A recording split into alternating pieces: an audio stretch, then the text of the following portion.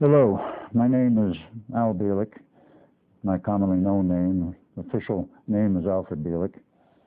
That is my current name, and according to my birth certificate, I was born on 31 March 1927, making me 73 years old.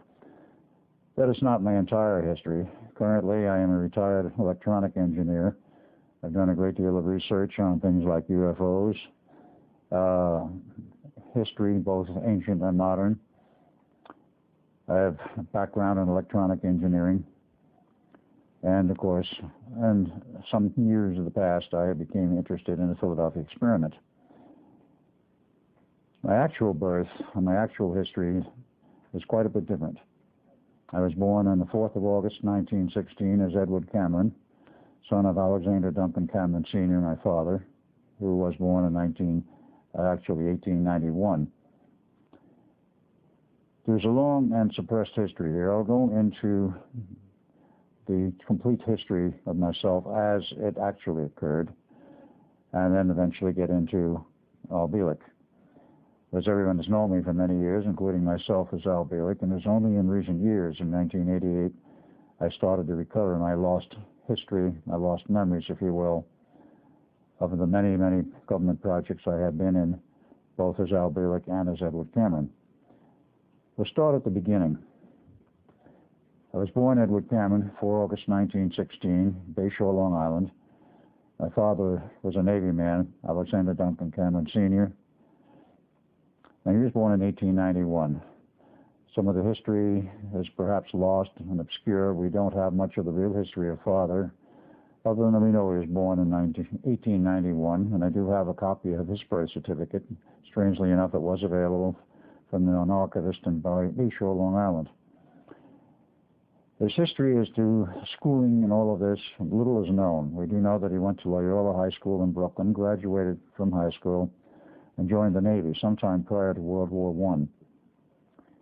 And he remained in the Navy until the end of December, approximately December 30th, 31st, in 1929, when he retired with a pension and a disability.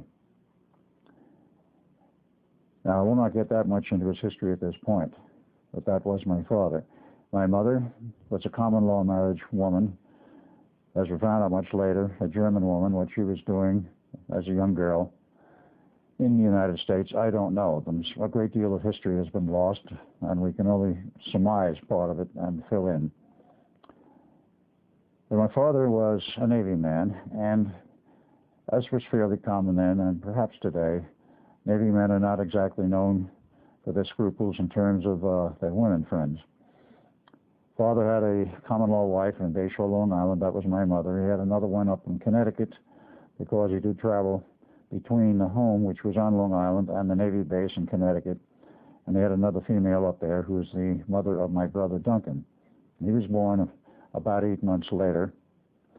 And his history is a little bit obscure also.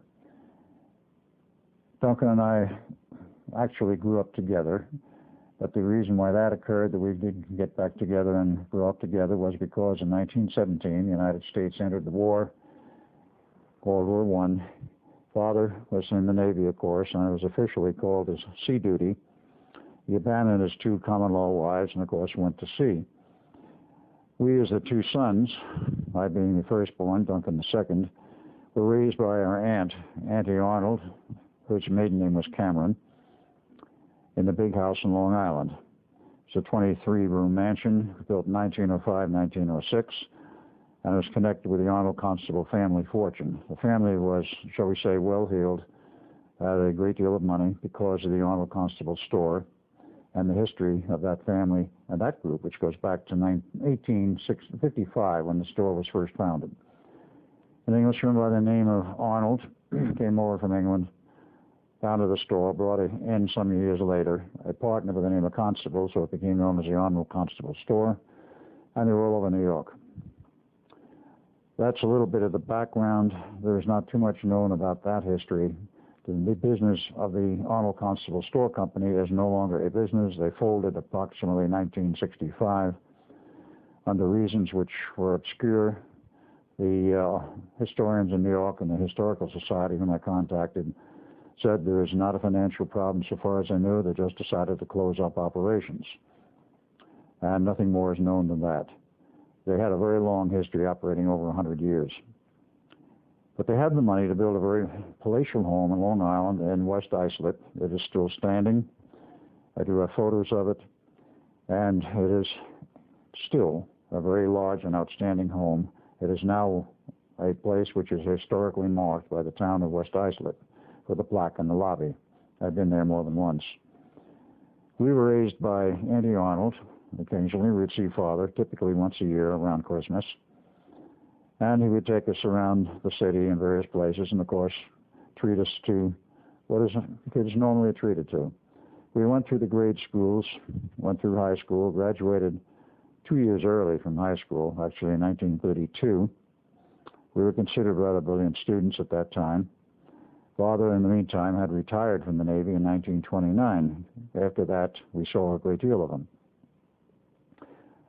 He never worked as a person for another company or a job as such. And he had money, and he, in his retirement, used to build racing sloops. And he rented the Long Island regattas every year, won quite a few trophies. He got tired of a particular boat, he would sell it and go build another. They were hand-built in a boatyard which still exists on Long Island. I had the occasion to go by there and see it in looking up the history of the family after I became aware of who I really was, which means in 1989 onward. My awareness fell back into place, you might say, in 1988, under circumstances I'll go into later. But in the early history, Father built these sloops, would disappear for a period of time, traveled a great deal, and even as such, we didn't see him all that often. We finished our high school, and Father insisted that we get a good education. Certainly the money was there in the family, and the prestige of the family was such that I was able to enter Princeton University.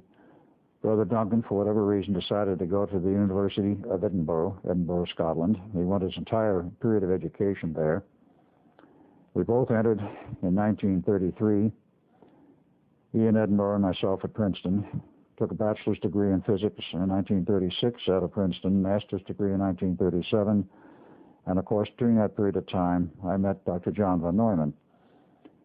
Von Neumann, of course, was a professor of mathematics. He taught in the school, as a graduate school primarily. But for reasons unknown to me then, he took a great interest in me.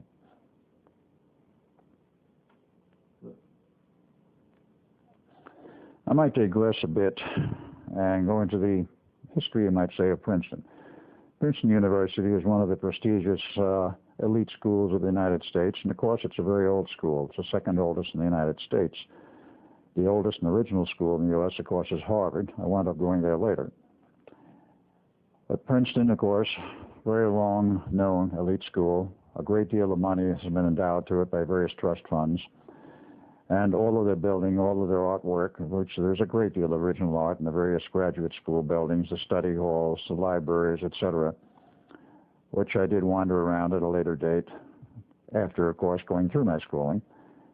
And it's all there. It's a very prestigious school, and, of course, the type of people who go there are, shall we say, the cream of the society in terms of what one usually considers the people who come from moneyed families, who have a position and this sort of thing.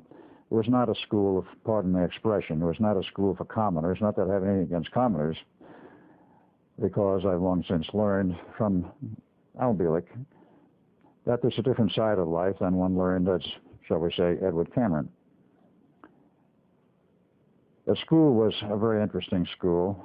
I was in one of the fraternities. I've long since forgotten, and I've tried to research this, and I can't find much out to this day. But I continued on. I finished my school there, went to graduate school, and von Neumann, during this period of time, kept saying to me, if I'm going to go for a PhD, which of course I did, that I should go to Harvard, that it was a better school. In those days, perhaps it was. Still has, of course, the great prestige of its past. But eventually, in 1937, I transferred to Harvard in order to do my graduate work for a PhD in physics, which I continued and finished the work in the summer of 1939. During this period of time, I had almost no contact with Duncan. He didn't come home. He stayed over in Scotland. And perhaps there was a reason, because the Cameron family has a long history which goes back into Scotland. And if you trace it historically in the Cameron clans, of course, they originated in Scotland. And there is a great deal of history involving Scotland for the background of our family. This is another subject I won't go into now. But I finished my schooling in 1939 in the summer, took my PhD, and all the usual things that go with the graduation. Duncan did the same. Father decided at this time that it was time I met my mother again, my natural mother. And we had to go over to Europe in order to pick up Duncan anyway. So Father picks me up, and we go to Scotland. Duncan becomes part of the entourage, and we go to Germany, to Königsberg, to meet my natural mother. I hadn't seen her, of course, in many, many years. Very many years. There she was when we got to the place, living in the family castle, if you will, overlooking the river right outside of Königsberg. I still remember this. And, of course, she was Swanete in her own way. She was happy to see us. They had servants and all this sort of thing. And I might point out, we left there and returned to the United States. It was a short and brief trip on the 1st of September, 1939. We were back in the States. And, of course, 1st of September, 1939 was when hostilities broke out in Europe over World War II. Königsberg today is part of Russia. It was part of East Germany, which was captured by Russia as part of the end of the war divisions of Europe.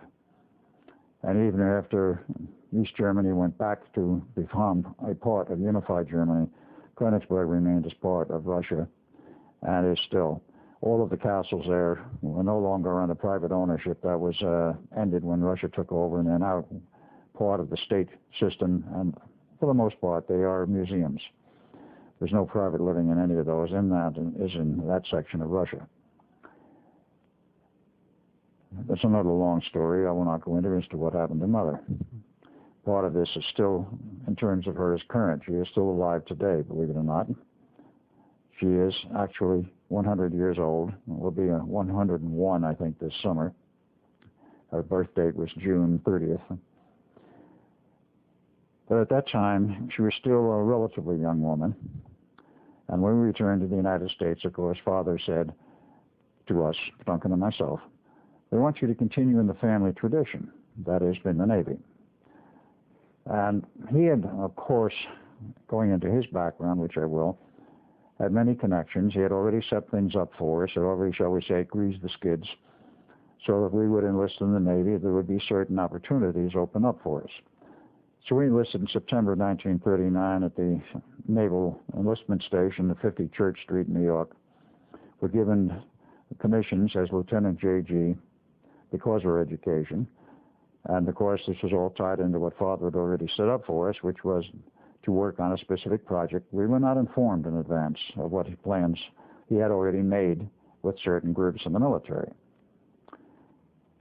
And we finished our schooling. Then, of course, we went into a Navy school, which is what was typically called a 90-day wonder school at that time for officers and officer candidates. We finished that, and we were then assigned to the Institute of Advanced Study at Princeton, New Jersey. Now, I might go into a little bit further the background here of Father. My information on Father was very scanty at that time. Of course, he was alive and in the family, and we saw him a lot.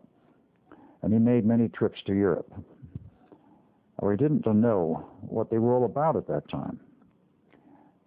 But we found out since, that is Duncan and myself, research with some other people, he made many trips to Europe, and during the period from 1933 to 1941-42, he literally spirited 9 different German scientists, mostly Jewish, out of Nazi Germany to the United States. They brought over across the ocean on an ocean liner, buried in a cubicle, which typically the store, the company store, that is our family history. They had to bring many goods in from Europe, and they typically were packed in a 12-foot on-the-side crate, which was typical for handling at seas when the crane dropped them in the hold of the ship and all this. They would build a special one up with living quarters, which included, of course, food, water, light, sanitary facilities such as they were. And this crate would be dropped in on the top of everything else, so it was on the top of the stack, as it were, in the hold. Whether or not the person got out during this trip or not, I don't know. Arrive in Brooklyn, or in the New York Harbor, as the case may be offloaded. That person would be removed and would then go literally to our home, be given a disguise, and after a period of time would sort of sink in and disappear into New York society. These people were held in reserve. They were not used at all during that period of World War II until the war was over. And there were some rather interesting people involved in that, including one very prominent scientist who we were able to track the history of, and he became later on a very prominent scientist in one of the later follow-on projects after World War II, which had nothing to do with the Philadelphia experiment, I might add. These people came over, they went through this whole business, and Father was literally going into Germany, including after the war started and hostilities broke out, before the United States was involved directly in the war, and even one trip after the United States was involved.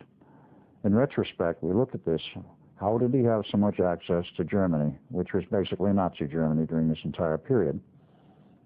And why was he able to spirit these people out who were well-known scientists? They were beyond the engineering level. They were actually scientists, most of them with PhDs. How was he able to get them out of Germany?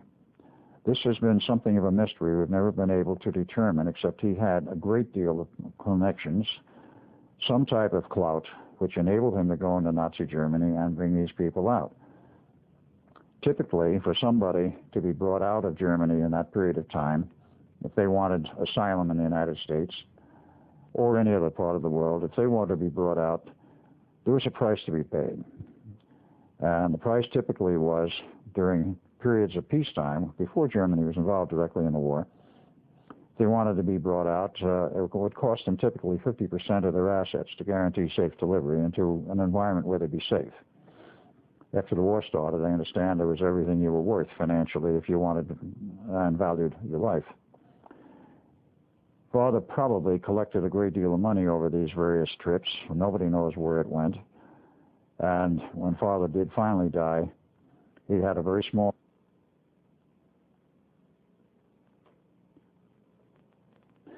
In 1981, according to the official records, monies were inherited, and he had a small trust fund by Brother Duncan and his sister. Later Duncan than the one I'm discussing from the period I'm now talking about, namely my early history as Edward Cameron.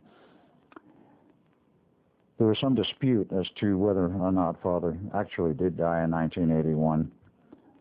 That was later resolved only in very recent years. But at that time, when Father took us over to Europe, 1939, which was in August, and our brief stay, and our return on September 1, things were a little bit hectic, and Europe, one could sense, was in something of a turmoil. People expected, because of the, shall we say, the advent of Hitler and, of course, the rise of power in Germany, that something was going to happen in the way of a war. It did, of course, start in 1939 on September 1 because England, Winston Churchill, being the premier, declared war on Germany over the Polish corridor incident. And that, of course, began World War II. The United States was not involved with this at this point. And we were enlisted in the Navy and went to Princeton, that is, to the Institute of Advanced Study, and met Dr. John von Neumann. And from that point on, it became very interesting. Both Duncan and myself, having graduated with PhDs in physics, thought, that was a typical attitude, and still is, that we knew everything about everything. Now, we know all about physics, we know all about science, and so forth, and so on. So we joined the staff. We did not actually join the staff in the sense of being paid by the Institute. We were there as auxiliaries, assigned by the Navy, to be both observers and participants in the ongoing Project Invisibility, which began in 1931. But what was interesting was the fact that John von Neumann had to sit us down in a class, quite literally, just between Duncan, myself, and von Neumann, and tell us what the project was all about, and not only tell us what the project was about, but what the mathematics were, what the physics background was, and so forth. And in this period of time, which took over a month, not full time because he had other duties, but in this period of time, he brought us up to speed to discuss various things like the advanced mathematics at the time, rotating time fields, the physics of time fields, the interlocking of various energetic systems, which we all know and understand, except the interpretation has been wrong on some of them. And it was well known at the Institute because of the fact they had a long history of mathematics and background, which Van Neumann himself was involved in and other people there were involved in, which brought us to the point of almost saying, why did we bother going to school? Well, of course, there was a good background, there was a good starting point. And from that point on, we learned the realities of modern physics, speaking, of course, in terms of 1940-41, and what we were being groomed for. Project Invisibility actually began in 1931. The technical director of the project at a later date was Nikola Tesla. But it began in 1931. Tesla got together, as he had done with other people in the past, and many projects. I will give a history of him briefly. But Tesla was working at that time in the University of Chicago with Dr. John Hutchinson, who was the dean of the university's School of Engineering, and a staff physicist by the name of Dr. Emil Kirtenauer. These people, including Tesla, got together for a theoretical discussion of, can you make an object invisible, and if so, how do you do it? Well, this was literally a paper study. Nothing came up of this in terms of building any hardware during this period of time. In 1933, Franklin Delano Roosevelt became president of the United States, and he knew Tesla from World War I.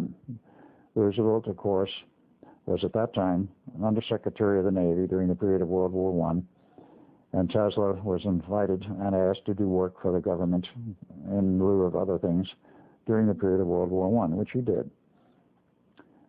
This, of course, established a friendship between Roosevelt and Tesla, and when Roosevelt became president, Tesla was invited to Washington for an old get-together of old friends. Nikola, what are you doing these days, and so forth. Nikola talked about his theoretical studies and the things he had been doing, and what most particularly was important, that he was looking at the study of a program for invisibility. And at that time, it was purely theoretical.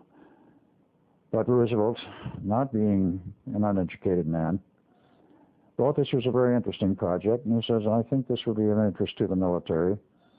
And I said, I'll see that you get some money to fund this project. And, oh yes, I would like you to be the director. And it will be moved from Chicago to New Jersey to the Institute of Advanced Study, which had just started up and opened its door, so to speak, for business in 1933. And there were 4 original scientists, mathematicians who were assigned there. They were invited, and of course they were paid a salary. Dr. John von Neumann accepted a salary there of what was an almost unheard amount, $10,000 per year, to join the staff at the Institute. A man by the name of Dr. Alexander joined. He was not part of this project. A man by the name of Dr. Oswald Veblen joined the staff. He was not part of this project, but he was one of the first 4 people brought on board, and of course, Dr. Albert Einstein. These were the 4 original scientists, engineers assigned to the Institute, and of course the projects undertaken by the Institute, being a premier think tank for the United States at that time, caused the expansion of the staff over years following. But these were the 4 originals. And of those, only 2 were heavily involved as time went on with the project, with the Philadelphia experiment. Einstein was a very, shall we say, strange person in the sense that he was there as a consultant. He was into mathematics and pure physics, and I don't need to go much into his history because it's well established except for one point. Many of his biographers say that he left Germany in 1933 because that was when Hitler took over and he fled for his life, or what he feared would be his life, if he stayed. He actually left in 1930 at the insistence of friends who said, where the political scenario in Germany was going. He said, we recommend that you leave Germany now. Well, it's easy to leave. The National Socialist Party, which was the party of Hitler, did not want him to leave because he was considered a national asset. He was virtually kidnapped and taken out of Germany to the United States, and he was at Caltech for 3 years, from 1930 to 1933, which is not well known. A friend of mine, now deceased, who was an English mathematician and scientist, had seen and met Einstein at Caltech during that period of 30 and 33 and verified, because he saw Einstein many times and even was in Einstein's home in California at that time. In 1933, he accepted the appointment from Caltech to the Institute of Advanced Study and, of course, joined the staff and remained there until he died in 1955. But Einstein was a brilliant man, and of course he was in many different projects, and he was the consultant, if you will, internally. The project was moved there, as I said, in 1933, and of course it continued then with Navy funding, but was an open project, not classified, and was quite basically a research study. Now, this went on until 1936 and on beyond that. But in 1936, they had their first test of some hardware to see whether they could actually make an object invisible, and it didn't really work. But it gave them encouragement. They were working in the right direction. So this continued on until 1940. And in the period after I was brought on board with Duncan in January 1940, in September 1940, a very successful test was conducted at the Brooklyn Navy Yard using a small Navy ship, a tender, if you will, about 350 tons, which was dockside but in deep water. And some of the equipment was on board the ship, mostly the coils and antenna system, and all the heavy hardware was not on board that ship. It was on the dock and ran through cables to the various elements involved in the ship. So it turned on, the ship became totally invisible optically. Nobody was on board the ship. Everybody was removed for safety. And they were concerned that something might go wrong with this test. They wanted it on long cables so that if they had to, they could cut the cables, and if it was important enough, they'd sink the ship. No such precaution was actually required, though they took those precautions, and of course there was no problem. Everything worked according to plan. The ship was invisible. Nobody was on board, which was very important because of later results with further tests at a later date. So at this point, Roosevelt was elated, the Navy was elated, who was funding this project. It was immediately classified. With this completed test, it's only actually the first phase of continuing work. At that point, the Navy classified it.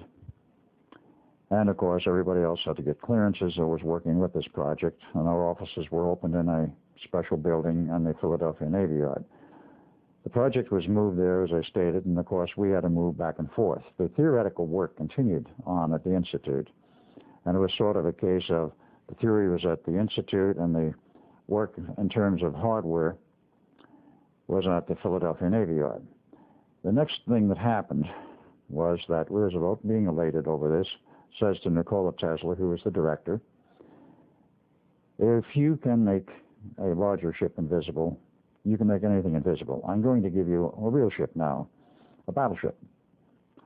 Now here we're going from a ship of some 350 tons with relatively low power to produce a field of invisibility to a battleship of some 30,000 tons. Now it was moved into the back section of the Navy Yard at Philadelphia, and the work proceeded from that point on for quite a period of time, actually until 1941, which is when it occurred that it was moved in there, until sometime in 42. I need to fill in some other things in the background here in terms of myself and Duncan. While we were there at the Institute, of course, we were living off the grounds of the Institute itself. We had our own little residence. And of course, being young men in the Navy, we were running around town and we were dating and doing all this sort of things. And there's certain things turned up at a later date regarding, let's say, our social life. There was a strange series of events I want to get into, but this will be just a little bit further down the line. In the period in which all of this work was done, we were not, of course, privy to the earliest work, but we were brought up to speed. We were told what had happened, and Tesla, of course, became rather friendly. He was a very quiet and, shall we say, withdrawn man. And the history of Nikola Tesla is very interesting, and one has to understand something of his past and what he went through to understand how he wound up where he did and why he had the personality and character which was known to him at that time, but to his friends, which were rather few. He was born in 1863 in Smiljan, Croatia, now part of Yugoslavia, and he was the younger son of a priest. A priest, of course, had a wife, and there was an older son, a brother. Tesla was born in 1863. The other son, the firstborn, was 3 years older. He grew up in this family in rather poor circumstances, but they did learn how to ride because that was a transportation at that time. But his brother, at the age of 10, had a horse accident, which he fell off the horse, broke his neck, and died. This apparently broke up Tesla very badly because he was very close to his brother for whatever reason. They had that very close feeling of relationship. Quite possibly he never got over it. As time went on, father was trying to groom Nikola for the priesthood, and Nikola couldn't have cared less. He wanted to go to engineering school. Of course, he went through the normal schools at the time, and at the age appropriate to joining the schools, the more advanced schools, he went through the secondary schools.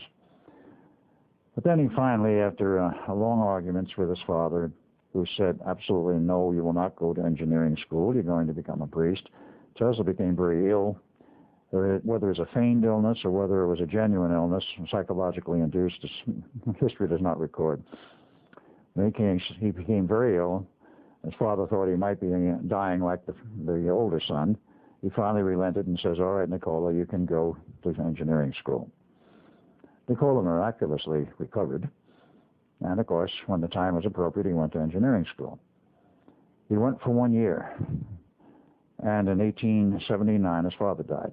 And, of course, therein the funds were cut off. He could not continue on in school formally. So he went to work, first in the telephone system works in Bucharest, I believe. Tried to continue his schooling on the side, as the saying goes, monitoring the classes without being a matriculated student, paying the normal tuition. Considered very brilliant by his parents, not only his parents, but most particularly by his professors. And then in 1882, he went to Paris, went to work for the Edison Works in Paris. He was there until 1884. During this entire period of time, he had argument after argument with his professors because he was, at that point, even so brilliant that he envisioned new forms of electricity. DC, of course, was the common thing at that time, developed by Thomas Alva Edison. And, of course, Edison's works were all over the world at that time, and they had a major installation in Paris, which he went to work with. And the head of the engineering works in Paris considered Tesla very brilliant. Tesla decided he wanted to come to the United States in 1884 for greener pastures, if you will. And he got a letter of introduction from the works manager in Paris to Thomas Alva Edison of Menlo Park, New Jersey. So he bid his farewells and got on, went to England and, of course, got on one of the regular steamboat trips and didn't have much money. Someplace along the way, he lost a suitcase of clothes. The only thing he managed to keep and to survive on his trip was a book of poetry he liked, the letter of introduction to Edison, and literally 4 cents in his pocket. This was, of course, the way he arrived in New York. So what does he do? He tries to get temporary work in order to survive, and eventually meets Thomas Edison in New Jersey and gives him the letter of introduction. Tesla was, Edison was impressed by this. Tesla was perhaps not quite so impressed with Edison as Edison was with Tesla because of the letter. And he says, tell me, Mr. Tesla, what are some of the things you have done and what are you interested in? So he told Edison about his ideas, in which he envisioned a new form of electricity, AC, alternating current. Edison, of course, having been the, shall we say, the principal proprietor in terms of building hardware, all DC motors, DC generators, a lighting system which, of course, didn't care whether it was AC or DC, but having invented the light bulb and a few other things, that is the incandescent lamp, he saw in Tesla a man who was, to his idea, argumentative, but nonetheless brilliant. Tesla felt that he had no chance to be with Edison and was about to walk out, and Edison said, no, we may not agree on some things, but I need all of the engineers and good engineers I can get. Report 7 a.m. in the morning for work. So we did. The first project that Tesla worked on, and the only one apparently that he worked on during this period of time, was one that Edison gave him, how to stop the arcing of the brushes in DC motors. It was quite a problem at that time. And we're talking in the period of around 1884. Obviously, there's been a great deal of change and progress since, but this was the beginning of progress, if you will. And he also promised Tesla that if he completed this project in time, he would give him a $50,000 bonus. Well, of course, Tesla went to work. He wanted to establish his own laboratory.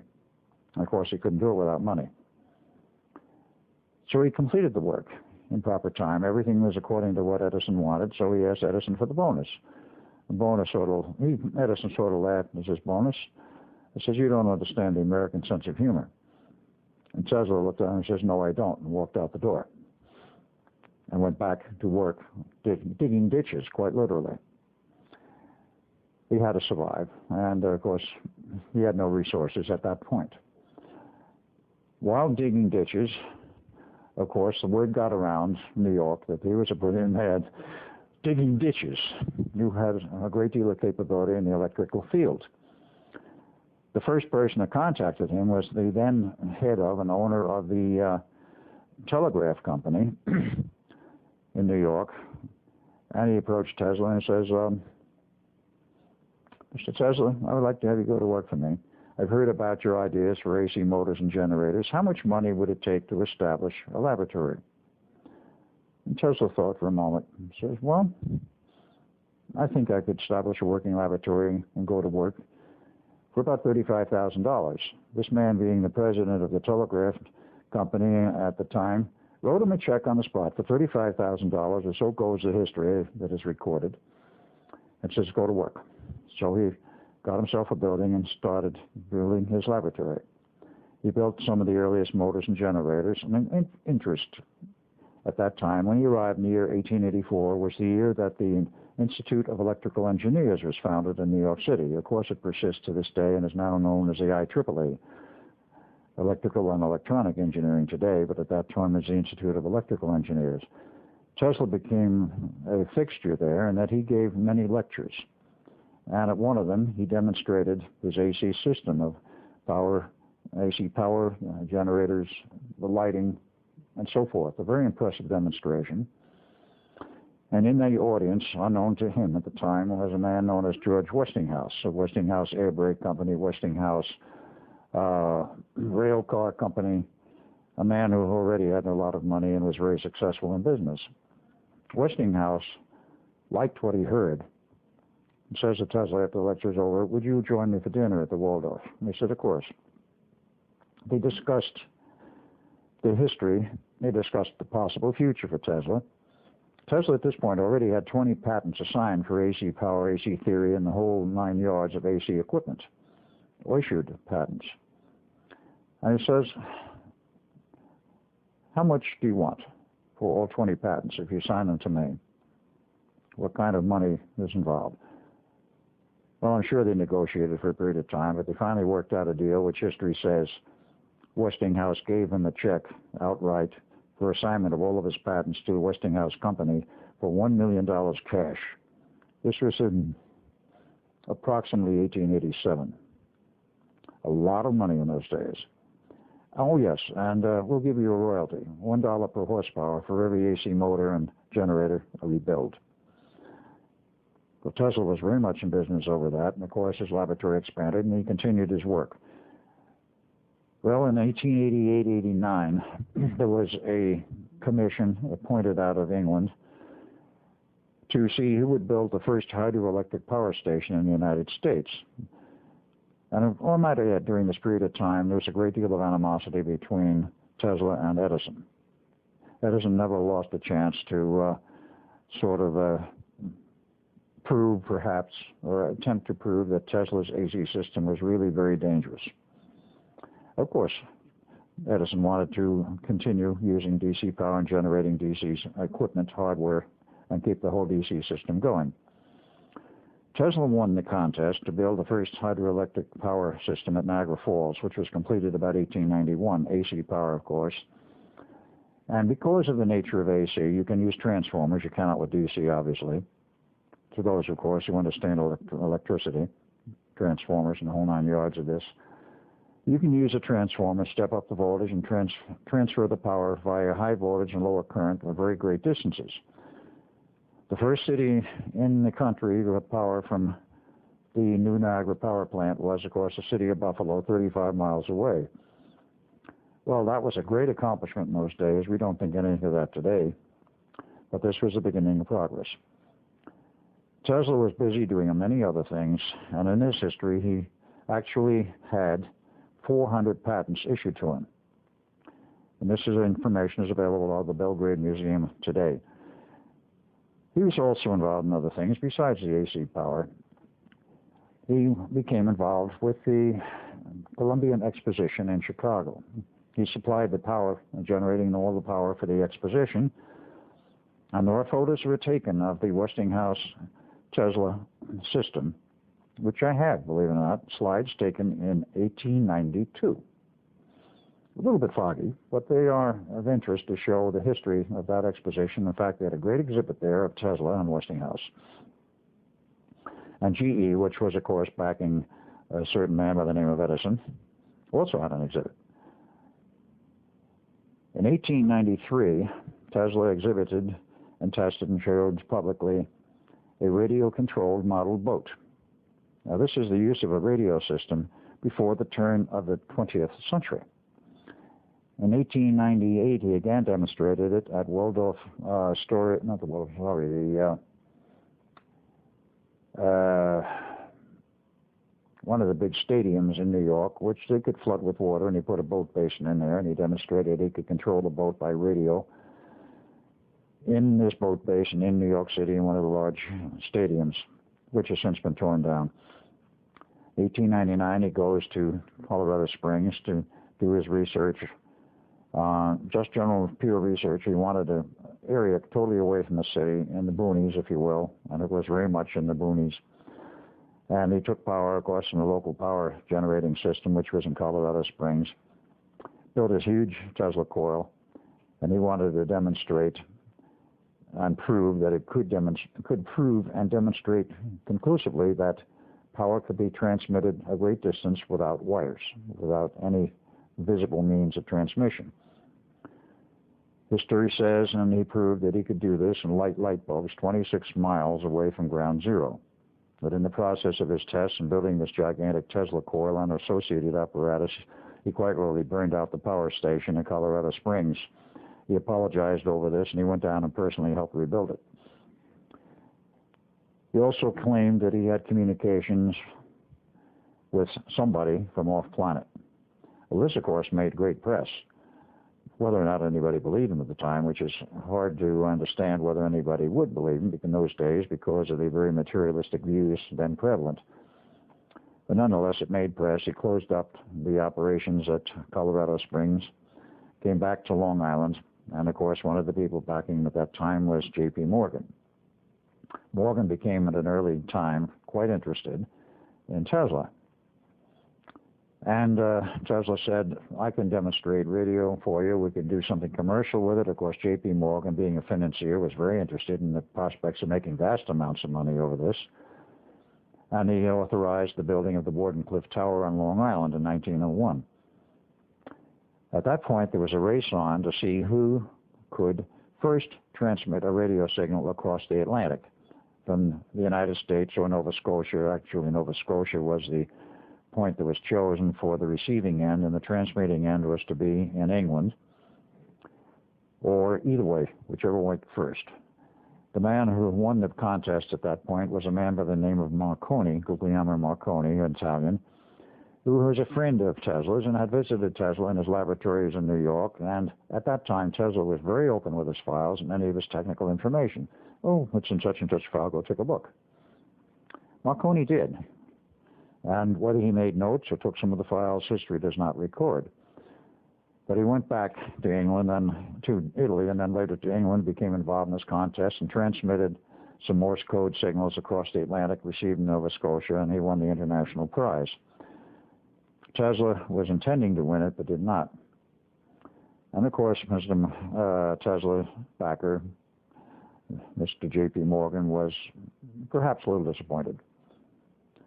But then Tesla goes to Mr. Morgan and says, Mr. Morgan, what I really want to do with the Wardenclyffe Tower is demonstrate the feasibility not only of radio and television transmission, which is why it was built in the first place, as he called it at the time, transmitting sound and pictures through space, what we now call television, and of course radio. What I really want to do with this tower is to prove that you can transmit power through space and people can receive this power for free. Tesla was a visionary, and he really wanted to do something for the people of Earth, if you will. And he didn't care about the financial backgrounds and the finances of what would be a vast power network at a later date. But J.P. Morgan looked at him and says, Mr. Tesla, do you mean to tell me that somebody could put a rod of wire up in the air and another one in the ground and pick up all the power they want, and I can't put a meter on it? I will let you know when I'm ready, Mr. Tesla. He was very polite, but he obviously let Tesla know that he wasn't backing that idea. Well, the Wardenclyffe Tower was abandoned and eventually was transferred to, I believe, the Waldorf Astoria hotel system and the backers for the hotel and payment of some debts, because at that point on, Tesla was in dire need of funds because J.P. Morgan in his operations attempted to take over the Westinghouse Air Brake Company and all the Westinghouse's holdings by backing them into a corner financially. J.P. Morgan was an expert at this sort of thing. The way it was saved and Westinghouse retained control was because of the fact that he went to Tesla and says, Tesla, what am I going to do? Westinghouse and Tesla were great friends. I do not know exactly what year this occurred. But he said to him, he says, I owe you all this money. I haven't been able to pay it because of the financial problems I'm in. They're trying to keep the rail company going. They're trying to keep the dining car company going and all of this. And the whole air brake company, which, of course, Westinghouse air brakes were well known on trains and still are to this day. What am I going to do?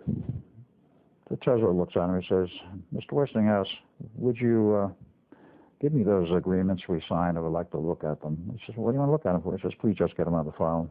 Let me look at them. So he answers to Tesla. Tesla looks at them and reads them, tears them in half. Westinghouse says, Mr. Tesla, what are you doing? He says, you don't owe me anything. He says, but I owe you all this money. What are you going to do? He says, Mr. Westinghouse, George, you held out your hand when everybody else turned their back. You do not owe me anything. That saved his company. He was able to pay off his debts and keep J.P. Morgan from taking over. During this period prior to World War I, of course, Tesla kept working as best as he could. He had a business manager who tried to get this patent sold, if you will, to make some profits. Managed to hang on during this period of time. Comes World War I. He had, of course, gone to work, which not many people know, for the Marconi Company, the one that was established in the United States. In 1917, Marconi Company West, U.S., was dissolved by the U.S. government because they felt that it was going to be a hotbed of spies and saboteurs having its Italian connection. Of course, Italy was at that time on the side of Germany, and we were fighting both of them.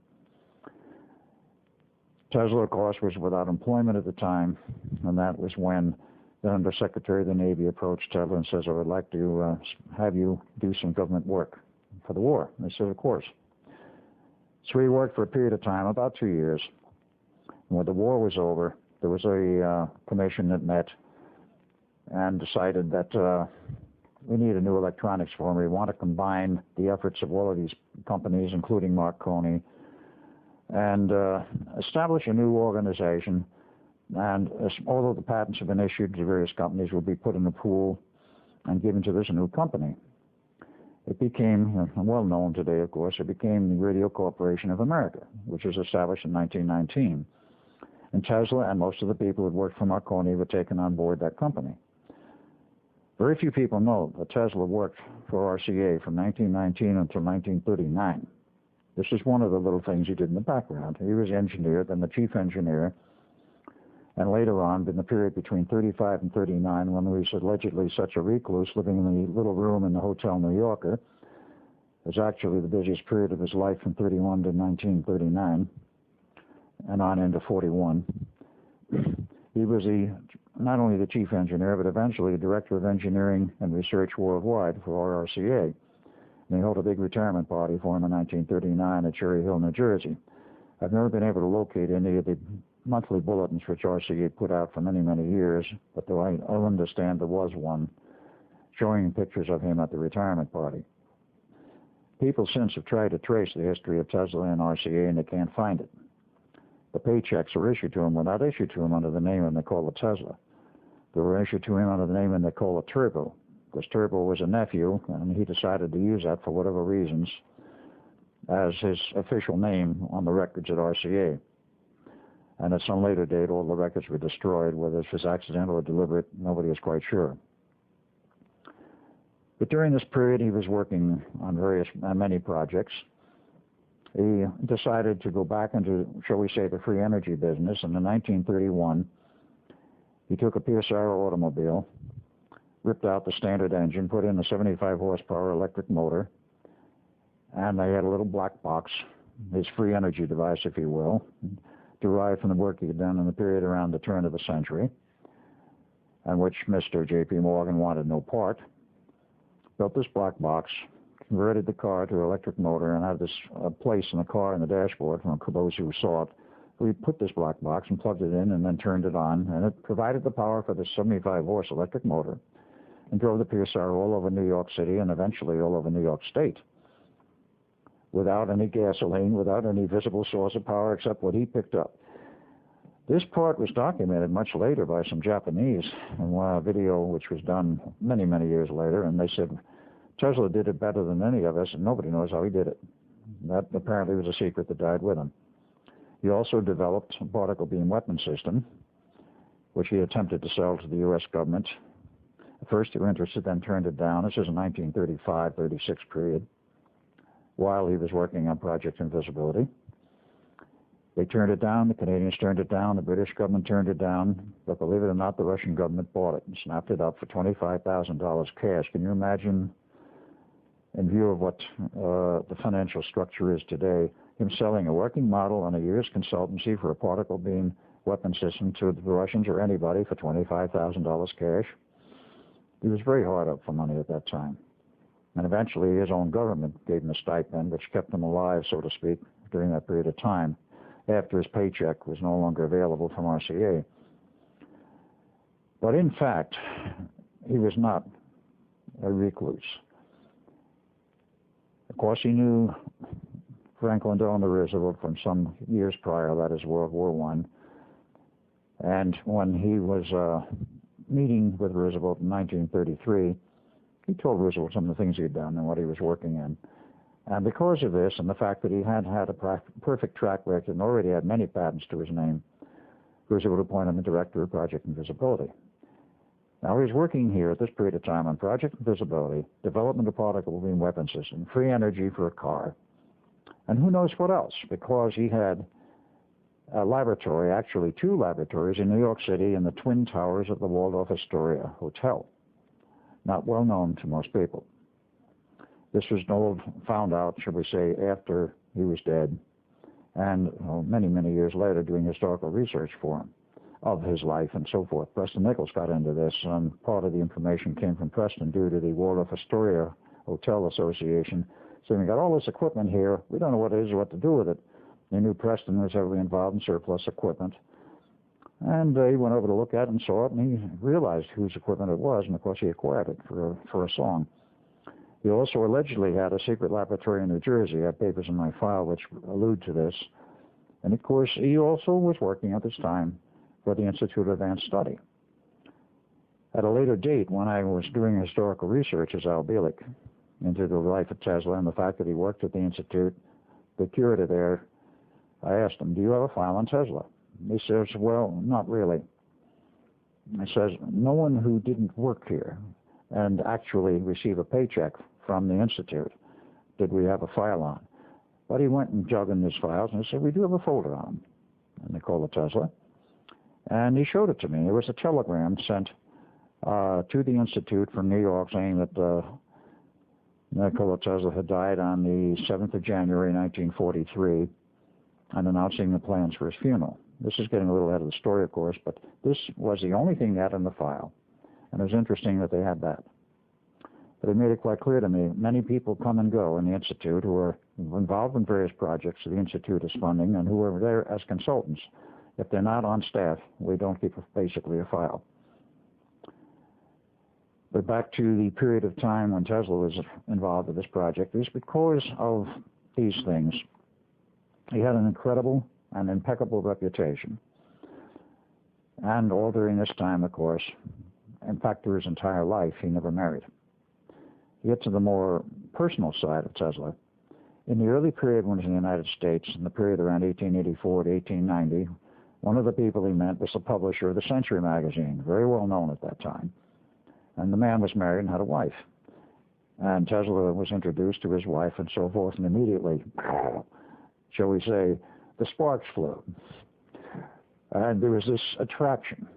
This kind of thing, of course, you cannot explain appropriately, except it is a feeling which exists between two people, which is like a magnetic pull, and nobody understands why except it's there.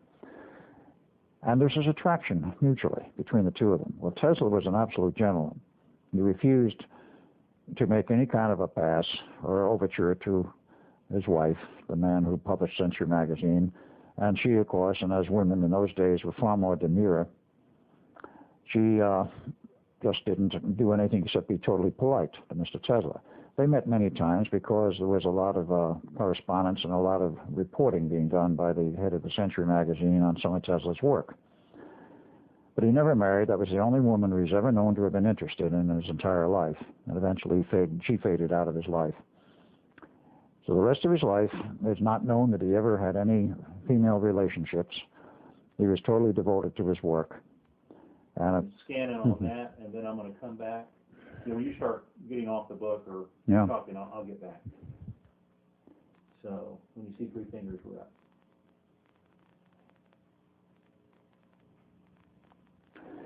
And speaking of Tesla and his lifetime, there's a lot of research that's been done about his life after he died. There were perhaps not that many people during his lifetime who were concerned with what he was doing, other than those who were directly connected. This particular book, written, of course, after he had passed on, by Martha Cheney, Tesla, Man Out of Time, is most interesting. Many books have been written about Tesla, but at least on the cover it has a picture of Tesla as he appeared in his later years. There are many pictures extant of Tesla from the time he was a young man until he was in the U.S., and of course, after he was in the U.S., he changed his appearance quite a bit. He wanted to give the scientific or professorial look, so he grew a mustache, his hair darkened, and the usual pictures of Tesla, though perhaps younger than this one, showed him in a very similar way, in a very similar outline. The group that had the best collection of pictures was the now defunct Tesla Society of Colorado Springs, Colorado. They went belly up a few years ago. They had a great collection of pictures of Tesla. I never did get all of them. And one of them showed him as a very young man, in which he was an extremely good-looking person. It's surprising in many ways that he never married and that he never had any close relationships, but many tales have been told about him, and he was so totally devoted to his work, apparently he bypassed everything else. And I'll go back now to the later part of the life of Tesla. One of the people whom I met, who, when he was still alive, namely Mr. Ralph Bergstresser, was the principal technician for many years for Mr. Tesla. And he told me many interesting anecdotes, many interesting stories. Tesla, of course, was known for years to have a room he lived in, if that's the proper term, at the Hotel New Yorker. It was not a very large room, not very large quarters.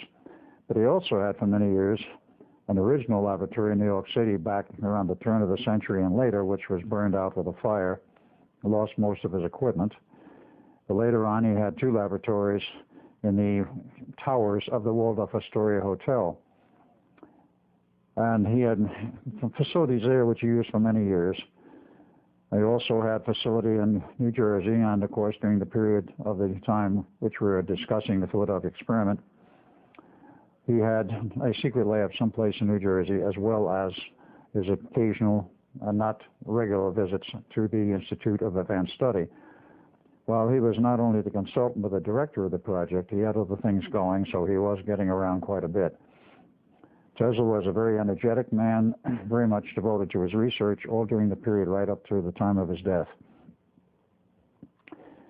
Berg Stresser knew a great deal about Tesla, and he told me some stories about the electronic equipment he had. Tesla, of course, did work for RCA Corporation from 1919 at the time of its inception until just before, a few years before Tesla's death. From 35 to 39, he was, of course, the Director of Engineering and Research worldwide for RCA. And he had a retirement party at Cherry Hill, New Jersey in 1939. So that was one of the reasons why he didn't show up at the Institute that often. After 1939, he had a lot more free time, as I'm sure his duties at the RCA Corporation in Cherry Hill, New Jersey, where I believe he worked most of the time, were very demanding. But Tesla, as he went on, became more involved with this project. He had a great insight, and his approaches, or I should say his approach to the idea of the object of invisibility is most interesting. Now, his ideas were not only mathematical but electronic, but in addition to the work that he did and his approaches, there were other people who theoretically fit into the whole background of this project. Remember, it started in 1931 in Chicago at the University of Chicago, and then was moved in 1933 to the Institute of Advanced Study at Princeton. There were a number of things in the background which are very important. One of the people who was very important to this project was a mathematician known as Dr. David Hilbert in Germany.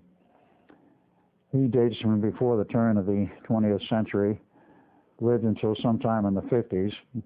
So far as I know, he never left Germany. But he developed many systems of mathematics, 5 in actual count.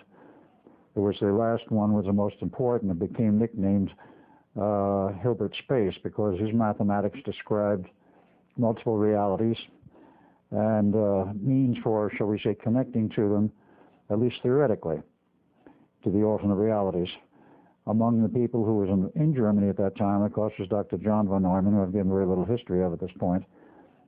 But he took a degree in chemistry in 1925 and a PhD in physics in mathematics in 1926, taught in the German university systems for approximately 4 years before he came to the United States in 1930.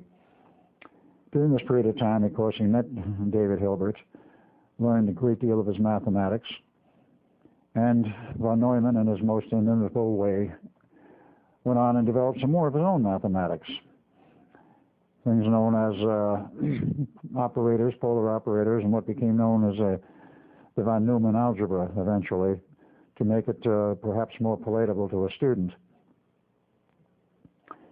These were some of the people who figured in the background.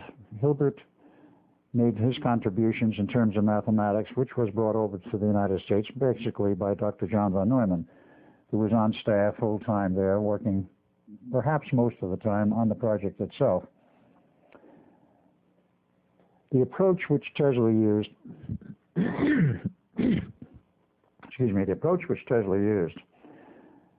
was basically the same approach which was used in the later experiments. In the earlier phase, involving, of course, the test in the Brooklyn Navy Yard, a very small ship, some rather scaled-down equipment was used, but the basic idea remained the same.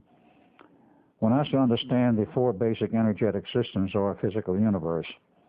A little bit of theory here. I'm not going to get into math and highly involved because this is not intended to be a scientific dissertation, but a more popular presentation of the ideas of what was going on.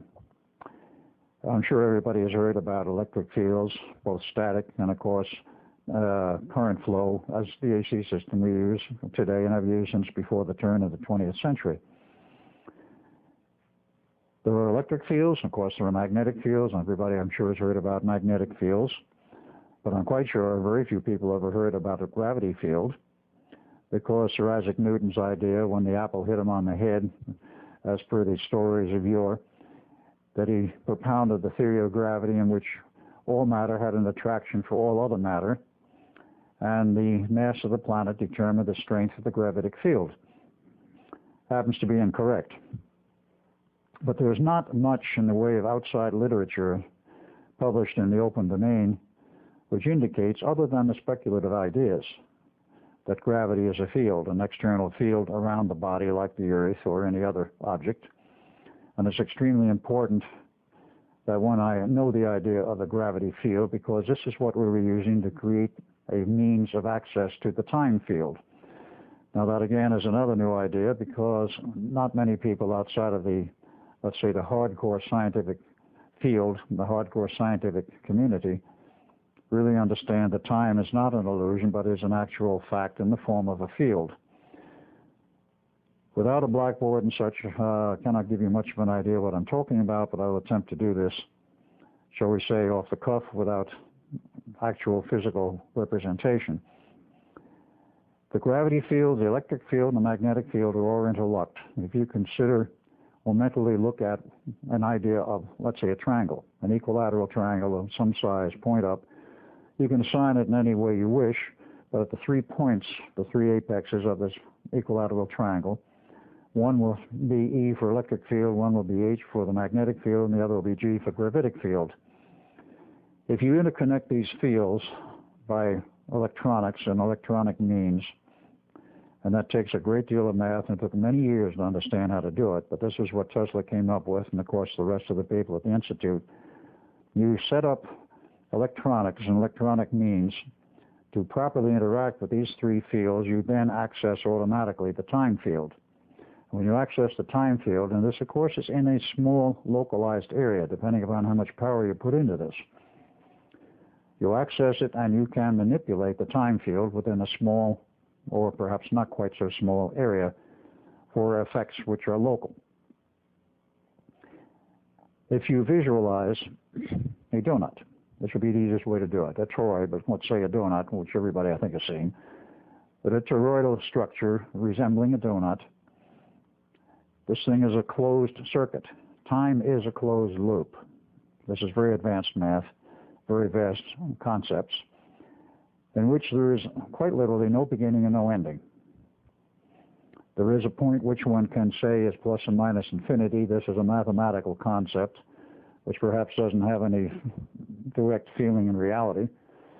But this is a concept. There is a point, you might say, is the beginning and the ending, the alpha and the omega.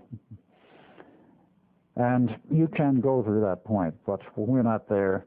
We're at some point in the time field, and in the terms of this torus or donut, if one describes a line around the edge, such as a full circumferential line, enclosing the torus, enclosing this donut, this is the reality line of time as we understand it, time being three vectors, but the first vector, T1, the so-called fourth dimension, is time as we know it, time as we measure it with a clock, as we can measure it astronomically by the movement and the position of the stars. This is fairly easy to grasp. Time also has another aspect, another vector called T2, which is at right angles with the first. Now, if the time we understand and measure is along the edges of this torus, or this donut, if you look at the donut as a three-dimensional object, you can describe a certain amount of circumferential rotation around it. You can literally trace around the donut fully around one edge, and as you go, if it's a helix, you go around the whole donut describing it. This is T2. It is at right angles to the linear flow. And this right angle coil, if you will, is the second vector of time. We don't measure that, but it is the one which controls T1. Now what we were doing, and we're speaking now theoretically, is accessing the time field, and in order to access time itself, if I use that term, you have to go one order higher in order to affect everything that's below it. Going one order higher is when you go to T2 and you affect T2, and therefore you can control within that limited area that you're working with, because the force of the electronics and the artificial field you create doesn't go through the whole Earth, through the whole universe. It's very much restricted, depending on how much power you have to affect the immediate area. This is one reason why they went to such high power in the early experiments, not the very first one Tesla did in 1940, but the subsequent ones, and that is the problem which developed extremely high power, which became very destructive to the nervous systems of the sailors. But by doing this, you access time with the other three forces, and because of that, you can create a localized time field, and you can then play games with it. When I say games, again, I'm speaking mathematically and in theory. And what you can do, if you could create a field large enough to surround an object, whether it be this table or, say, a larger object like a ship, which is what, of course, we're concerned with, what you are doing is creating a field, literally a donut or torus field around that ship. The ship is within the hole, so to speak, but the fields are around it, and it affects time around that ship. Therefore, you can rotate the time field slightly as you go away from the line of reference, which we call time, or T1, T0 if you want to call it that.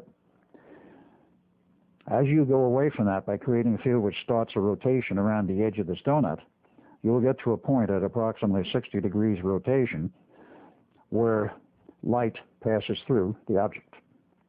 It is then invisible. The only reason it is invisible, it's still there. The only reason it's invisible is because there is no longer a reflection of energy. If you reflect light, the radar energy, you will get energy fed back to you. You will see it, a camera will record it, or the radar system, of course, will record a return of energy and create an image. No return, no image, i.e., it's invisible. That sounds very simple. It's really not.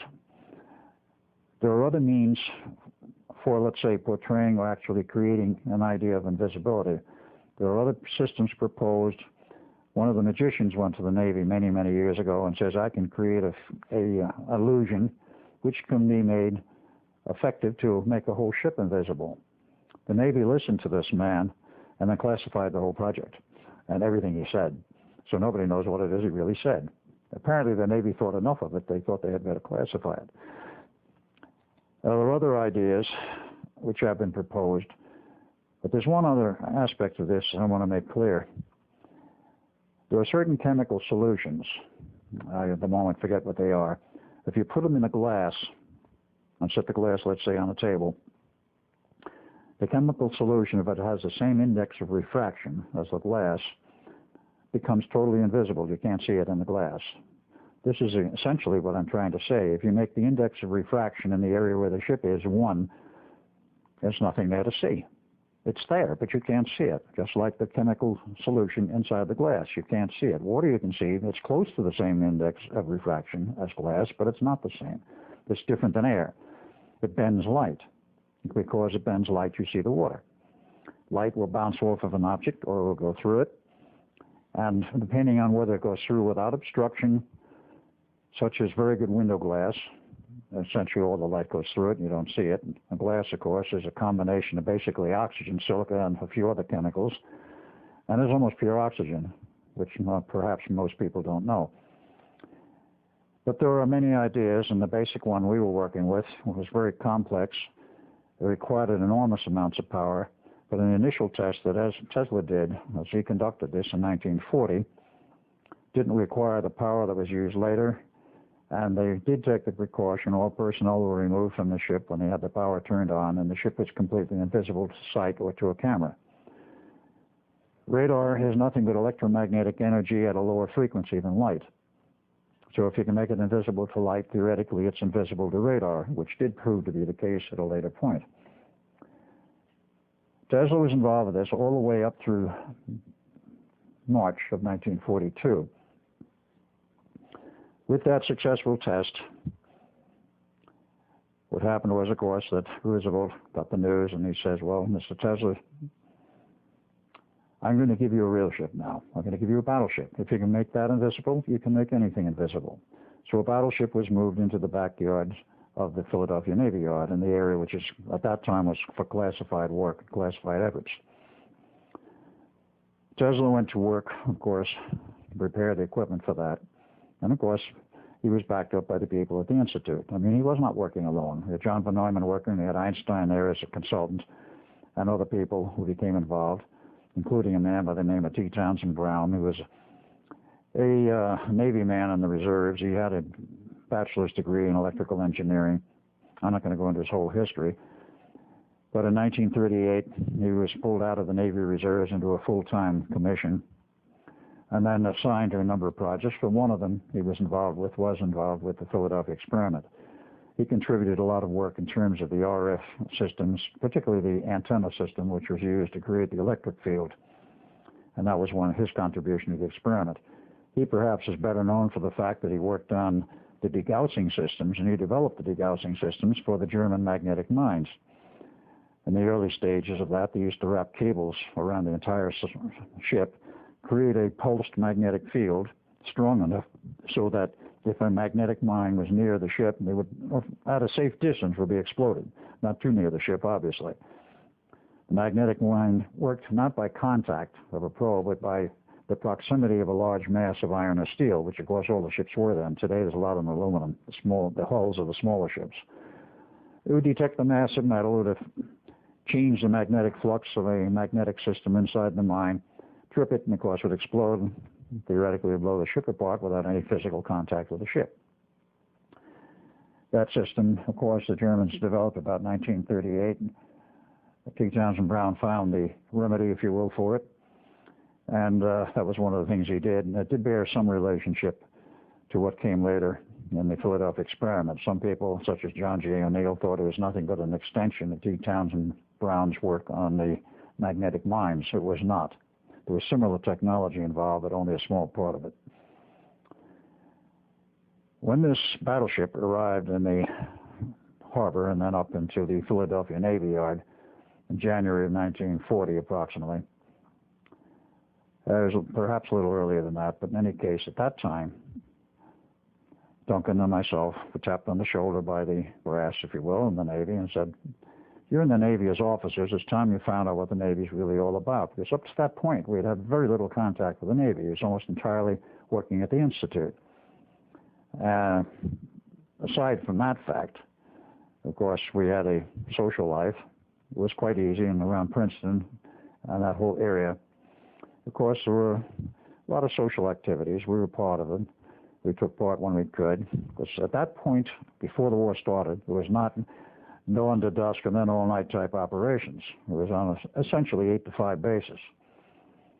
So we'd go out and do various things, and we'd have a social life, and we'd do some dating, and eventually, a little bit later, I became engaged to a woman to marry, but that became the case in 1943. In that period, we had some social life. We went around. We learned a lot about Philadelphia because it's not that far from Philadelphia. It had a great deal of social life going. There were a number of people I remember dating. And, of course, being that I came from the Cameron family, and there was a certain degree of prestige to that. And, of course, you wear a white officer's Navy uniform. I mean, the women were falling all over you. In this case, they were falling all over me and Duncan. Duncan was still the better looking of us. We never had any problem, shall we say, socially. The problem was how to fit the social life into the work life. It was an interesting competition. When we went to the sea in the Navy, of course, that ended. And we were all over the Pacific until October of 1941. The Pennsylvania came into dry dock at Pearl Harbor. It was due for an overhaul. It, of course, had been launched in 1916, commissioned in 1916. It was a quite old battleship, actually, but still, shall we say, very seaworthy. It was a favorite of Roosevelt, and it was, at that point, the flagship of the fleet. It went into Pearl Harbor, into dry dock. We took leave first in Hawaii, then we went to San Francisco. And on December 5th, 1941, we were about to board a Navy plane at the Alameda Naval Air Station when we were intercepted by a Navy captain that says, "Gentlemen, your orders are canceled, come with me." And we followed him into an upstairs room at the Naval Air Station and met Hal Bowen Sr. This was the first time we'd met him. He was the director of the Office of Naval Engineering, as they called it in those days. It's since been renamed the Office of Naval Research. And he says, "Gentlemen, your orders are canceled. We have reason to believe the Japanese are going to attack Pearl Harbor within 48 to 72 hours, and we don't want you there. Stay here in San Francisco. It's the home port of the Pennsylvania. So there may be some paperwork and things you can do, but take all the time you want off. Have a good time. In January, you go back to the Institute, and there'll be nothing but hard work, I can assure you." So we did exactly that. We continued our leave, if you will, in San Francisco. Had an absolute ball. San Francisco was always wide open for sailors, and we didn't have any problems. And, of course, history records that on December 7th, the Japanese attacked Pearl Harbor. It was known in advance by certain people in the Navy and in the military and the brass. And it was known in advance, as I found out many, many years later, as Al Bielek, by a woman whose husband at that time was stationed in Pearl Harbor in 1941. And it was interesting to note that the people expected an attack for 2 months prior to December 7th, but nobody knew whether it would come or when. All the male population of the island of Hawaii, I should say the island of Oahu, which was where Pearl Harbor was, were armed. The military gave sidearms to every male of appropriate age, 18 or over, on the island, expecting an invasion. Now, the population expected it there 2 months before it actually happened. What about all of the hoopla afterwards that it was a surprise sneak attack?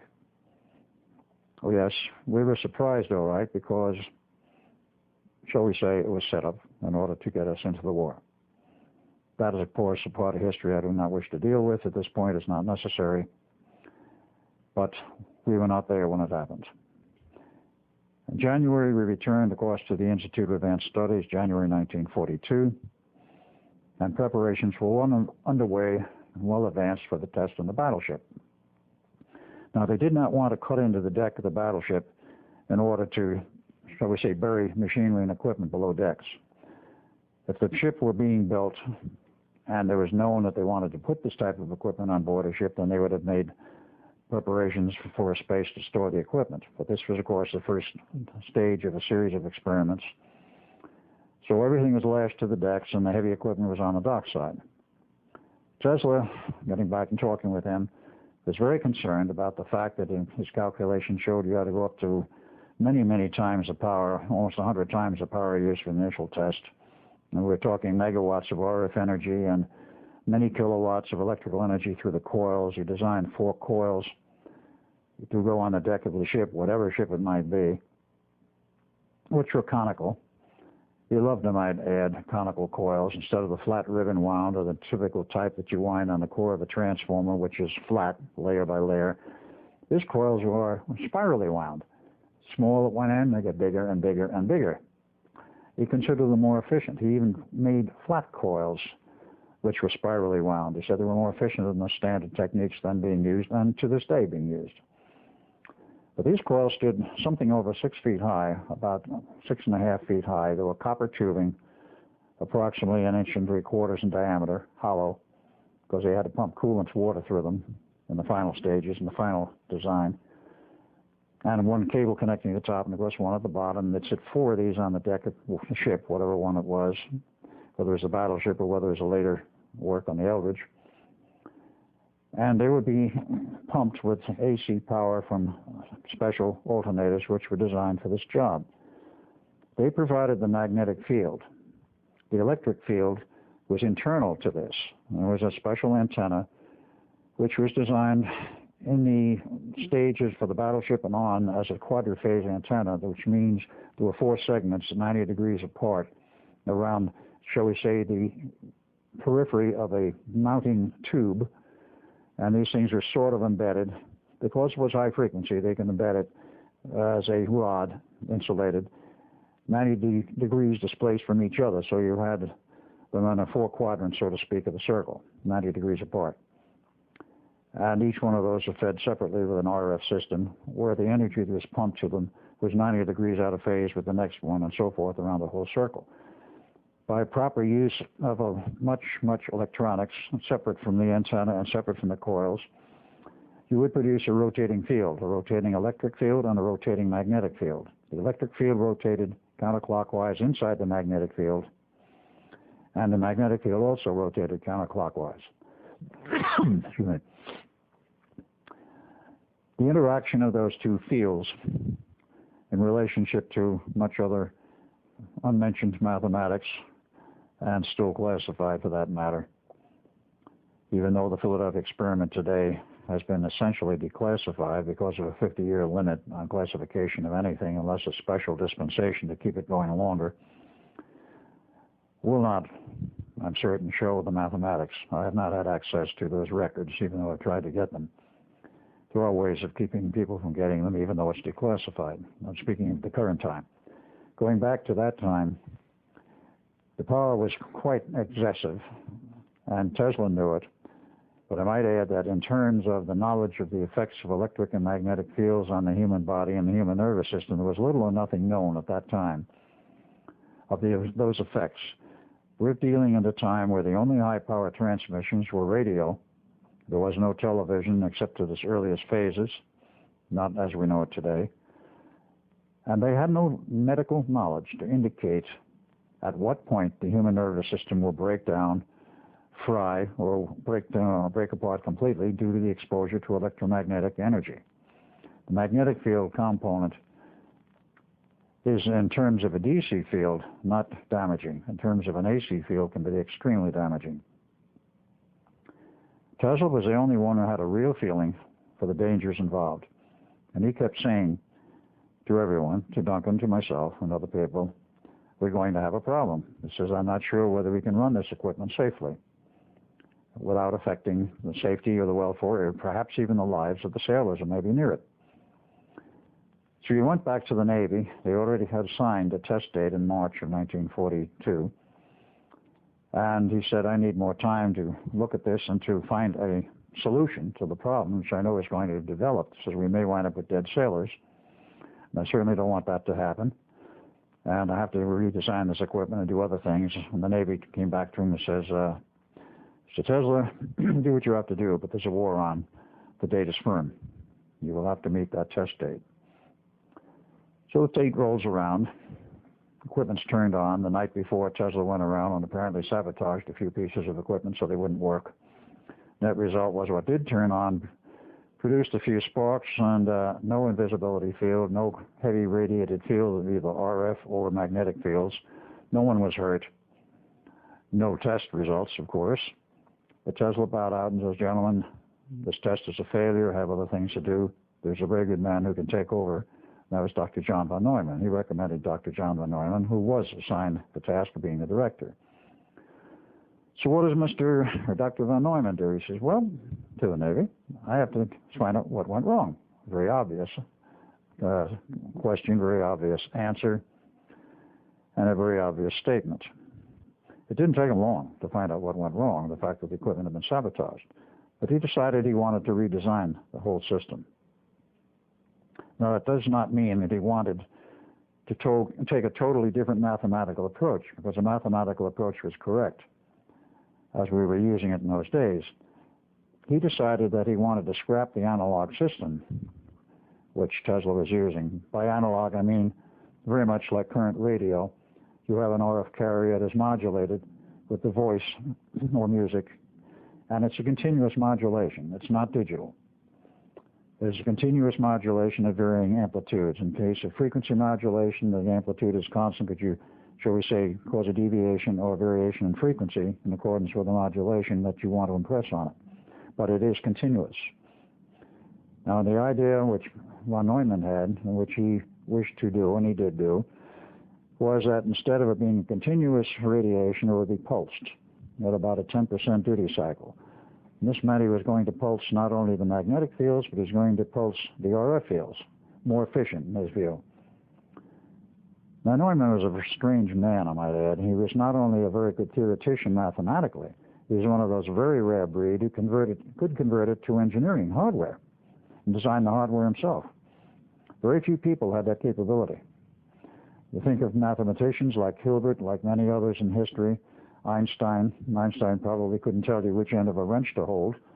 When it came to mathematical equations, he had little or no peer. So Neumann was probably equally as capable in some areas of mathematics, but he had the additional expertise of being a good engineer. He decided it had to be a pulse system, and he needed much time to redesign.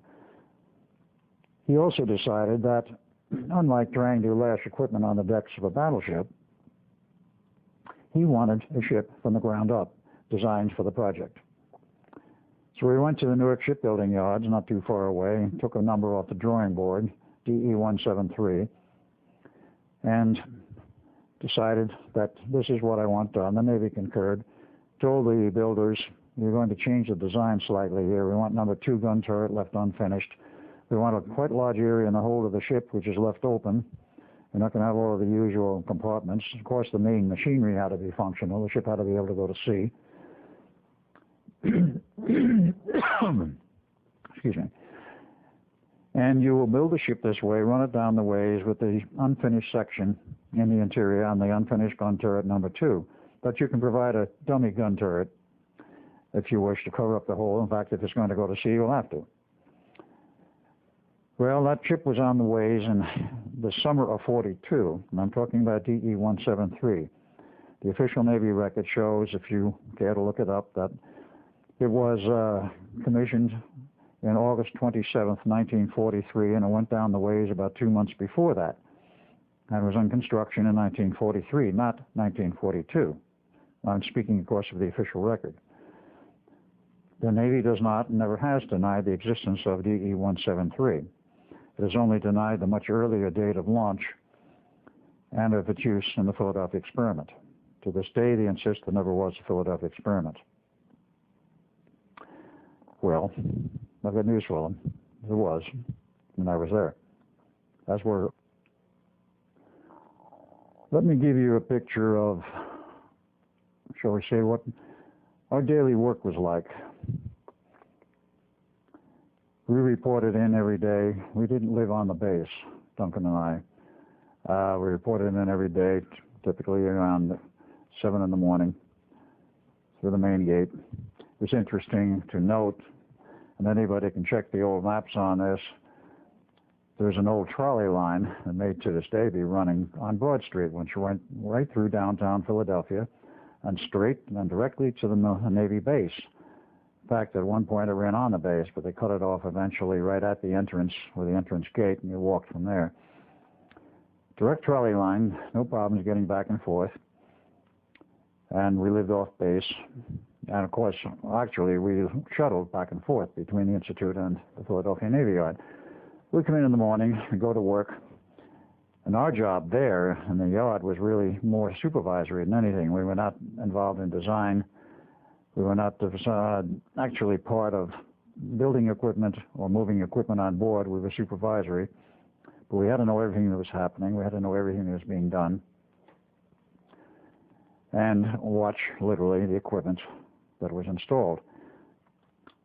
After the Elbridge was actually launched in September of 1942, I was transferred to the Philadelphia Navy Yard, and the finishing work was done on the ship there in the Navy Yard. And this, of course, included, as time went on, the installation of some very heavy equipment on board the ship. The ship's power was totally inadequate to supplying the power necessary for these tests because we were using megawatts of power as equipment was designed. We had an 8-megawatt diesel electric generator, which was the biggest piece of equipment that we moved in the hold. That took a lot of work. Then there was a pair of alternators, 75 kVA each, with a huge motor drive system and gearboxes. They had to be rolled and bolted into place very securely.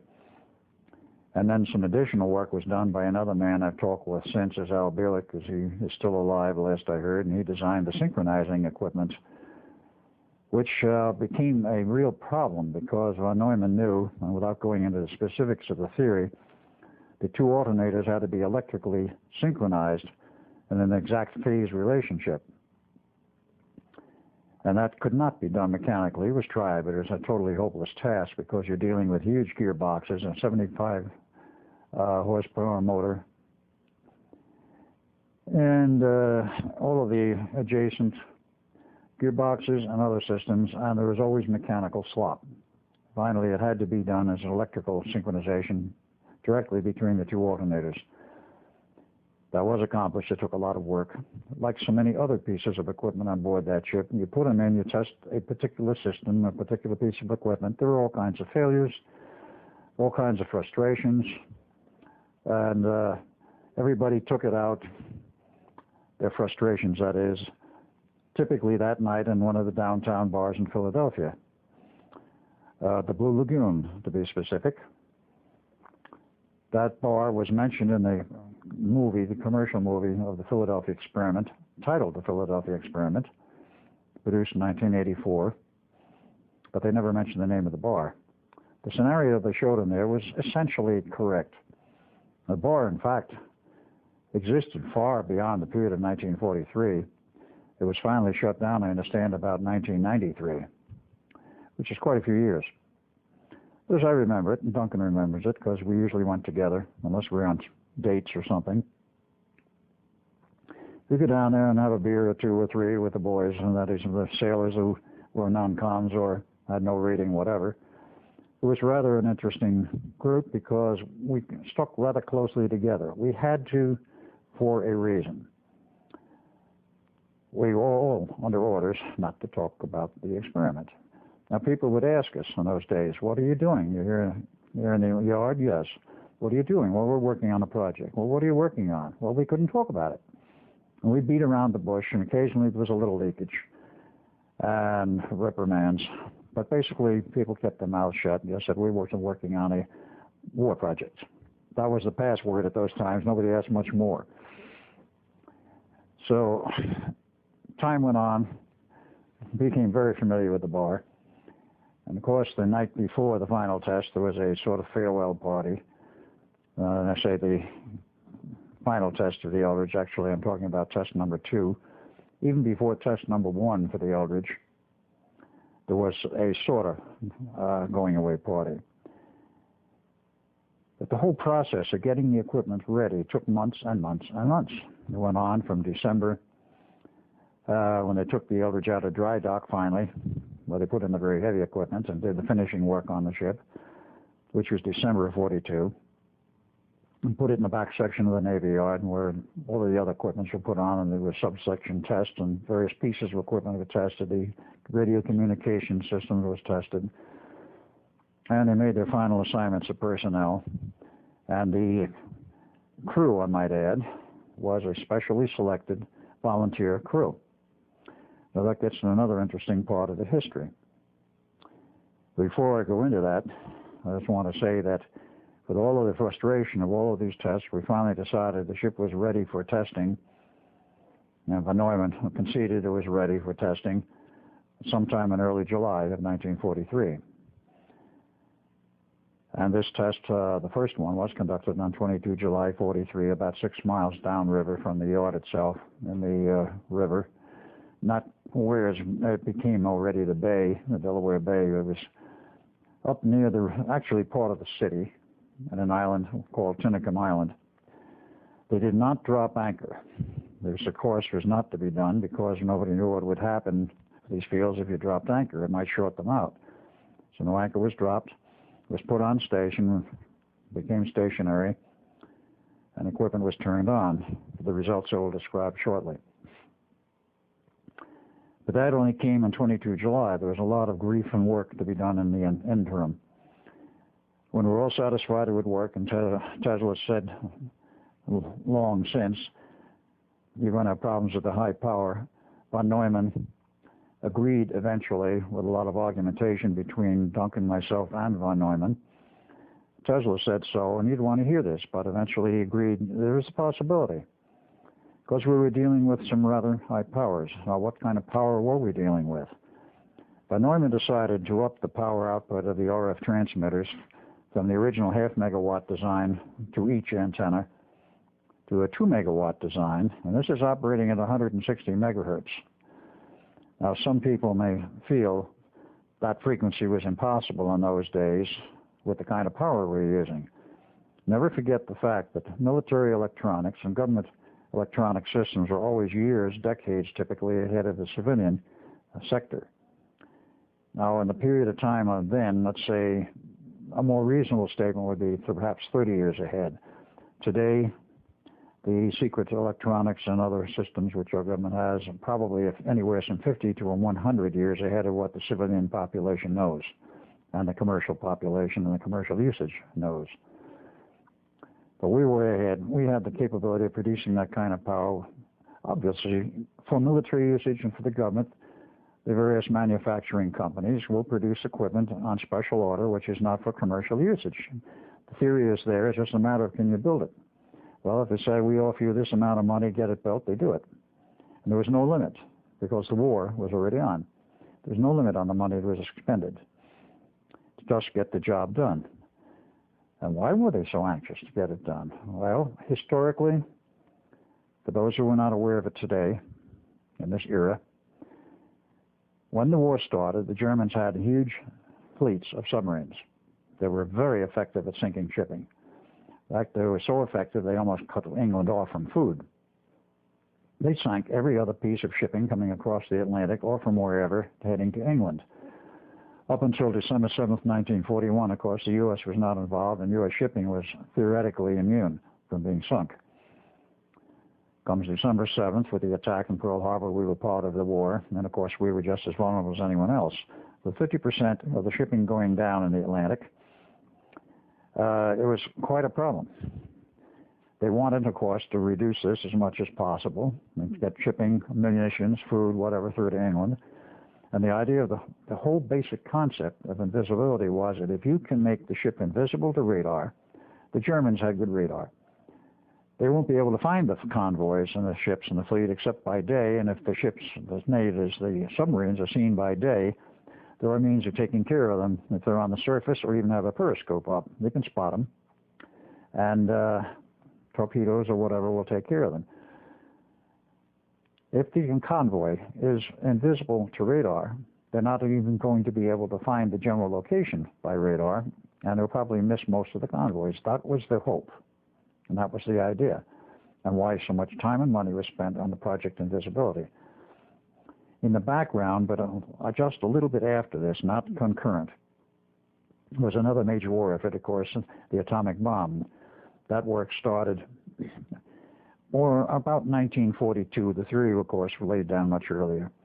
But the work on that was totally separate and began in Los Alamos laboratories in 1943. I will go into that in a little later because I was part of that. The concern was, how do you stop these Wolfpack fleets from being so effective? Invisibility seemed to be the answer if it worked properly. So with all of the work and the effort, and having our little farewell party on the night of July 21, the test crew was on the Eldridge, was taken downriver, and on the orders from the observer ship and the man who was in charge of this whole test for the Navy, let's say the official coordinator running all these tests, was a man by the name of Captain Harrison. Harrison was a very interesting man in his own way. He was the first Native American to achieve the rank of captain in the U.S. Navy. And it was sort of an honor for him to do this. I know this because I know his son, who's currently alive today. And he was in charge of the tests. Well, of course, on this carrier, which was used for the observing of the tests, they wanted to be high enough above the water so that it was very easy to see what was going on through binoculars. And also see the other very important aspect of this test is it wasn't just the ship that became invisible. This donut field was surrounding the ship but did not impinge on the hull of the ship. There was a little bit outside of it. As a result of this, water also became invisible. There was a water line around the ship which showed essentially the outline of where the ship would be, except the water line was a little larger than the ship. So from the observing ship high enough up, you could see what this water line was and tell where the ship was. Hopefully it was really there. It was, in fact. And observe this. Well, Harrison looked at this, and after about 20 minutes of the test, he could see that something did not appear to be quite correct, and something in his mind bugged him. Namely, if the ship is sitting there invisible, and we can't see the water under the ship and so forth, is the ship really in water or is it in air? This is what bothered him. It says terminate the tests after 20 minutes. And they were terminated. The ship became visible. It was totally invisible to sight, not up to radar, which they did test for, because 43 already had good radar systems. Told to return to the yard, which it did, back in the back section, and then we knew there was a problem, because all those sailors were deliberately stationed on deck to be observers of what they could see from inside, i.e., could you see anything outside the ship? No, nothing. Gray field, gray fog, thick gray impenetrable fog, but everything on board the ship appeared to be normal, within the purview of up to the rail. But those who were on the decks became very sick, very nauseous, totally out of it mentally. They weren't injured physically, but they were totally, shall we say, incapacitated mentally. So Von Neumann sees this when they get back and says to the Navy, we got a problem. I've got to find some solution to this. The Navy says, not to worry, we have another test crew for you. About half of the volunteer crew was used on the first test, and the second half was used on the second test. To get into that aspect of the volunteer crew, where did this come from and how did this occur?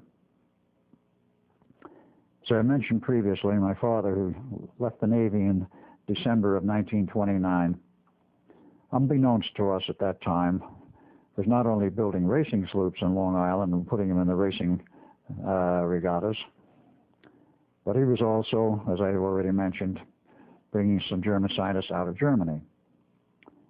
Why was he doing this? What were his connections? What else was going on? It took many, many years, long after I was no longer at Cameron, and when I was Al Bielek, to find the answers to what Father was really doing and what he was involved in. That I'll get into later, other than to say, at this point, that he was doing many things we weren't quite aware of.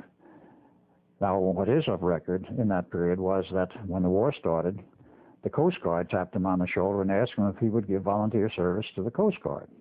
He did. There are pictures of him in his Coast Guard uniform at the age of 50. He's still a very good-looking man. And he became literally the man who was the, shall we say, the schoolmaster for the special volunteer crew. The Navy went, as von Neumann wanted, not only a special ship, he wanted a volunteer crew, which the Navy agreed was a very good idea, because nobody knew what might really happen. And Tesla let it be known that some things might happen. He went throughout the whole Navy and asked for volunteers for a very special project. These were the requirements. You had to have at least a normal IQ, you had to be in good health, and so forth. And if you volunteered, you would be taken out of your present billet and be put on some other special project. You go through a special school and all of this. They got a number of volunteers and eventually selected and settled on some 33. They went through a special training class between September and December of 1942 at one of the Coast Guard facilities in Connecticut. And Father was the one who briefed them. And I have in my collection a picture of this test crew. And it's very interesting because they were in a gymnasium when they took the picture. In the middle, on the seated in the first row, was my father.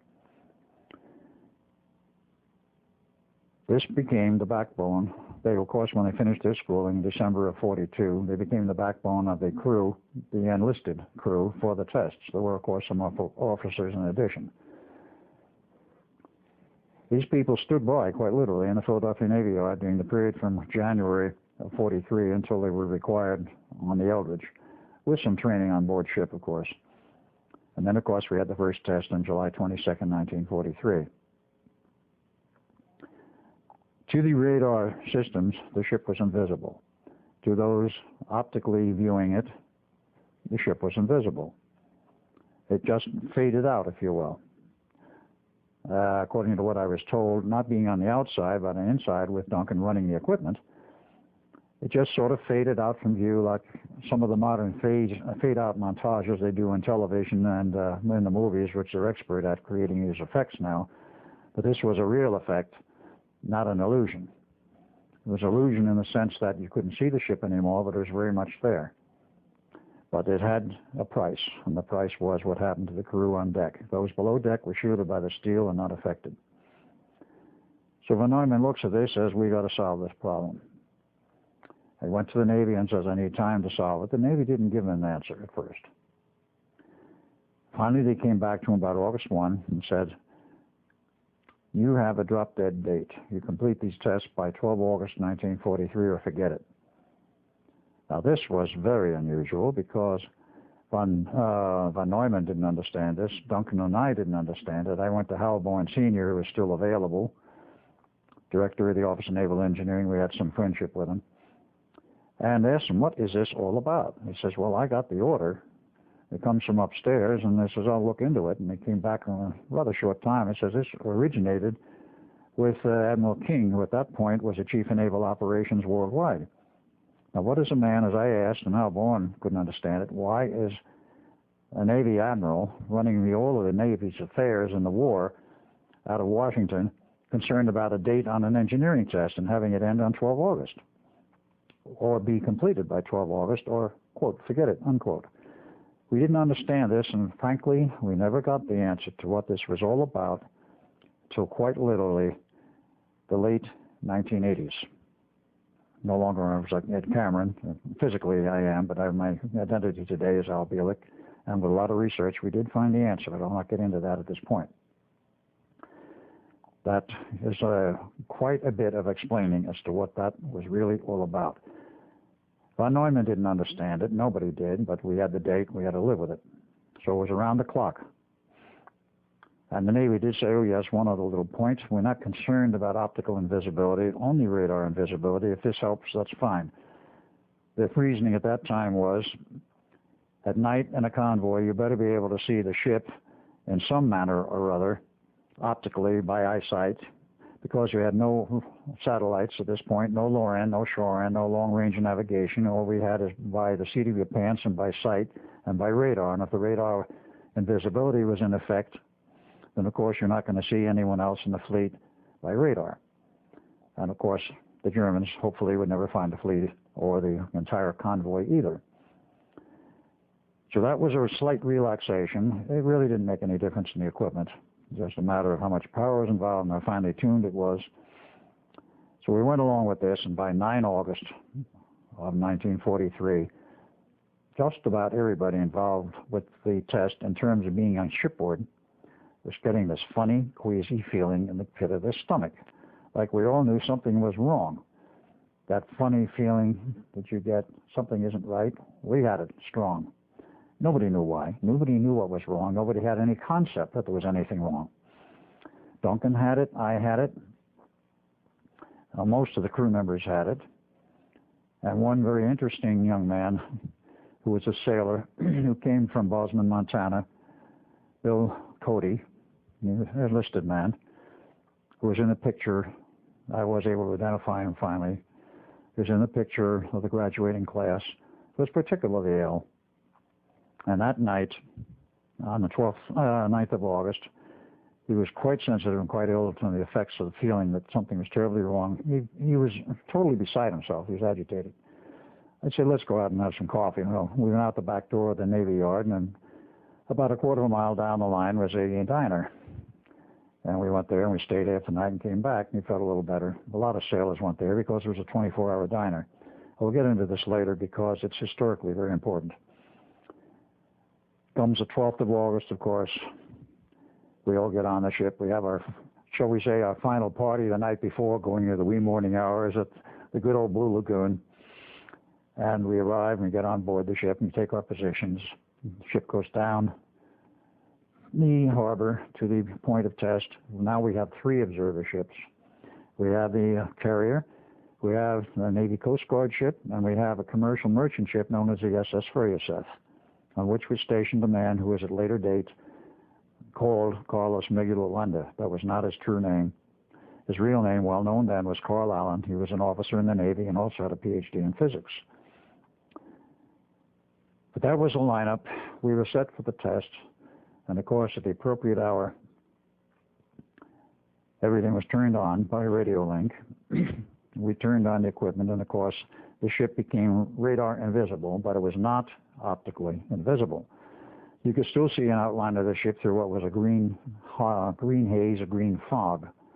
This green fog, actually, in technical terms, is highly agitated ionized oxygen, or ozone, generated by the various pieces of electrical equipment operating, particularly the RF generators, the RF field, generated by the antenna, and certain other equipments. We're producing this greenish fog.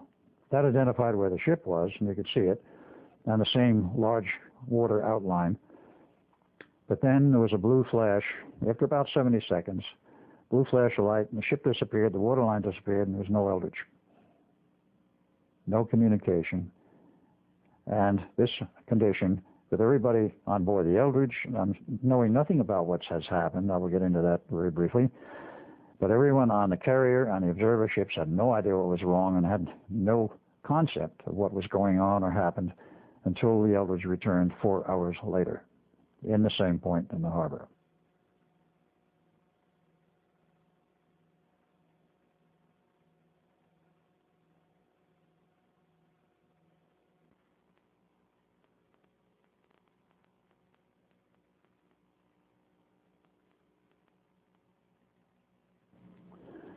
While the crew of the Eldridge is in limbo, shall we say, for 4 hours, I want to interject a few pictures which I think are appropriate to put in at this point. On the left side is a blow-up myself, Edward Cameron, taken in 1936 in the yearbook of 1936 for Princeton University. You will note perhaps that it says 8 Cameron. Someone forgot to put the Edward in. Perhaps because of that, it remained in the yearbook and was not removed like my brother's was from the University of Edinburgh yearbook. We did track that down. The page was there, but the picture was missing. The other person on this side where my fingers are is my father. Father in his Navy uniform in 1917. Yeoman, first class. As I said, nothing about when he enlisted. We can find any records whatever of him, other than the final days when he was released from the service with a medical discharge. We don't even have a copy of that, but it's in the archives in Bayshore, Long Island. Now, we go over to the next page, or pages. Again, the one on the side over here, there's father at the age of 50 in his Coast Guard uniform. Volunteer service in World War II. But he hasn't changed very much in appearance. He's still a very good-looking man. And of course, his only problem with women was there were too many. They kept chasing him. And we do not know how many children he sired. That's a lost fact of the family. They keep turning up.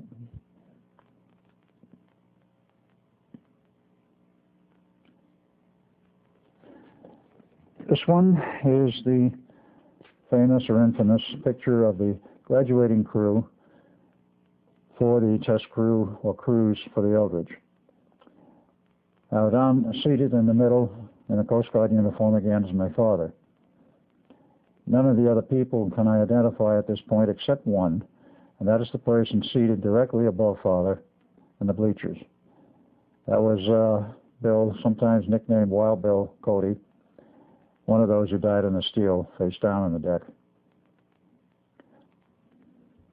That, of course, is getting slightly ahead of myself on this story, but he is one of the many who died.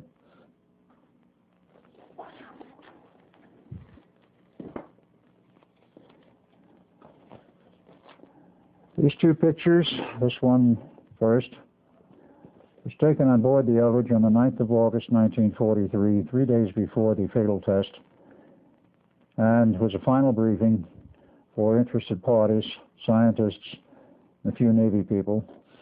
Almost all of them on this picture were civilian. The man giving the lecture I do not currently have the name of, but he was a specialist in subatomic particle physics.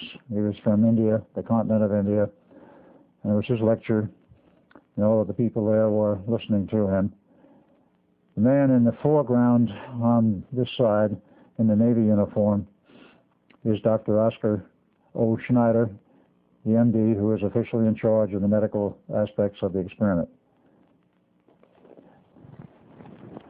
The man I'm pointing to is Oscar Schneider, is this one down here.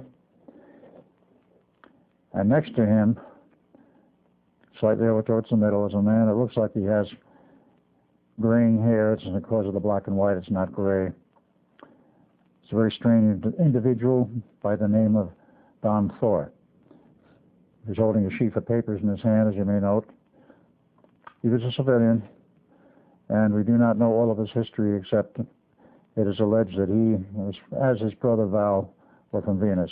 And why he had an interest in this experiment, we do not know to this day, nor why he was there. We do not know to this day. Many other people, the scientists we cannot identify.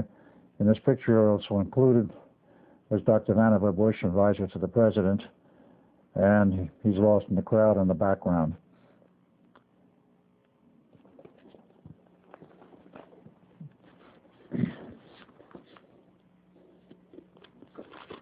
The man I'm referring to as Vannevar Bush is the one right above my finger.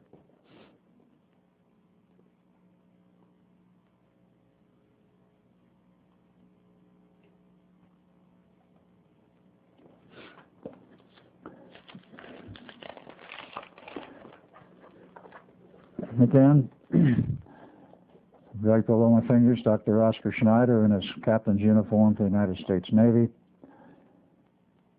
He had a very strange history. The official Navy version says that Dr. Schneider was born in 1905 in Chico, California, went through U of C Berkeley, got his pre-med, went to Harvard for his medical school, took his internship, and then after he had completed his work and became an MD, he joined the Navy and went up through the ranks in the Navy and became eventually a captain of the United States Navy as a medical officer. The story which he told to his son, Phil Schneider, approximately 2 weeks before he died of cancer, was a bit different. Schneider's story, an official story, is that he was born in Germany before the days of the Nazis, went through school, was a master machinist at the age of 14, eventually enlisted in the German Navy, and worked his way up in the ranks, became a captain in the Navy of a submarine. And in the early stages of World War II, according to Mr. Schneider, or Captain Schneider, had 68 kills to his credit of ships sunk. Wolfpack fleets were very busy in those days. He was captured by the French approximately in 1940. In 39 or 40, I'm not sure when now from what it was told to me.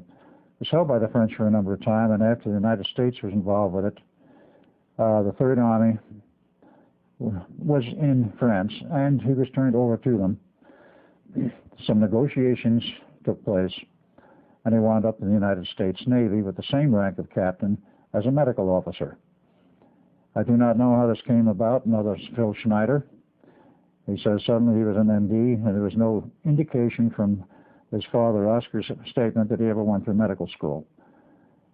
It's also peculiarly of interest that of the notebooks of Oscar Schneider I've read, he had a very good grasp of mathematics, including time equations. I find that somewhat strange for a person who is alleged to be an MD. I've never known an MD that knew math, and he certainly did. This may have been the real reason why he was brought into the United States to work on this project, because he was brought straight into it. And as a medical officer, of course, it was a good cover. Of course, there were other medical people around who probably could cover him if he got into difficulty. I never met the man after this whole sequence was over. I had an opportunity, but unfortunately I could not get to see him before he died.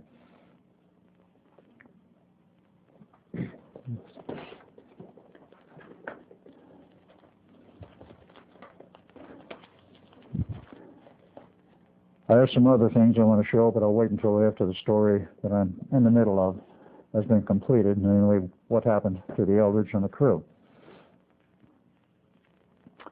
The ship came back to the same spot from which it had left, and it was quite obvious from the observers on the deck of the carrier that something was very much wrong. First, they could not raise anyone on the radio.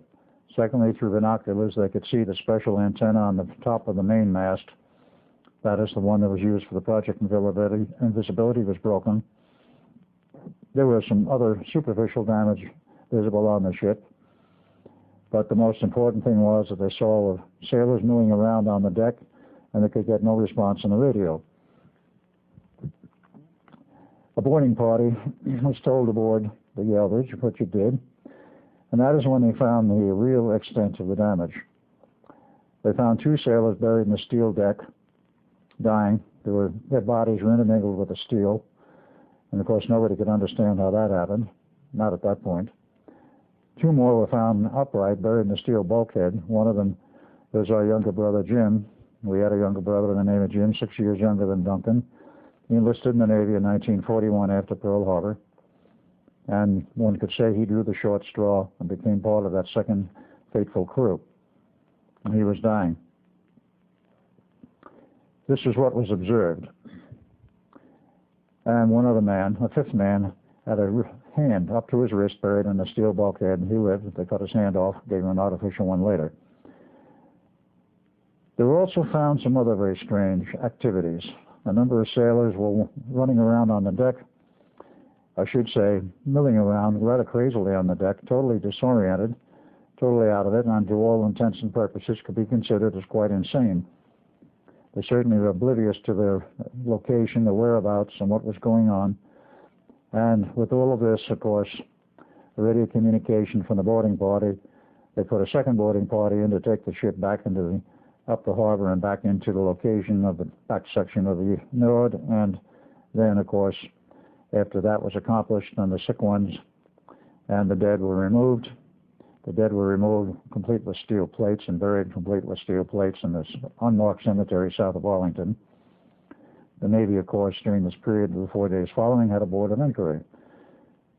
Navy loves boards of inquiry, and of course they pulled up everybody possible. What happened? They wanted to find out, quite obviously. Several officers gave their testimony. I gave mine. They didn't believe me after I gave my testimony. John von Neumann gave some testimony, but he didn't really see what happened. And after all of this, John Neumann took me aside.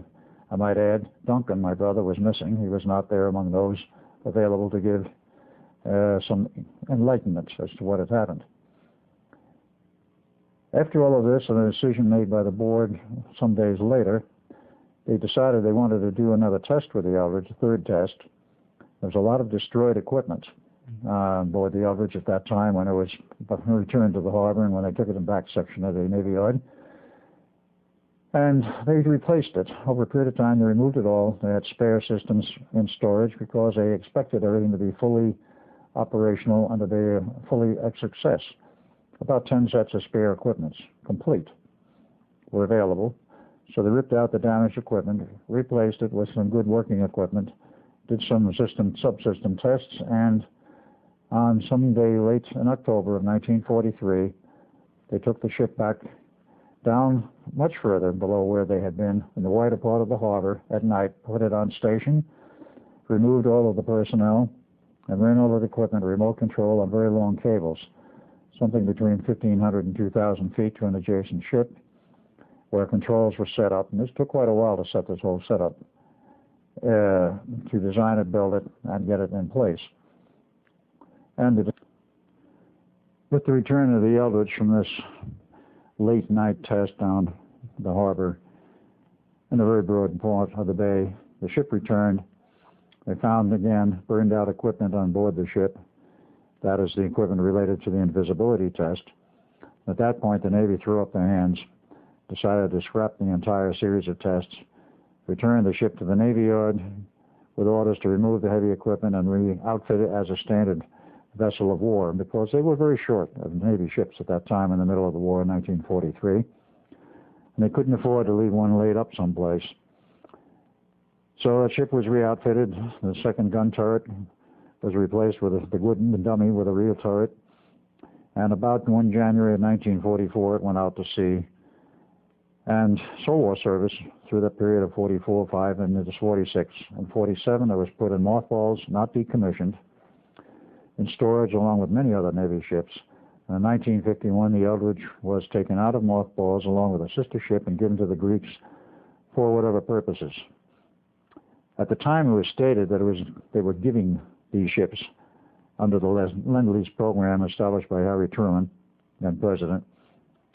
And it wasn't stated that they were under loan. It was merely stated that they were given to them under Lend-Lease. The Greeks kept the ship for many, many years.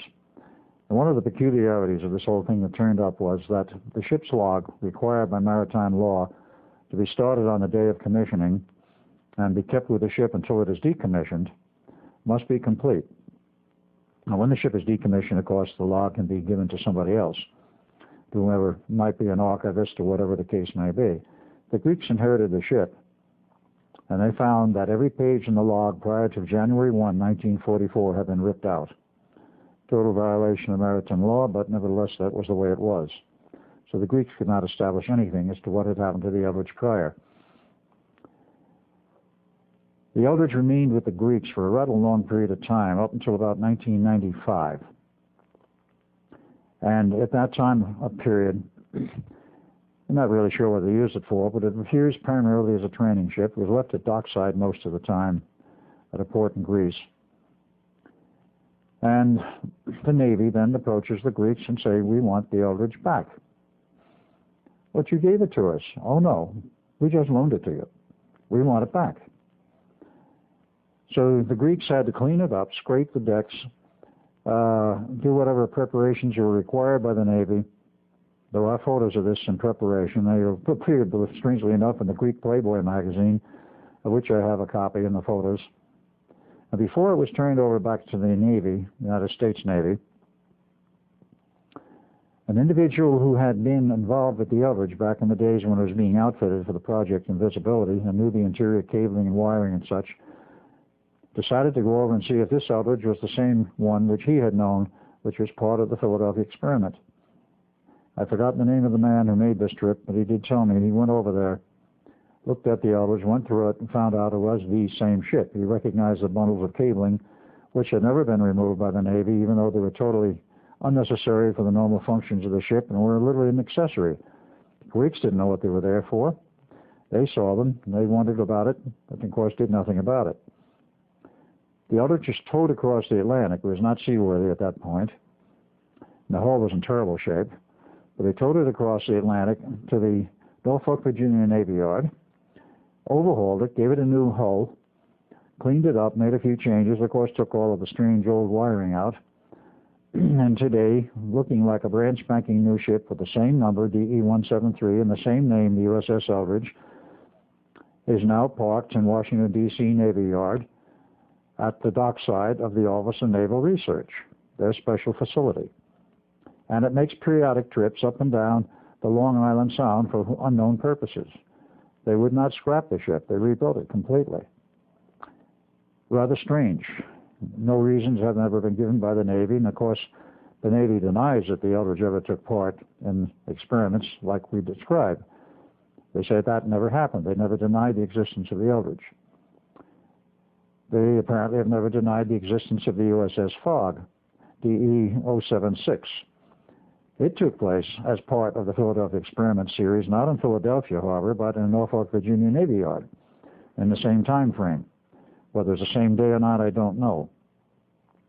But the reports I get from the son of one of the sailors who was on board the Fog in that period of time, his father insisted, and his son said directly to me, and I have it in the writing in a letter from him, that the Fog, when it was put under test and the equipment turned on, disappeared from the harbor of Norfolk, Virginia Navy Yard. It appeared in the yard known as the Philadelphia Navy Yard for a period of time and then returned to the yard in Norfolk, Virginia. And he swears up and down, that is his father did, that this actually happened. He was on board when it happened and he saw it. Now, a testimony like that, I'm not inclined to doubt it.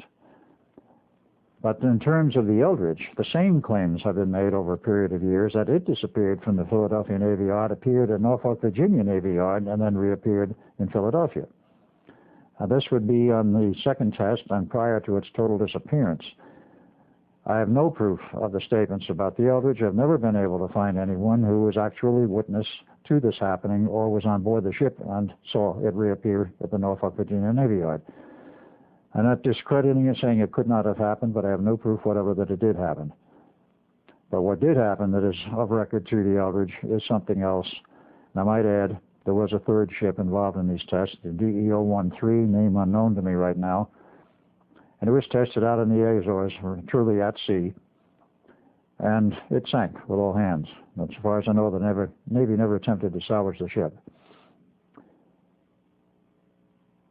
Now, why the ship in the Azores sank, I have no idea. There's been some strange stories and rumors, and of course, the only one that is really well known is the one of the Eldridge.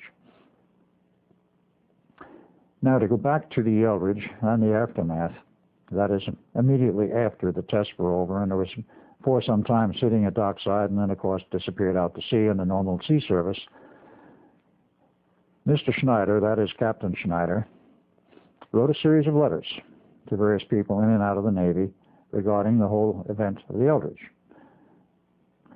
I'm going to show these letters on the screen here. But understand that this is of a ship which allegedly never took part in anything like the Philadelphia experiment. But here is the chief medical officer describing the problems. The fourth and last letter is the most interesting of all. How I acquired these is very interesting. It came from Phil Schneider, his son. I will show the first one here. Will not attempt to read it through the back of the book. But he makes one error. He refers to DE-173 as the USS Feriaseth. He did not do it after that. Feriaseth was the commercial merchant ship. And it shows that there was a great problem regarding security,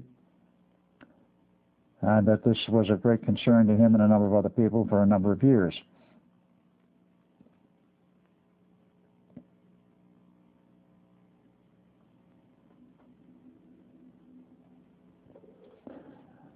That was letter number 1. Written on 12 December 1944, and as you may have noted, U.S. Naval Air Station, Pensacola, Florida, official Navy stationary for the non-existent test. Test number 2, letter number 2, 17 April 1953, is written again by Dr. Schneider, MD, to Lieutenant General Nathan F. Twining regarding the lack of precision in the search for artifacts aboard the Eldridge and trying to determine exactly what happened during the period of the test and its aftermath.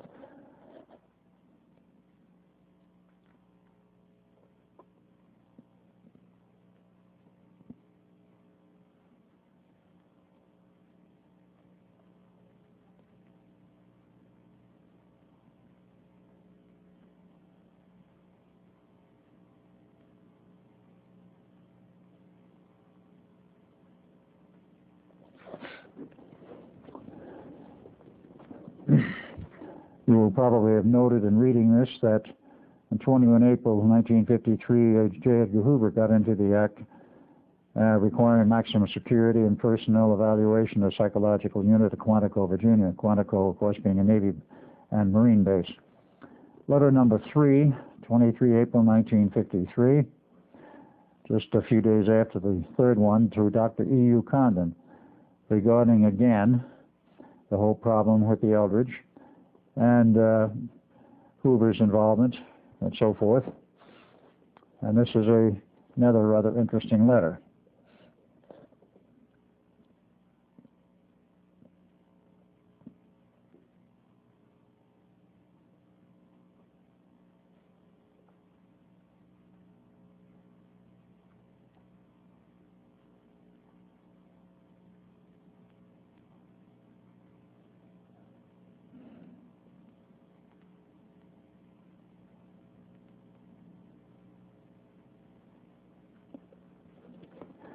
The fourth and final letter is the most interesting one of all. This one is written to a superior in the Navy's medical department, a man by the name of Farnborough, MD, on a rhyolite section coating. And the date on this is 6 March 1955, when one of the sailors died, and crew member number 9. They did an autopsy. And in the process of this autopsy, we found a strange object buried in the guy's brain, which he shows an illustration of, approximately 1.25 inches long, 1/4 inch in diameter, metal tip with some very strange coded markings on it, which are not normal English or normal Earth language, apparently. He had no idea what it was. He said it appears to be an implant, and it was in his brain. I emphasize that because even today, we cannot implant an object like this in a human brain and have the person survive. But there it was. It had been there for quite some period of time, along with 3 others. He notes the fact that there were 4 implants in this one person's body. What is it? Do you have any idea? He asked his superior in the service.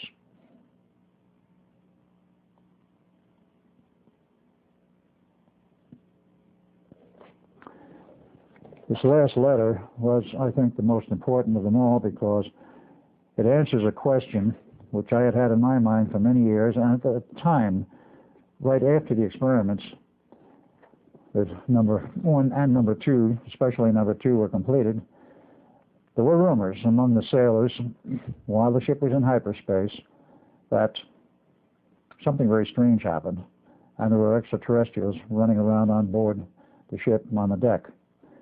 Apparently those below deck, no one ever reported any such incidents, but those who survived on deck did report strange incidents. I dismissed them. I didn't believe it. But after reading these letters, as Al Bielek, as I've never saw them until a few years ago, it now answers that question. Were there extraterrestrials on board the Eldridge while in hyperspace? The answer appears to be yes. Because those objects were not something we had any technology whatever to replicate at the time of 1943. And implants at that time were unknown. Now, what actually happened? I told you what happened on the outside, and in that period of time, as noted by people watching the Eldridge disappear and reappear, and then I gave my testimony. Now, what was my testimony? At this point, it gets perhaps a little bizarre to the ideas of some people, but it needs to go into the record. On the inside of the ship, where Duncan and I were running the equipment for this test on 12 August 43, on command, we turned everything on. Everything seemed to be working, functioning in a totally normal manner, and we didn't notice anything unusual for about 30 seconds. Then things started to happen. At that point, we've got a very strange phenomenon appear in the control room, which appeared like high voltage arc over some equipment. There was no high voltage equipment in that compartment, therefore it was all the more strange to us because while it resembled high voltage arc overs, there was no high voltage equipment. It was in multiple colors too, by the way, which would follow some types of high voltage discharge.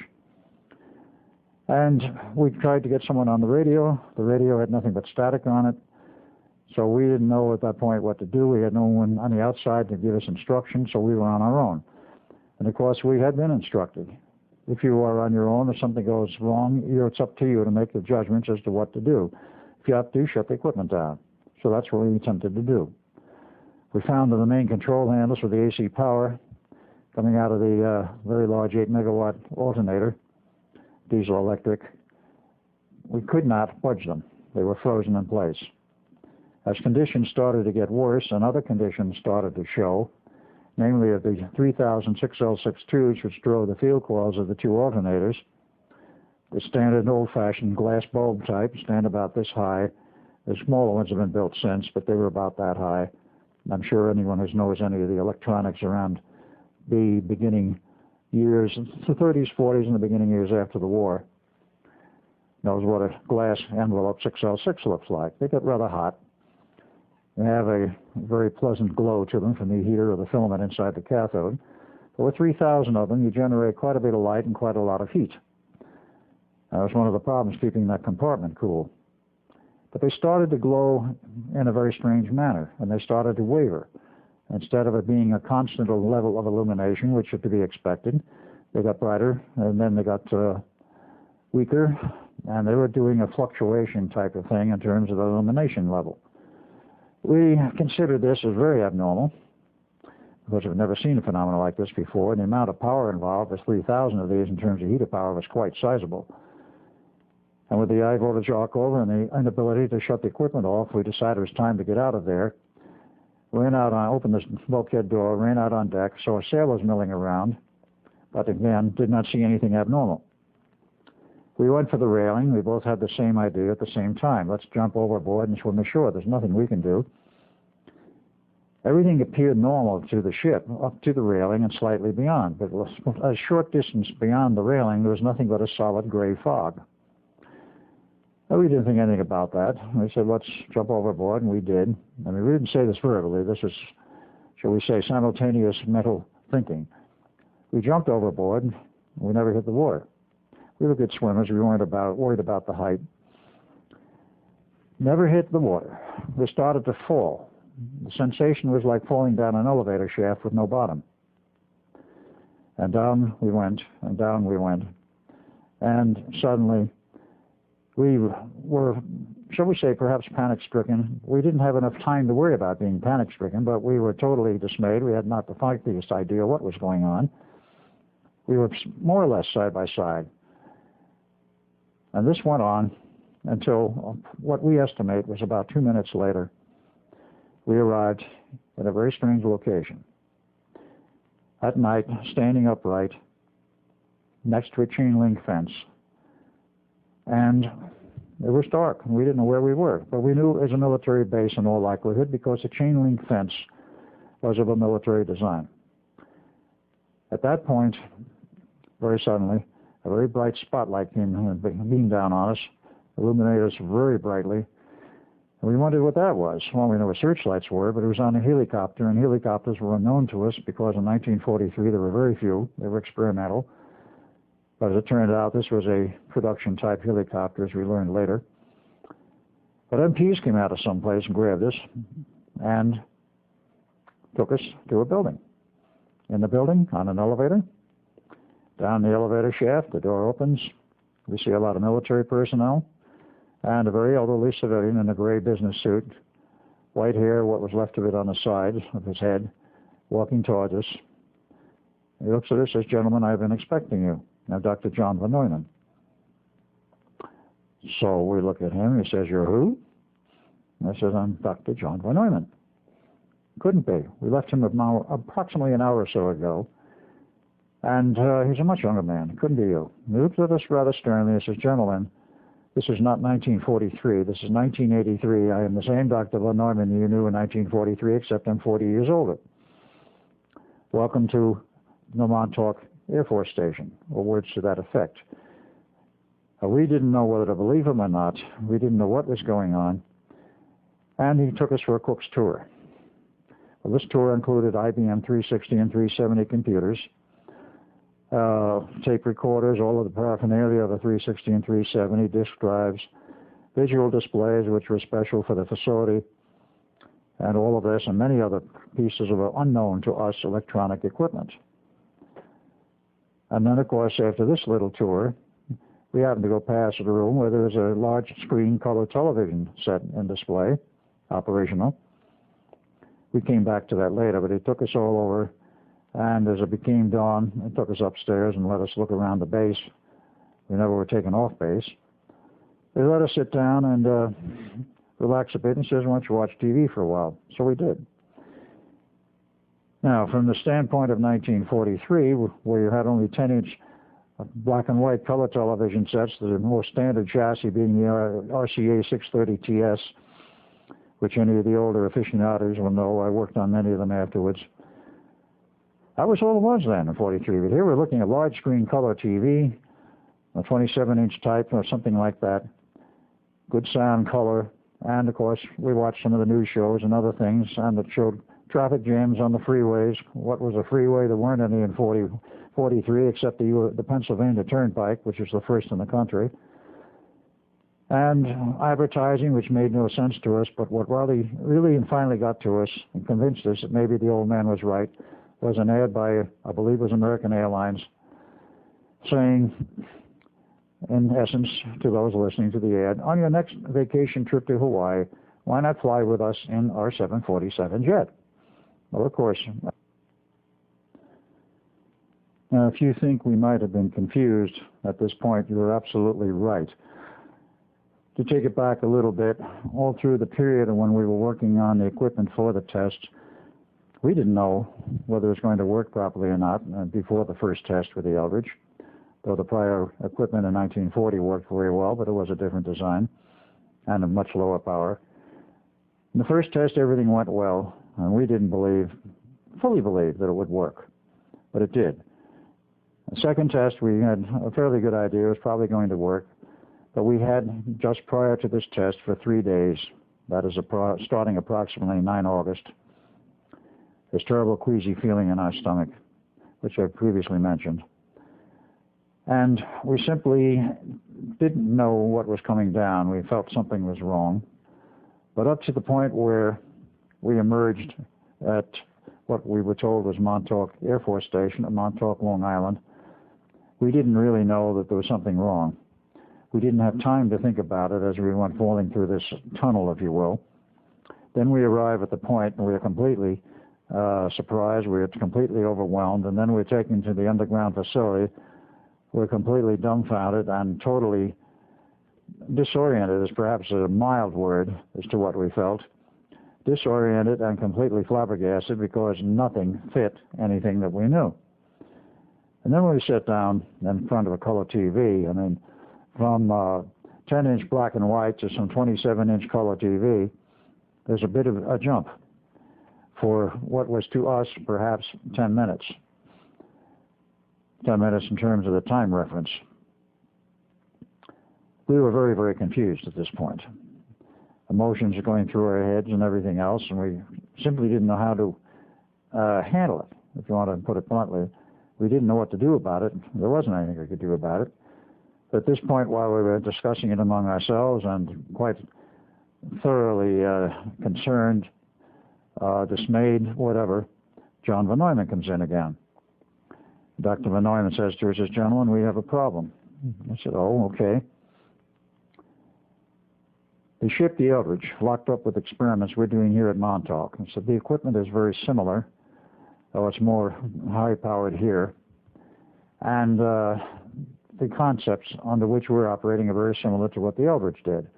They're both involving use of time and time equations and this sort of thing, which we understood.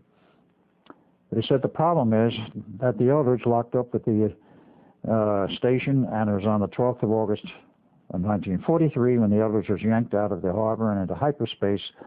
We know it's there. The hyperspace bubble, which is considered artificial, actually is being fed by the generators aboard the Eldridge and is growing. We've got to shut it down, but there's no way we can do it. We can shut down our equipment here, but that bubble is being fed by the equipment aboard the Eldridge.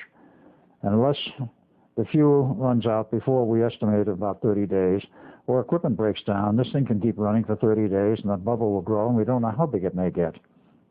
He said, theoretically, it could engulf the Earth. We can't have this happen. You have to go back there and shut the equipment down. And I looked at John, and I said, "Are you trying to tell us that we're going to go back to the Eldridge, and we don't even know how we got here in the first place?" And he says, "There is no problem, gentlemen." He says, "Here at Montauk, we have complete control over space and time. We can send you anywhere as we want at any time we want." That, of course, is referring to the functions of the Montauk project, which I'll get into later. But true to their word, they sent us back to the decks of the Eldridge, and they put us in radiation suits, something similar to what you see on the various shows today and the sci-fi shows, and what, of course, the astronauts have worn out in space, and sent us back to the decks of the Eldridge. Now, what they did, we didn't understand, except we stood by an opening in the wall, and we were sucked into it, and we wound up in the decks of the Eldridge. This was, of course, the Montauk time tunnel, which I will go into at length later. We arrived in the decks of the Eldridge, take off our helmets. Instructions were, smash the equipment, destroy it, whatever you have to do to shut it down. It didn't matter. We arrived back on the decks. We see sailors milling all over the place, obviously quite distraught. we went in the control room. We found axes and started smashing everything in sight with axes. Insulated gloves in our hands, of course. That was part of the suit. So if glass flew or high voltage arced out at us, well, at least we were protected. After we smashed enough equipment, of course, particularly that equipment which was driving the field coils of the two big alternators and all the control functions for the alternator, they started to wind down. Now, they're very massive, and of course we knew it would take 2 or 3 minutes before they wound down totally. They might be putting out field energy in the meantime. That is energy to the field of the torque coils on the deck. So when this was done, we went out on the deck. We figured it's over. At that point, we saw 2 sailors buried in the steel deck, 2 more buried upright, standing upright in bulkheads. One of them, my younger brother, Jim, who was in the process, as the other 3, of dying. The 5th man had his hand in a steel bulkhead. He wasn't dying, and he lived. They cut his hand off at the wrist and gave him an artificial hand. As to the others, it was a very, very sad and tragic thing to see them. We could do nothing whatever about what was happening to them, because what do you do if a body, as the later examination showed, what do you do if a body is completely embedded in the steel and the steel molecules are embedded in the physical body? In other words, the molecules of flesh are mixed and intermingled with the molecules of steel. Something we had never seen before, we'd never heard of before, and hopefully nobody's ever seen since. But that was what happened on the Eldridge, and of course, at a later date, those bodies were removed. But at that particular point, one of them, Jim, was still quite conscious.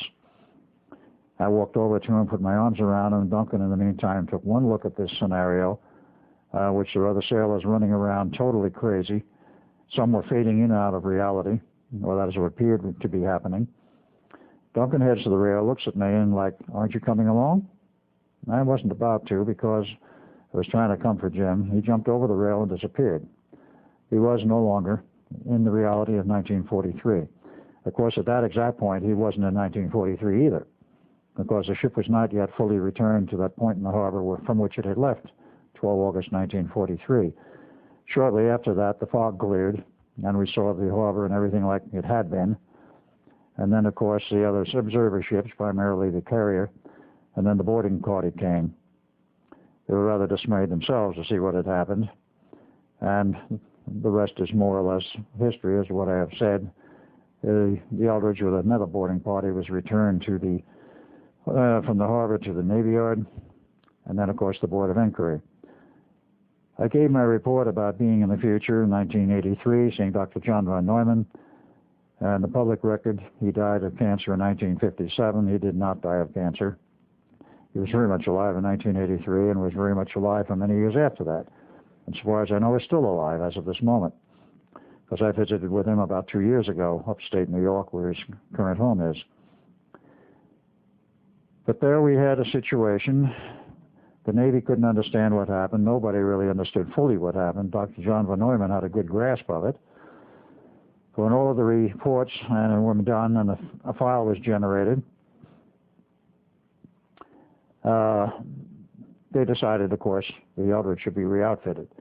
As to what happened to myself and Duncan, Duncan was never seen again in the Navy Yard. He was never seen again in that time frame, as we found out much later. Research by myself as Al Bielek in the late 80s turned up the fact that Duncan had returned after jumping over off the ship to the Montauk project sometime in the 80s, that is the early 80s, and was part of the project there. And after an accident, which very little is known precisely what happened, he started to, as we call it, he lost his time locks, and he started to age at a very rapid rate, about 1 year per hour. This led to another phenomena. They didn't know how to stop it.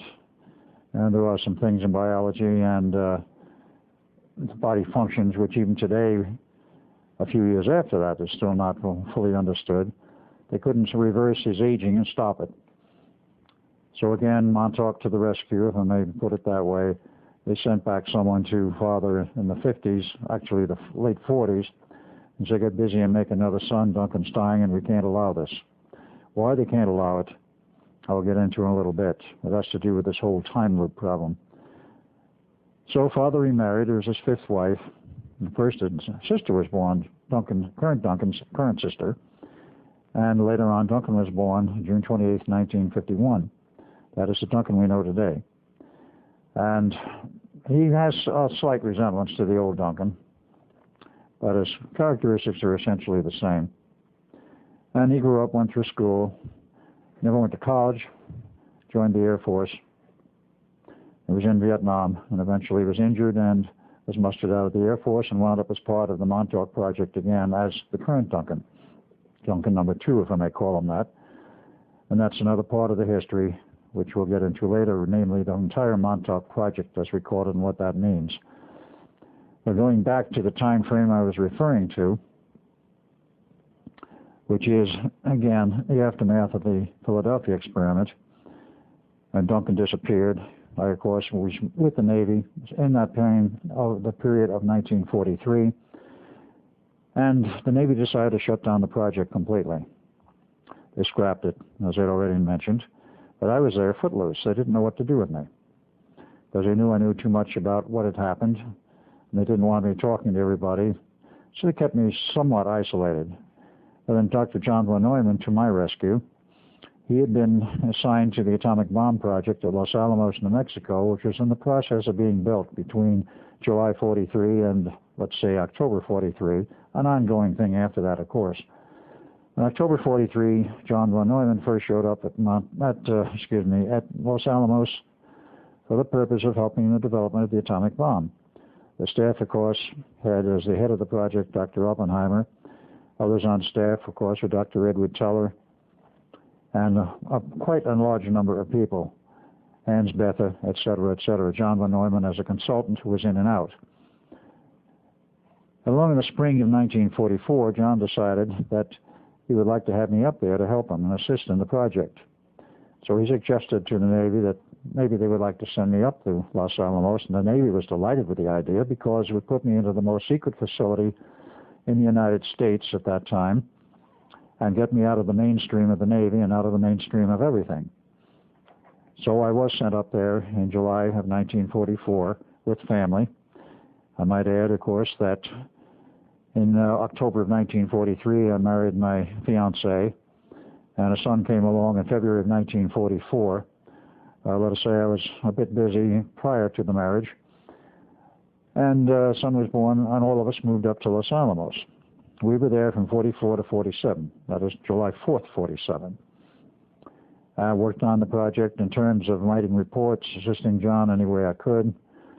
And I was sort of a loose wheel, but at the same time I was making contributions.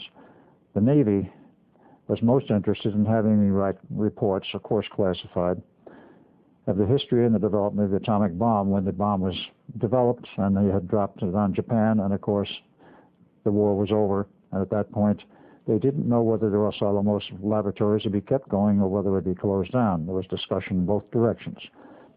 Oppenheimer stayed on. He didn't know what would happen. Of course, history records that it was kept alive and, of course, has been long since greatly expanded.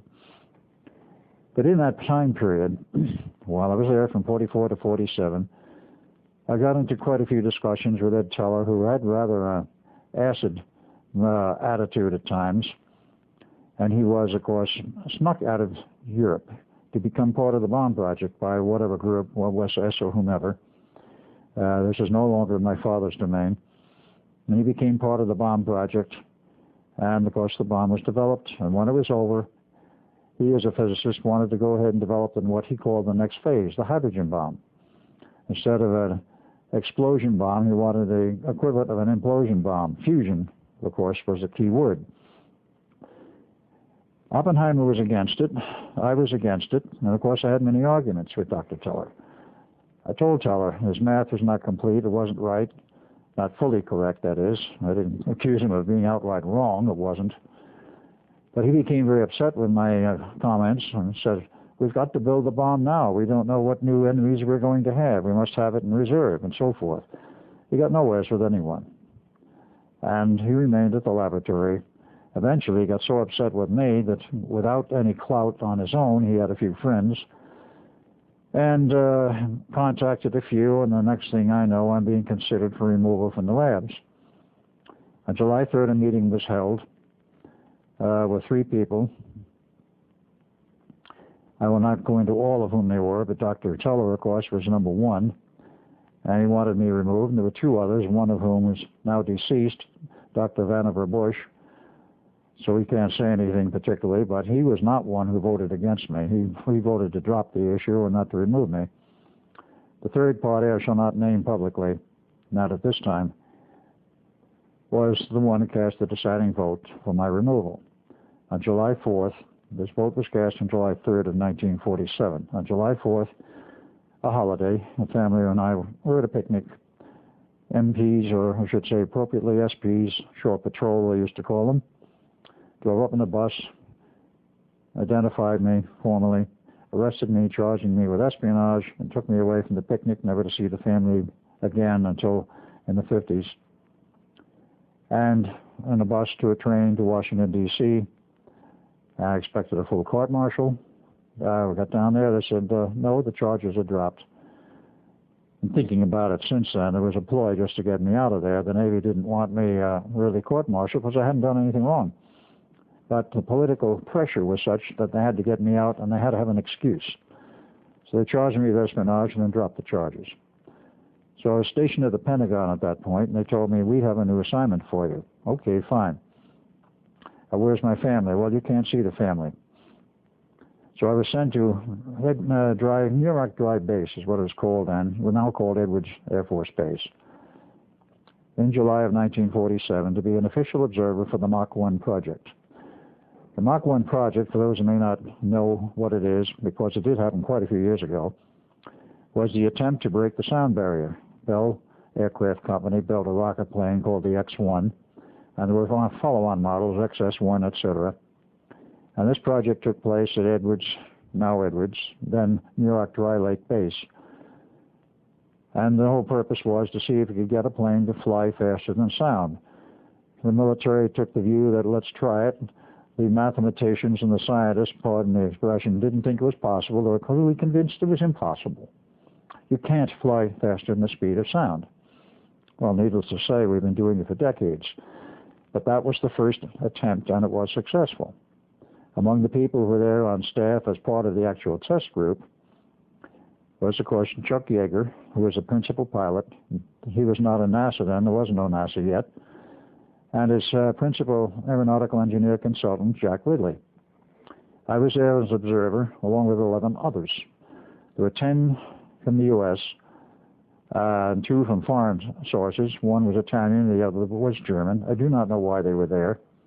I know why the American ones were there, of course. The Navy was very interested in the outcome because if it was successful, they wanted to go into a project of their own. The tests were successful on 28 October 1947. And with that, of course, the Navy decided they wanted to build a project of their own. The project was not terminated. It went into a new phase, and it continued on the research. But in the process of being there, I met, of course, Jack Ridley. Yeager I knew casually. But Ridley and I had something in common. We both had physics degrees. He had a bachelor's degree from the University of Oklahoma, after which he joined the Army. He was transferred to the Army Air Corps. And at some point after that, for whatever reasons, the Army transferred him to Caltech. So you get a master's degree in aeronautical engineering, and then eventually he was assigned to the Edwards operation. I met him, I talked with him at length, and we both discussed this. Well, rocket planes are fine. They put out plenty of power, but it doesn't last very long. If we get to space exploration at a later date, which we both were quite sure would happen, what do we use for propulsion power? Well, we kicked this around between us for quite a while. We were quite close about this, and we used to have a lot of meetings over beer and a lot of meetings otherwise. Neither of us, well, I was married, but I never did get to see the family. He was not married at that point. And we came up with an idea, a new one. How about an ion propulsion engine? We both knew physics, and we felt it could be done. So we went back to our principals, I to the Navy and he to the Air Force, which had come into being in the meantime. And they liked the idea. And they both said, if you want to get together, we'll finance a facility. Go find a place and build a facility where you can do your work and perhaps build an ion propulsion engine. We're very interested in this. So we found a location. It was in Malibu Beach, California. And we've had a small facility built there. And we moved in along with the staff about 1949. Very small staff, small operation. And we did a lot of research and a lot of testing. And this went on until 1953, when in January 1953, we had our first successful test. There were a lot of failures. I'll make no mistake about it. It was a difficult project to get an engine to do what we wanted it to do. The test goal was 1,000 pounds thrust for at least 10 minutes. We exceeded that. We put out 1,200 pounds thrust for 20 minutes, at which point an ion feed failed, and we shut it down. I was ready to let it run all day if the system would work. It was a completely classified project, but I can tell you that the word got out like wildfire through the aircraft industry. Douglas and Long Beach was ecstatic. They wanted to work with us. They had something in mind. Martin Aircraft in Baltimore, Maryland, was quite gruff about it with no comment. Boeing hit the roof, and they were very upset about it, which to me said at the time that they had a system of their own in their skunk works, and we beat them to the draw. Shortly after this test, my natural father, Alexander Duncan Cameron Sr., shows up and says, I've heard about your work. Incorporate. I am ready to fund you with unlimited funds so we can get this thing off the ground. He says, if you can get it rolling, he says, it will be a major industry. That was his statement. I said, fine. So we filed corporate papers, incorporated. We started to file patents. And in March of 1953, Jack went out on a business trip for a week. And during that period of time, I was there essentially alone, holding down the fort along with a small staff. What happened from that point on was very interesting. One day during the middle of that week, a team of Black Ops personnel, very similar to Delta Force and some of the other special groups. For those who know the military know there is a Black Ops operation. A team of Black Ops people, 7 of them, came in, grabbed me out from under the nose of everybody else, took me out, and we went on a plane to Washington, D.C., and then we went to McLean, Virginia, where there's a joint NSA-CIA facility. And from that point on, things got very interesting. Once in this facility, I was interrogated by a very strange and interesting group of people who, believe it or not, interrogated me for over 3 days, and I could not understand what it was all about or why at first. They wanted to know practically my life history, and I thought that was strange because, after all, it was essentially an open book with the Navy. The Navy personnel knew what I had done, where I'd been. And nevertheless, I had all these questions thrown at me of what I had done in the Navy. I got into the Philadelphia experiment and all of this, and in some detail, and they were interested in that. But then, well, how did you get involved in this project? I said, I met Jack Ridley, and we decided that the thing to do is build an ion propulsion engine. He says, yes, we know about that you had a successful test. But where does it go from here? I said, well, that's what I want to know. We expect to go into production with this thing after we iron out some wrinkles. We've already been promised all kinds of money, and then we have incorporated. Now, what's the problem? Well, I was told at that point that there was a group, which I had heard rumblings about already, called the Cristaldi Research Group, who were very interested in this project and quite interested probably in taking it over. Now, we were running, by the way, under the name of JRC Enterprises, which JR stood for Jack Ridley, C for Cameron, and E for Edward. JRC Enterprises, if one wants to check and has the capability of finding the right location on the Internet, still exists as a wholly owned subsidiary of Cristaldi Research Group. At that point, I didn't ask very much about Cristaldi. I knew of them, and they knew they were interested, and it was made apparent to me that Cristaldi was going to take over the operation. I did not say that in so many words in this meeting, but they made that quite apparent. It was obvious that I was to be frozen out, and I was. they told me I would not be returned to the facility. I was returned to the Pentagon, at which point I was rather upset and rather hopping mad and wanted to know from my superiors just what is going on here. Why can't I go back? They wouldn't give me an answer at first. They wouldn't give me any answers. And I remained stationed there on payroll. And weeks went by and months went by, and I kept asking questions. I wasn't doing anything useful. I was a bump on a log sitting in an office, passing the time of day, trying to find out what the history is going to be. In the meantime, Jack Ridley came back from his business trip and found I was missing, and he couldn't understand what it was all about, and the people there could not give him a very adequate explanation. And so he tried to carry on his own. I don't know at this point whether he thought I walked out or whether I was kidnapped or what. The report should have been that I was literally kidnapped. But I remained at the Pentagon. I was not even able to call him. And as time went by, I kept asking questions, went further and further up the line, finally to the Joint Chiefs. What is going on here? I said, I want to get back and do some work in the Navy. I'm basically a career man. I'd like to see my family and so forth. They all demurred. I finally went to the chairman of the Joint Chiefs, and I asked him, I said, what is going on? Gave my same story and so forth. And he looked at me rather strangely, and he says, there is nothing I can do, quote, it is out of my hands, unquote. I knew then something was very, very strange going on. And with him saying it was out of their hands, meaning out of the hands of the military, I had no idea what was really afoot. Late July, I got a word that a decision had been made, and that in August, I was going to be sent back to Montauk. And I said, Montauk? Montauk Point.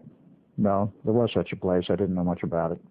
There was a Fort Hero in a military base there, which at that point was Montauk Air Force Station.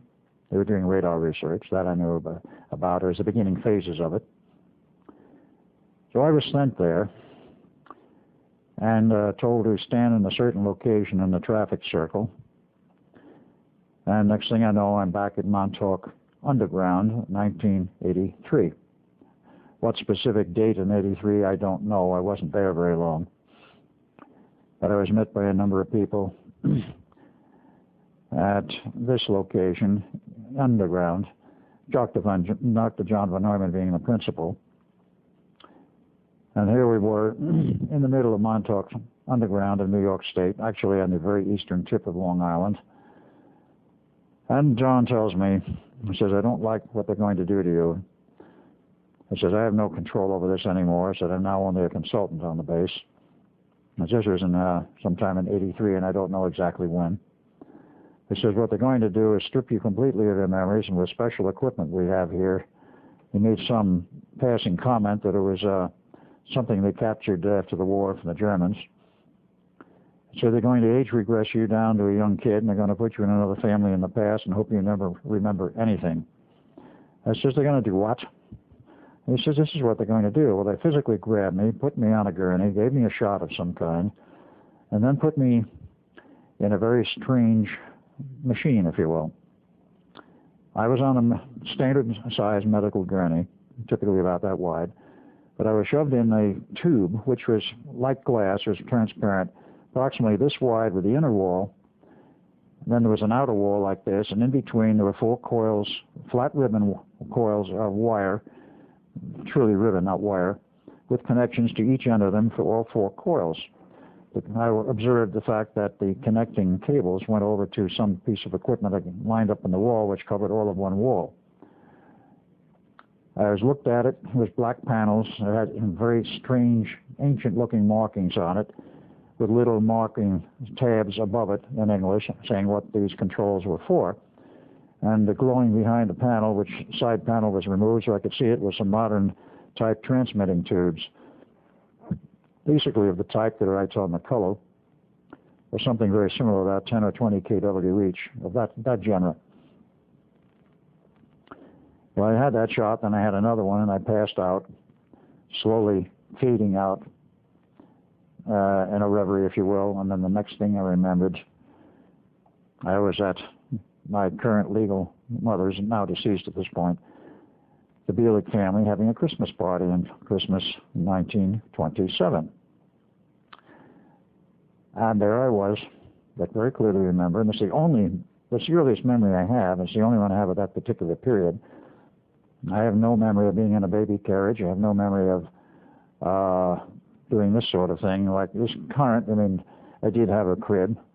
But in this Christmas party, there was a small Christmas tree on the table, on the top of Mother's grand piano, mahogany thing, about this high. And I was a little shorter than this, as would be expected of approximately a 9-month-old baby. So I was watching all of this and listening to what was going on with all of the people whom I later identified as the regular relatives associated with the Bielek family, understanding virtually everything they said. Understand what I'm saying.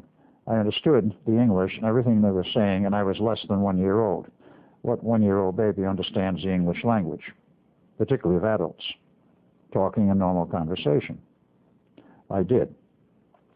Major discrepancy number one, which of course I could not resolve for many years. And a few phrases dropped out. I did not understand what was being said, but virtually everything, 80% or better, was understandable. Well, from that point, I grew up as Al Bielek, not knowing any different, not knowing any better. Went through my childhood years. Went to grade school. Parents moved. They were at that point living in Jamaica, Long Island. They moved from there to Paterson, New Jersey. From Paterson, New Jersey, they moved to Long Island. They ran a business on Long Island for a period of time, which failed. And from there, they moved in with my grandparents, that is my legal mother's father and his wife, in Foster Avenue in Brooklyn. I was there from 1933 to 1938 when we moved to New Jersey. So I grew up not knowing anything else, all of the usual childhood things. Another discrepancy. At the age of 12, I was 6'1", and totally out of proportion. I was all legs. At that point, my shoulder width, was no wider than my hips, which is more than a little bit unusual, but that was the case. But since I left the Bielek family and was out on my own, many of the physical discrepancies have changed. My eyesight was bad from the age of about 6.5 on. I had to wear glasses, rather heavy, to go through school. Finished my high school. I was drafted into the Navy. That was in July 1945. I wound up as an electronic technician. I thought that was rather strange and ironic in a way, and looking at it later. Went through the Navy for a year, and then the war was over, and they sort of twisted our arm to stay in the Navy for at least another year. I refused to do it. We were not under compulsion to do it, and we were not under compulsion to join the reserves at that time. Approximately a year and a half later, it was mandatory to become a reservist, which of course pulled a few friends of mine back in the time and period of the Korean War.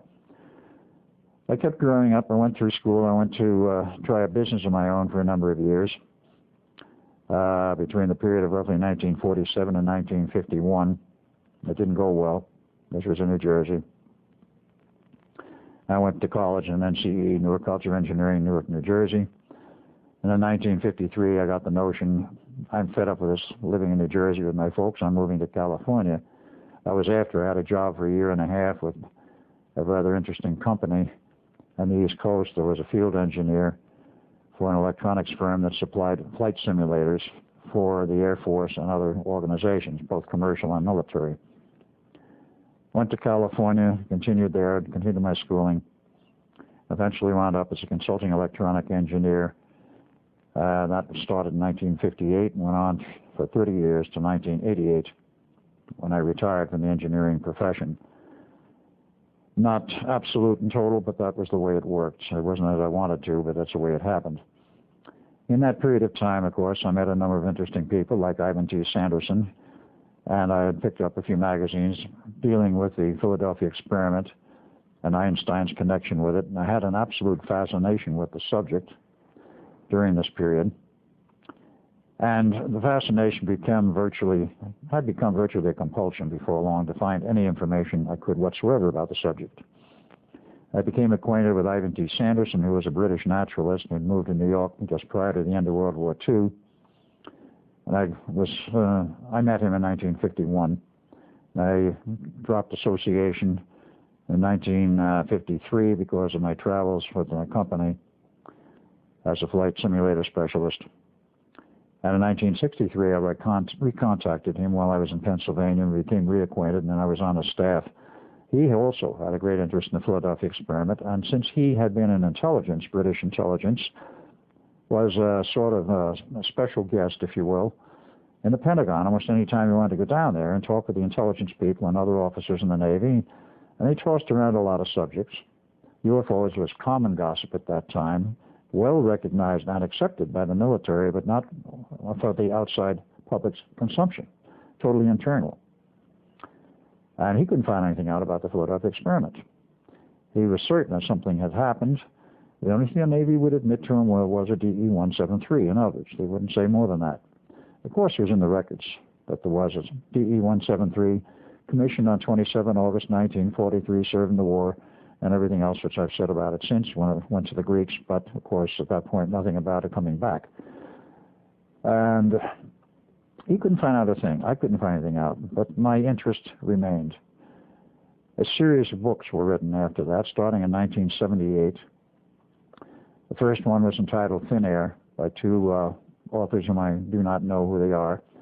It was a fiction story, basically, but the background information they gave regarding the Philadelphia experiment was quite accurate, speaking in retrospect. They mentioned the man who was a scientist who gave them all the information to write the book, a man they called Dr. Reno, R-E-N-O. No connection with Janet Reno. And described the house and the fact that he loved cats, and the place was a total dismayed wreck, all of which was absolutely correct fact.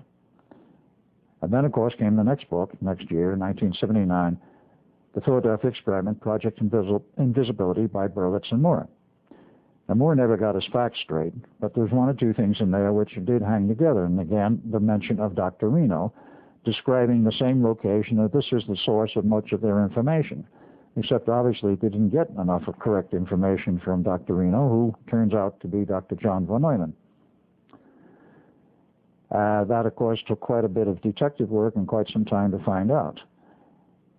Well, I went on my merry way, and in I was a member, of course, since this is of importance, of the USPA, United States Psychotronics Association, originally in its founding year in 1975 called the U.S. Radionics Association, but it changed it the next year because of the connotation of radionics and the somewhat bad taste it had in the mouth of scientists and some other people. They renamed it the Psychotronics Association.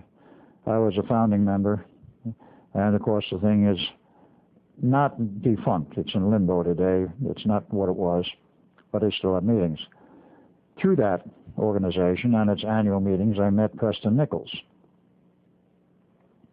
And Preston Nichols at that time, this was 1981, was probably still involved in the Montauk project, of which I had no recall at the point of time I'm referring to. And sometime later, it was actually 83 I met him, not 81. And in 85, he was at another conference and meeting for the USPA, in which he brought a new assistant called Duncan Cameron. I knew nothing about Duncan at that point because I was still, shall I say, heavily under the weather of a very heavy brainwashing, both for the Philadelphia experiment and my involvement in the Montauk project. And I might add, for many other projects. Well, I saw Preston there. He gave a paper in 85, and Duncan was part of that presentation. And I saw a person I considered a psychic sensitive. I had a sort of feeling of kinship to him. I cornered him one day in the cafeteria of this facility where they're holding the meeting, which was in Dayton, Ohio. And we talked for about 2.5 hours. About halfway through this, I got this strange feeling in the pit of my stomach. I knew this guy from someplace. So I finally asked him, I says, Duncan, do you have any feeling, any idea that possibly you know me from somewhere? He said, yes. I says, I do. I says, from where? He says, I have no idea. And I said, I got the same feeling. I also have no idea where it's from. Before the meeting broke up and we left, Preston had invited me to come visit him sometime at his lab facility on Long Island. Now, this meeting was held in July of 1985. And I availed myself of his invite in August of '85, Duncan Cameron, saying he would put me up at his house on Long Island, which is fairly close to where Preston lives.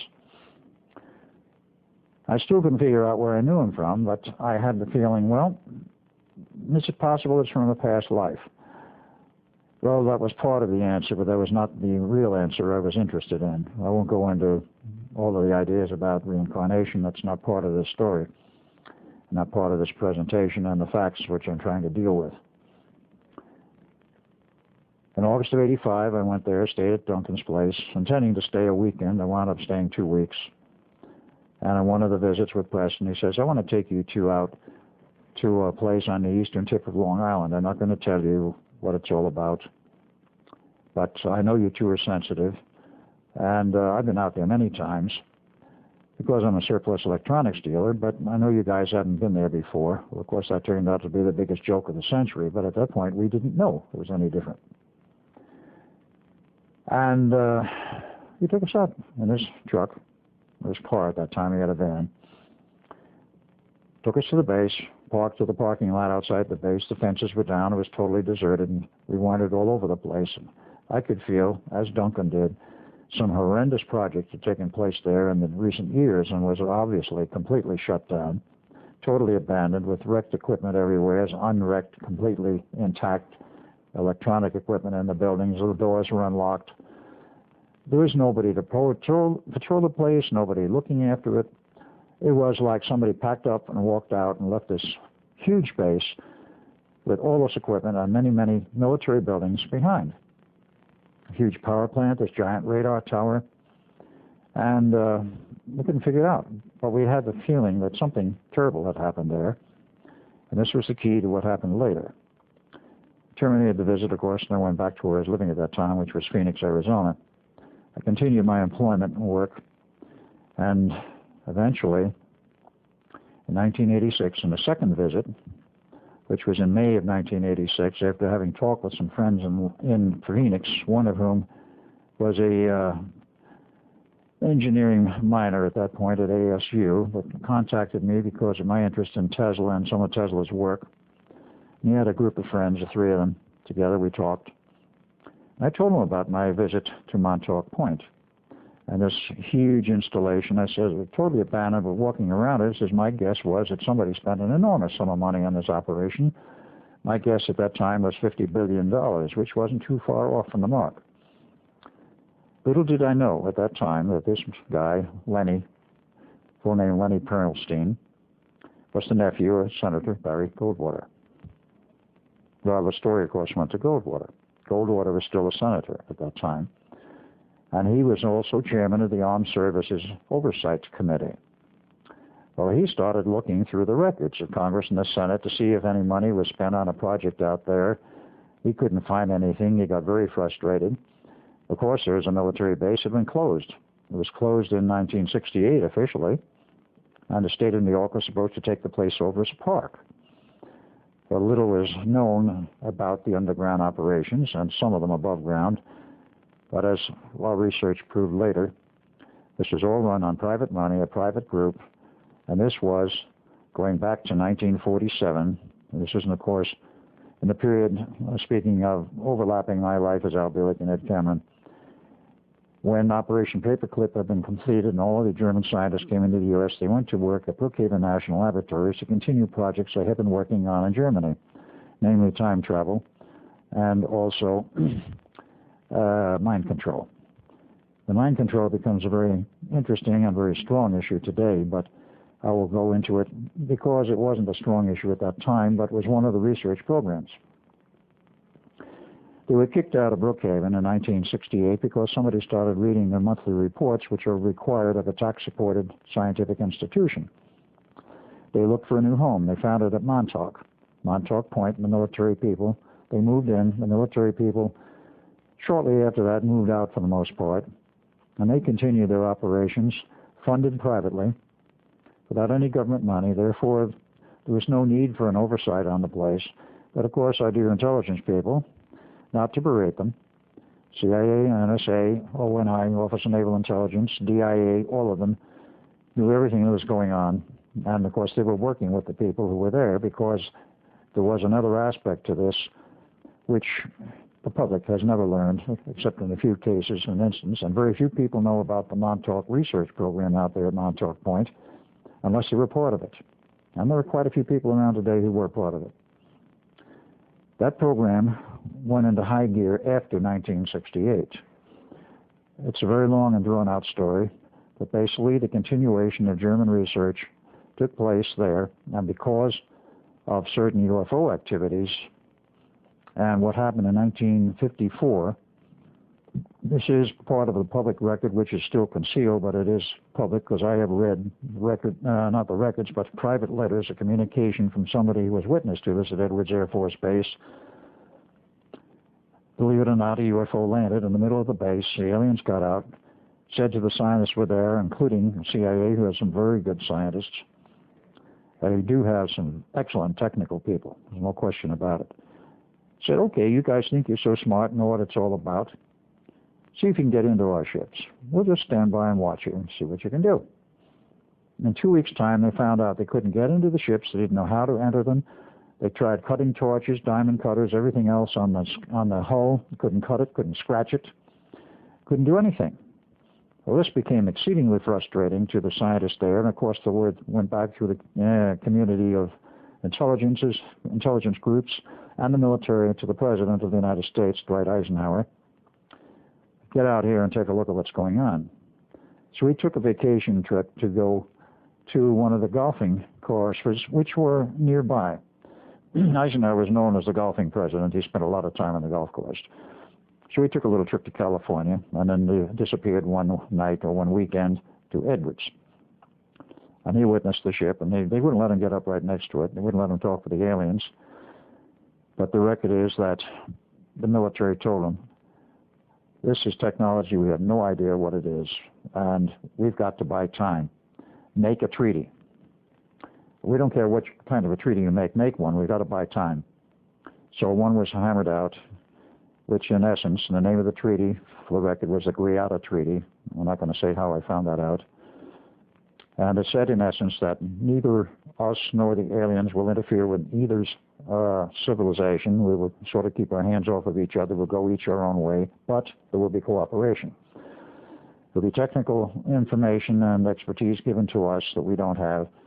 They wanted us to provide underground bases and medical expertise to help them with the problem they had, which they said was that we have serious problems. Our race is degenerating. We need to create a new line of bodies. That was the story. Many people have reported this since and have discussed it. And many underground bases were built over a period of time, starting in 1959. Because of this treaty, and this is the aspect that's important, when the Montauk operation took place, that is the secret part of it after the military was removed and the German scientists and others that were not German moved in, there was government oversight in the sense of the direction of the projects and the cooperation that was ongoing and was to continue. And this was what they told these technical directors, says, you will have to learn to work with aliens. They will be part of this project. And they will be cooperating with you to help develop certain technical aspects. And that, of course, is what did happen. I worked at Montauk as Al Bielek, but before I get into that, I want to go into the rest of the story as to what happened to me as I grew up. In the life of Al Bielek, in the process of growing up, many things I have not covered and perhaps would be of interest, more in the sense of my personal life.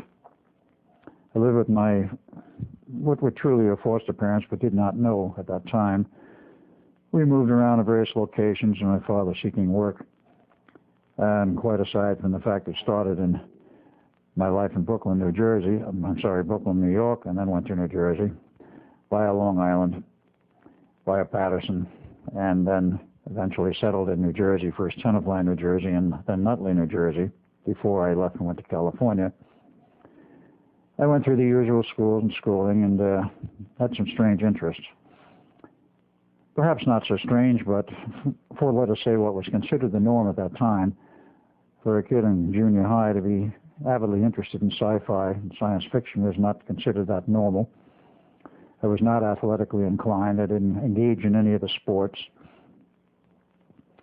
And didn't really have much in the way of girlfriends. I was academic and even had earned the dubious title of being a walking dictionary when I was in junior high, which perhaps proved to be true later. And had the usual amount of scuffs and scrapes with people who wanted to beat on me and this sort of thing, all process of growing up.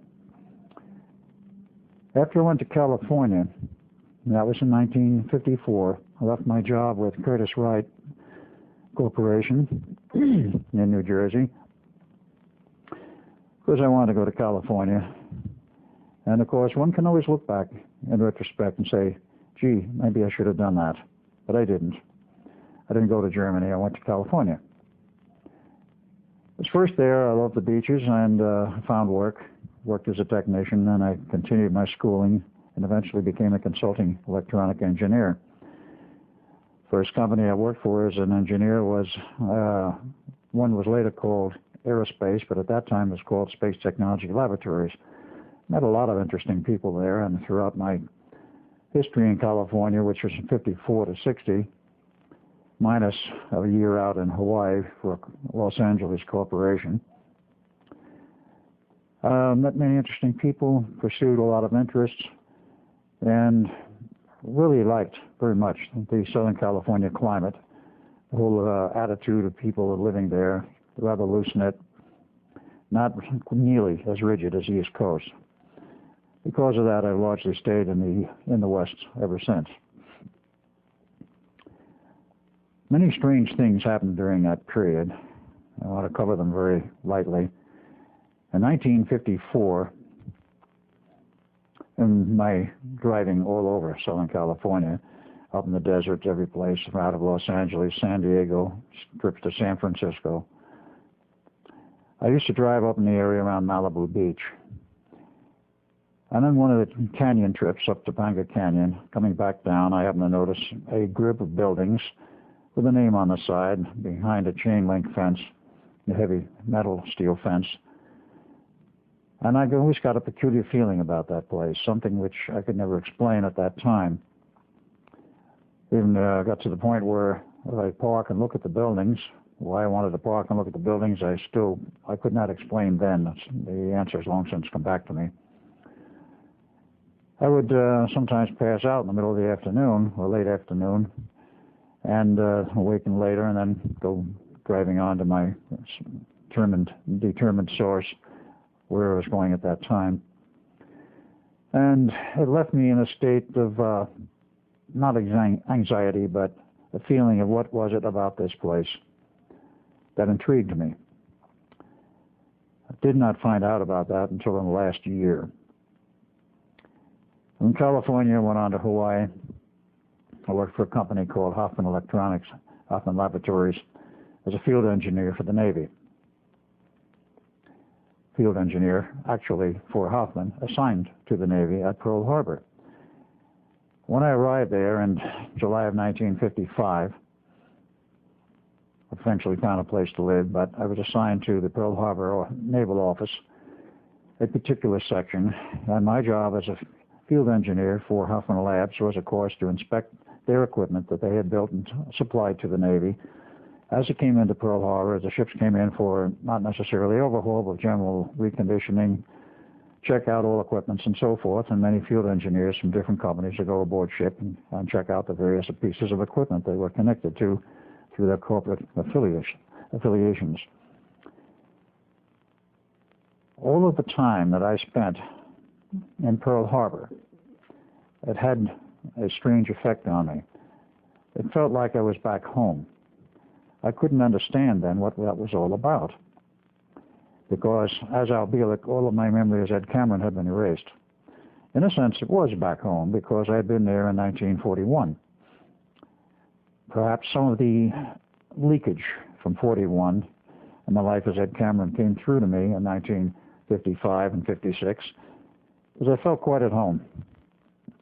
And I liked walking down the piers and all of this whole area devoted to the ships, and during my assignments, which were literally to inspect Hoffman's equipment aboard ship, make my reports and all of that.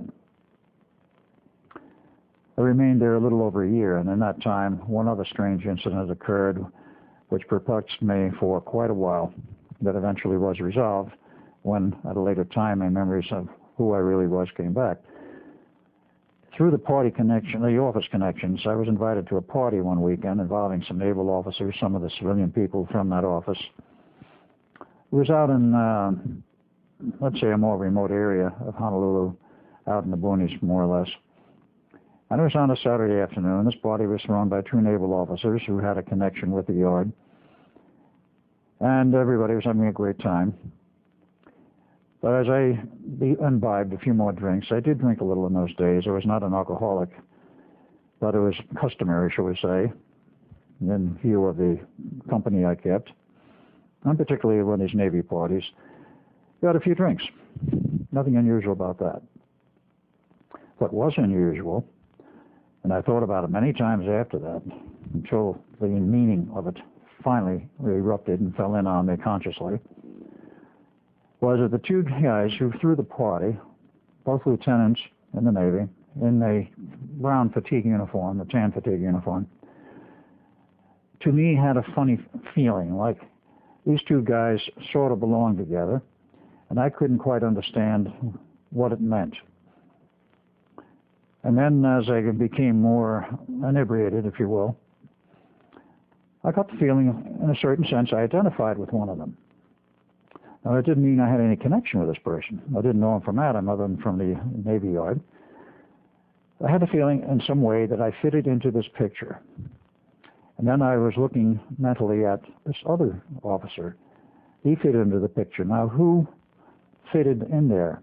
I could never answer that question at that time as to what the other person portrayed, what the other person meant to me.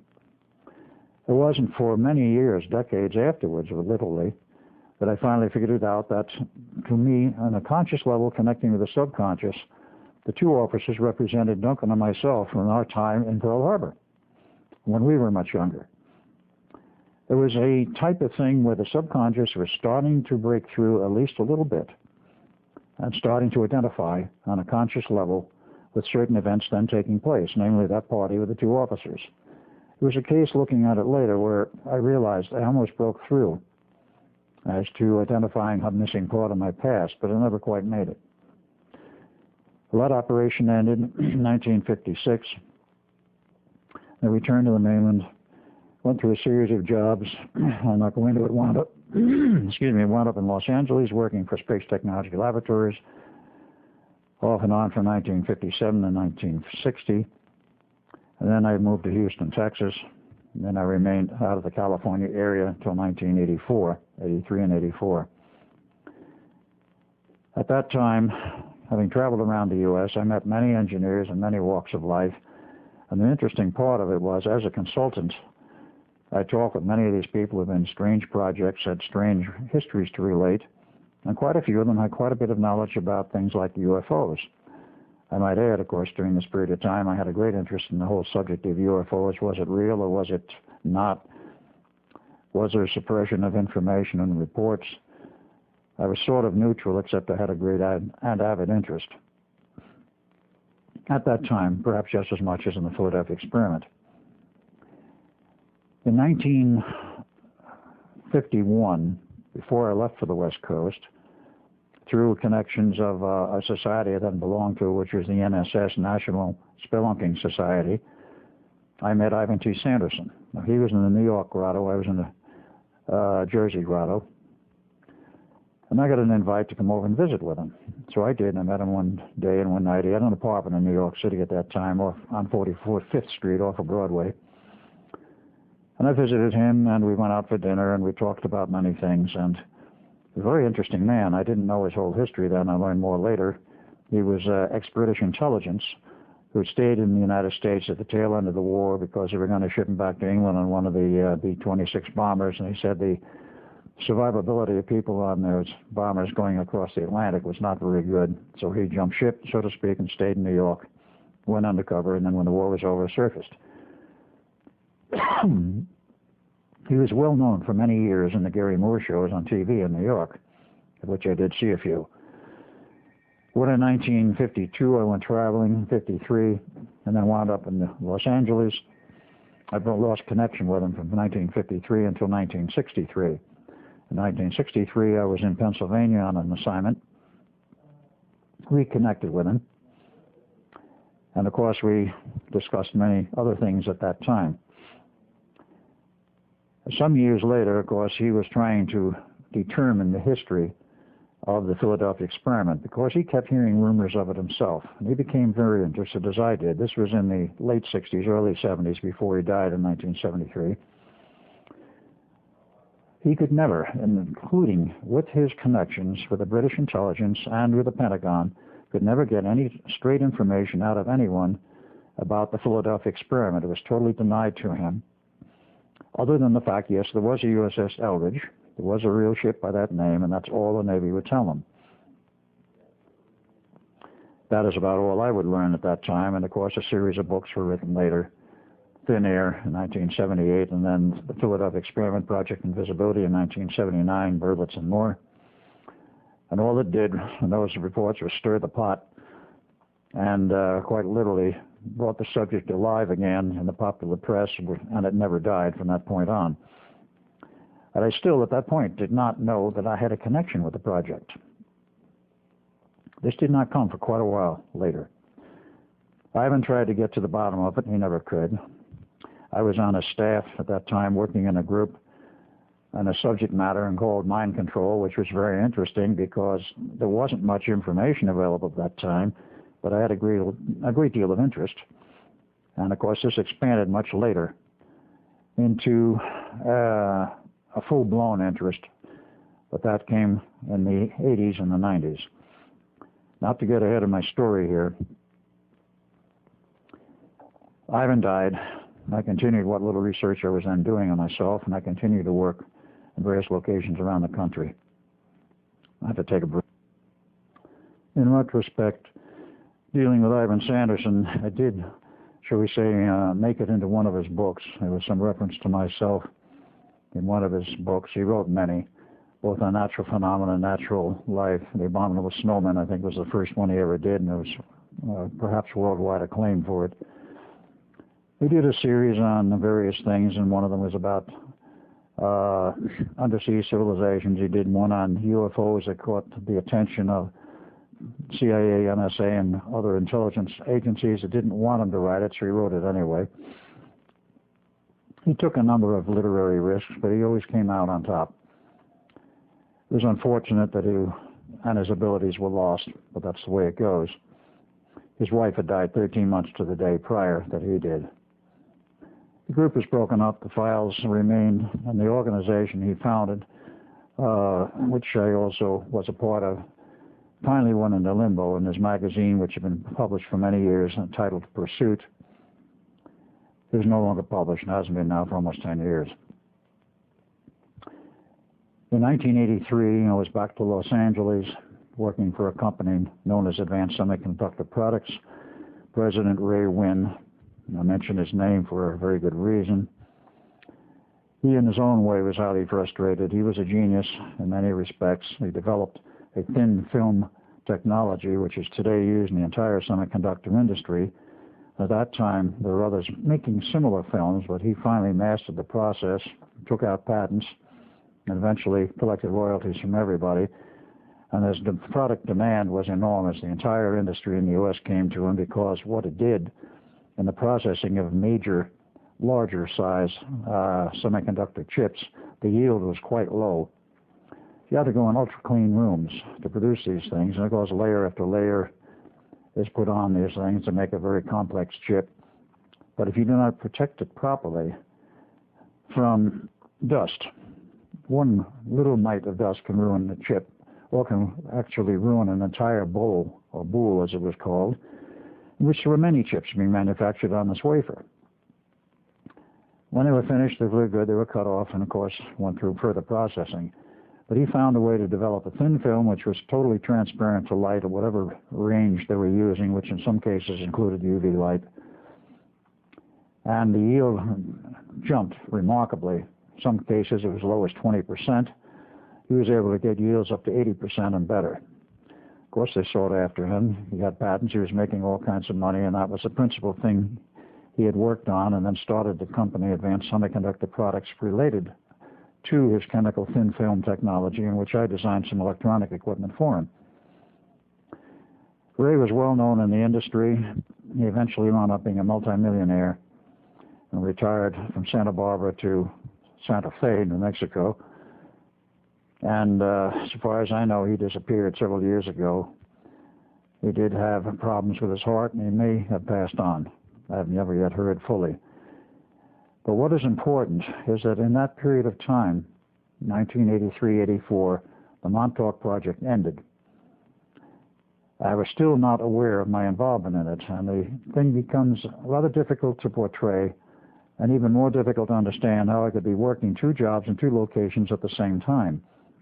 I was working as an engineer in Los Angeles, 83-84, and prior to that, from 76 on, the whole period during which I was involved with the Montauk project.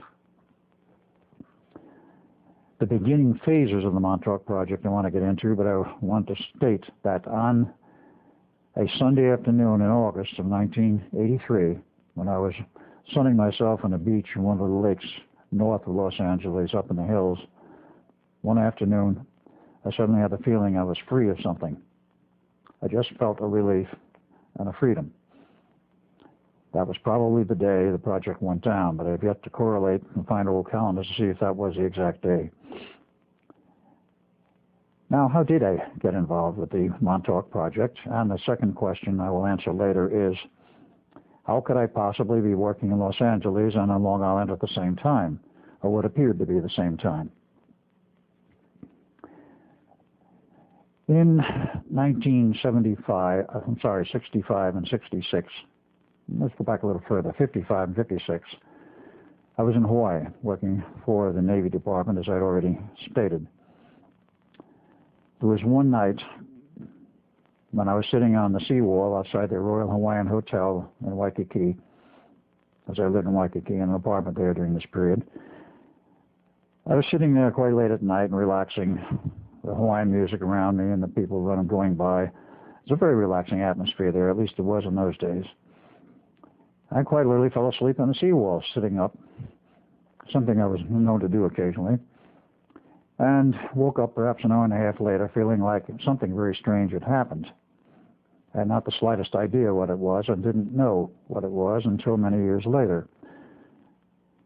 That was the point, as I determined after I recovered my memories of Montauk, which started in 1986. That was the point at which I was inducted into the Montauk project. The man who was a station master, and I'm referring to the Montauk Air Force Station operations, which became what we call the Montauk project, started up approximately in 1968 with the advent of the German scientists moving out there, and then later incorporating the services of various extraterrestrial groups, all of which I had to work with. But I did not become involved with the project myself until 1976, and that was when it became more or less official and went online. Online then meant, of course, a lot of breaks in the process, a lot of further engineering to make the time tunnel system work properly. But my first recollection of the involvement in the project, and this took place from 1956 up to 1976, was being in the office of the station master, a man by the name of Jack Pruitt. Pruitt is known somewhat through the industry, more perhaps the banking industry than anything else, because knowing his son and having met him and talked with him several times, he still lives in the New York, Long Island area. He didn't know that his father was a station master of the project, but we've later proved it. He had me in his office, questioning me, and a series of events preceded that involving certain bars on the island of Waikiki and meeting people whom I didn't know who they were, who would disappear. And later on I worked with that same individual because he was very dogging me to find out if I was the person that Jack was looking for. So I found myself in his office, And of course, he's asking me about my history, what I've done, what I was doing as, excuse me, what I was doing as an engineer. I have an understanding, you have an interest in UFOs. Oh, yes, I do. I wasn't perhaps that overtly direct about it at that point. He says, well, if you have an interest in it, how would you like to see one? Oh, I became quite interested at that point, so he took me into one of the underground facilities at Montauk. And I might add at this point, you not only have the surface facility, the buildings and the tower and all of this, which can be seen readily, but now sealed off, but then open, was a complete underground labyrinth of 6 levels, and adjacent to and a part of these 6 levels of underground, which were built by the U.S. Army Corps of Engineers between the beginning of the century and the major construction began in 1928 and 1933, as I've seen the blueprints. They built a huge underground facility which overlapped into an underground cavern system. There's very extensive underground caverns under Long Island. And they are, in a sense, part of the Montauk project. And the Montauk project can be accessed through the underground tunnels if you know where to enter. But he took me into one of the underground chambers, one of the underground rooms. This one was a natural one. And there was sitting a very large gold-colored UFO, approximately 60 feet in diameter, sitting on a tripod, literally barely making it fitting in this room. The question was, how did it get there? Well, he didn't answer that question for me at that time. But it was there and it was trapped and it was obvious it would never get out. So he asked me a question, well, how would you like to work on this? Well, the bait had been thrown and I'd been hooked. And of course I said, yes, I'd like to work on this. So I became a part of the Montauk project. I might point out that every one of the people who worked at Montauk, in essence, were volunteers. And there were no salaries paid to any of these people who volunteered. And those military personnel who were still involved with the project were TDY, temporary duty, paid out of whatever their normal billet was, so that no monetary exchange in terms of government money was ever recorded directly connectable to Montauk. They maintained a high degree of secrecy and were very successful at it. I spent literally most of my time from 1976 to 1983 in the underground at Montauk. Now, how could I do this when at the same time I was an engineer working on the outside? There were 2 aspects of this. One is more readily explainable than the other. Aspect number 1 was, as I found out in later research, I knew then, and I didn't at that time in 1976 know about it. I only knew that I went on an underground railroad system which connected Los Angeles to Newark, New Jersey, and then the interchange system at Newark went on out under New York to Long Island with 2 stops. One was at the EIL Corporation Complex in Farmingdale, Long Island, and the last stop was at Montauk Point. This underground rail system, which has been testified to by Phil Schneider before he died, as he said he personally worked on constructing it, is a very strange, basically alien technology design rail system which does not have any rails. We call it a rail system for convenience. It's actually magnetic levitation. Operates at extremely high speed, and the tunnels bored 14 feet in diameter. Between New York and Los Angeles, you can make that trip in 2 hours. That's faster than any aircraft other than supersonic, which do not fly over the U.S. by law. And I did ride that thing fairly regularly. There are points of entrance. I remember some of them, but not most of them.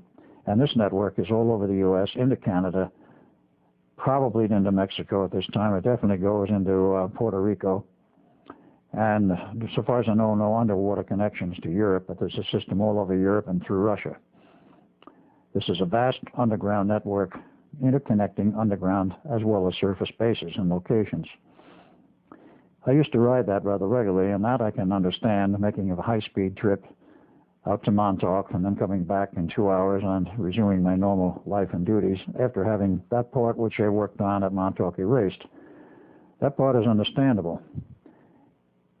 The other aspect, which is not so understandable, is how I could spend so many years out there working on these projects, overlapping the time when I was also an engineer working on the outside in normal civilian or semi-government operations. To explain this more fully, and I'm sure it will not sit too well with some of the people listening with this, but I'll have to tell it the way I know it. What the German scientists were working on at Montauk, and with alien help, finally were able to perfect, was a time tunnel. We call it a tunnel for a reason, because in the later aspects, not the earliest research, it was underground, involved a series of special antennas which produced with some very complex electronics a portal, an artificial portal in the rock wall, which when it was fully operational, looked like an open tunnel, was illuminated for reasons I do not understand, and the electronics, the computers, and the persons working this would set it up to be able to go to any physical location on this planet from Montauk Point. It would literally transport you from point A to point B instantaneously, or almost instantaneously. Not absolute instantaneity, but within a second or two. And maintain, if you wanted, the same time frame as we were working in at that time, or shift time reference, past or future. When they finally got these tunnels working, and working satisfactorily, of course, they could pick a person up, move them where they want, pull them across the country, pull them from another country, put them in another project, and then return them.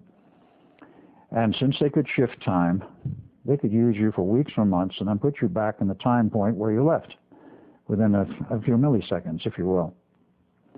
This automatically erases the memories without any effort on their part, because the subconscious mind will reject, and the conscious mind working with it will reject the idea that you may have worked for months on a project where only a fraction of a second has expired in your alleged real-time reality. At this point, one must wonder, how can this happen? And one also has to look at a larger picture. Albert Einstein, going back for a moment to the Philadelphia experiment era, had created in 1929 the unified field theory. On his public record, he offered it. Lord Russell of England read it, and he said, there's things in here which literally are too far advanced for humanity at this time. He said, I suggest, speaking to Einstein, that you withdraw this and say it has errors or whatever you want to do, but just withdraw it. And Einstein did. It's not well known that it was offered and then withdrawn, but the public record says that it was never completed. They kept saying he found errors and so forth. The facts are that in 1938 the unified field theory was completed, but it was classified and is still classified to this day. It became part of the theoretical background for the Philadelphia experiment. But it also, in the process of looking at this and other things, as I did, one has to understand that there are multiple realities. Physically, we only know this one. And we work in it, we live in it, and so forth. But as some of the mathematics of various people show, not only Hilbert, but also a well-known mathematician scientist from Stanford, SRI, Dr. Tiller, has pointed out that there are multiple parallel realities and we can be part of any one of them, and it is possible to shift. And of course what he pointed out was we are in what, let us say for reference, we are in number one. Whether or not we are in number one is another matter. We are in a reality which we accept and we know, and we do not know of or sense these parallel realities. Part of the work at Montauk was to access these parallel realities and also to manipulate time in such a manner that it becomes virtually impossible to know what your reality is that you're in when you're working at Montauk or on a Montauk-type project. And it may be totally skewed from the reality which I, speaking to you through this camera, and other people perhaps watching this know. And as Al Bielek, the engineer, knew. You get to the point, finally, what is reality? What do we really know about it? The function of Montauk was to explore, their official charter said their function was to explore all aspects of reality, physics, and whatever else they could find, and time. And of course, reports were made on a regular basis. Where they all went, we don't know. But I spent many years there on that project. I got off the UFO project after a while. I was involved in several other projects, including some of the time tunnel project, which involved travel to other locations. And I will fill you in on a little of this. One of the other projects involved, of course, what I will report on openly is the Montauk Boys. Now, what was the Montauk Boys Project? It started officially about 1976. There was a lot of precursor work in which I will have to go into a great deal of history, because this all involves mind manipulation and mind control. The project formally started at Montauk, and I'm talking about that aspect dealing with the boys, males, who were under mind control manipulation. The overall project heading, which covered both this aspect and the older cult techniques for females, is Project Montauk. Project Montauk, briefly, was a name given to the whole area involving mind manipulation and mind control. The old cult techniques going back thousands of years were used on females, taking them basically from families who had known at least 3 generations of child abuse, sexual child abuse, and these females would be preconditioned, if you will, for the training they would receive to split their mind further and set them up to be sex slaves or whatever else they wanted them for. These were mind control female slaves, and they would last a certain number of years. Kathy O'Brien, in her book, The Transformation of America, is one outstanding example of this type of thing using the older techniques. The newer techniques were physical at first, then electronic, but involved primarily the use of boys because of the chakra setup in the human body of the male. It is not identical to that of the female. The polarities are reversed. Therefore, it became easier to work on males. The object was to see if they could produce a complete set of mind-controlled, subconsciously implanted, and externally triggered on demand at the time that they wanted, a person who was totally programmed to do something, but this person obviously would know nothing about it, and would live a normal life, or what appeared to be a normal life, and could be at a later time utilized for some project, whether it's government-sponsored or not, didn't matter. Whoever had the controls, had the reins on these individuals, the handlers, if you will, working for whomever they worked for, would be able to trigger these programmed people to do whatever they wanted them to do at some future time. Being in this project for a number of years, I asked questions. I never got many answers. What did they want them for? I never got an answer. But of course, looking at current history as well as of recent, let's say, 10 years, it became fairly obvious. There's a lot of assassinations. There's a lot of killings in the schoolyard, which are all basically all Montauk Boy projects, where they were controlled to create the killing and the situation, which is, of course, forced the desire for further gun control. This is one aspect of the whole situation. Other things that can be used for, of course, are assassins, agitators, create fires, create riots. If you use your imagination, literally anything possible in the gamut of riots, subversion of normal society, spies, in your imagination, you would probably be able to name virtually anything that these boys could be set up for. At this point, we'll take a slight break, and we'll continue with what is a Montauk Boy and how are these programs done.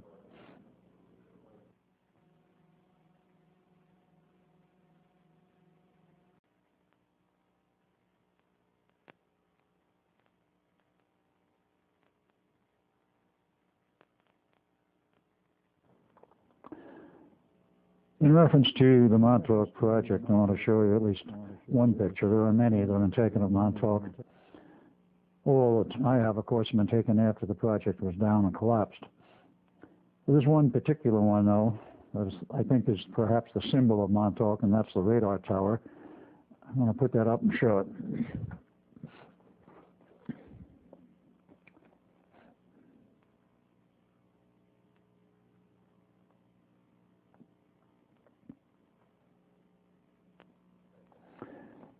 This picture is significant because the radar tower was built in the late 40s, early 50s, as part of the early SAGE radar warning system, which was perfected engineering-wise at Montauk and then being used, but that was part of the SAGE system. And it's become, you might say, a symbol of Montauk. Some people say Montauk doesn't exist. They don't know what they're talking about because the whole physical structure is still there. The underground has been sealed off since. What are we talking about when we say a Montauk boy? That is an appellation, a term we coined, meaning a young boy. I do not mean a young adult. It's actually around the age of puberty, though of course this has been ongoing since '76, who has been run through the program to be literally programmed. The selection is, of course, around the age of puberty, and it's a nickname we've put on them because they've been programmed and went through Montauk.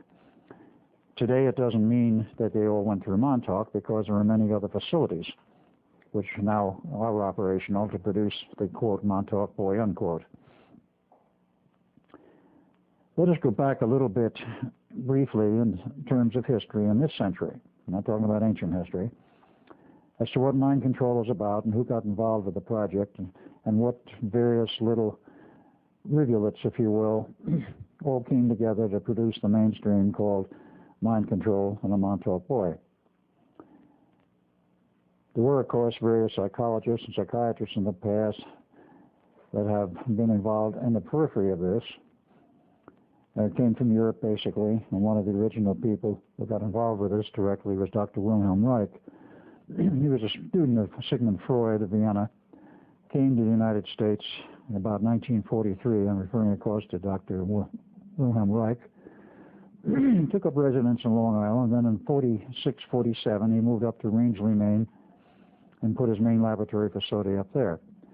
In 1947, he was offered and accepted a contract with the CIA, newly formed, which basically was related to finding a function as to how can a person be deprogrammed. This was the way the contract read. How can the person be deprogrammed, and also can you increase the psychic abilities of young people who already exhibit such abilities? Reich signed the contract. It was a 5-year-long contract. And about halfway through it, he realized that this wasn't all that the CIA wanted, and they had misrepresented to him, because what they really wanted was a means for programming as well as deprogramming. One is the opposite side of the coin of the other. And yes, they definitely did want to find ways to make psychics more psychic. That perhaps was part of the same program. Actually, it became separate. Reich went through about 2.5 years of this at Rangeley, and then he decided he wasn't going to give the CIA the notes which he was generating. So he falsified the records about the last 2.5 years, but this was not known to the CIA at that time. In 1952, he says, I'm not renewing the contract. I've done my work, and this is it, and I'm going to do other things on my own after that. Well, at that point, the CIA didn't know, and of course NSA was directly involved with this also, that perhaps the records had been falsified.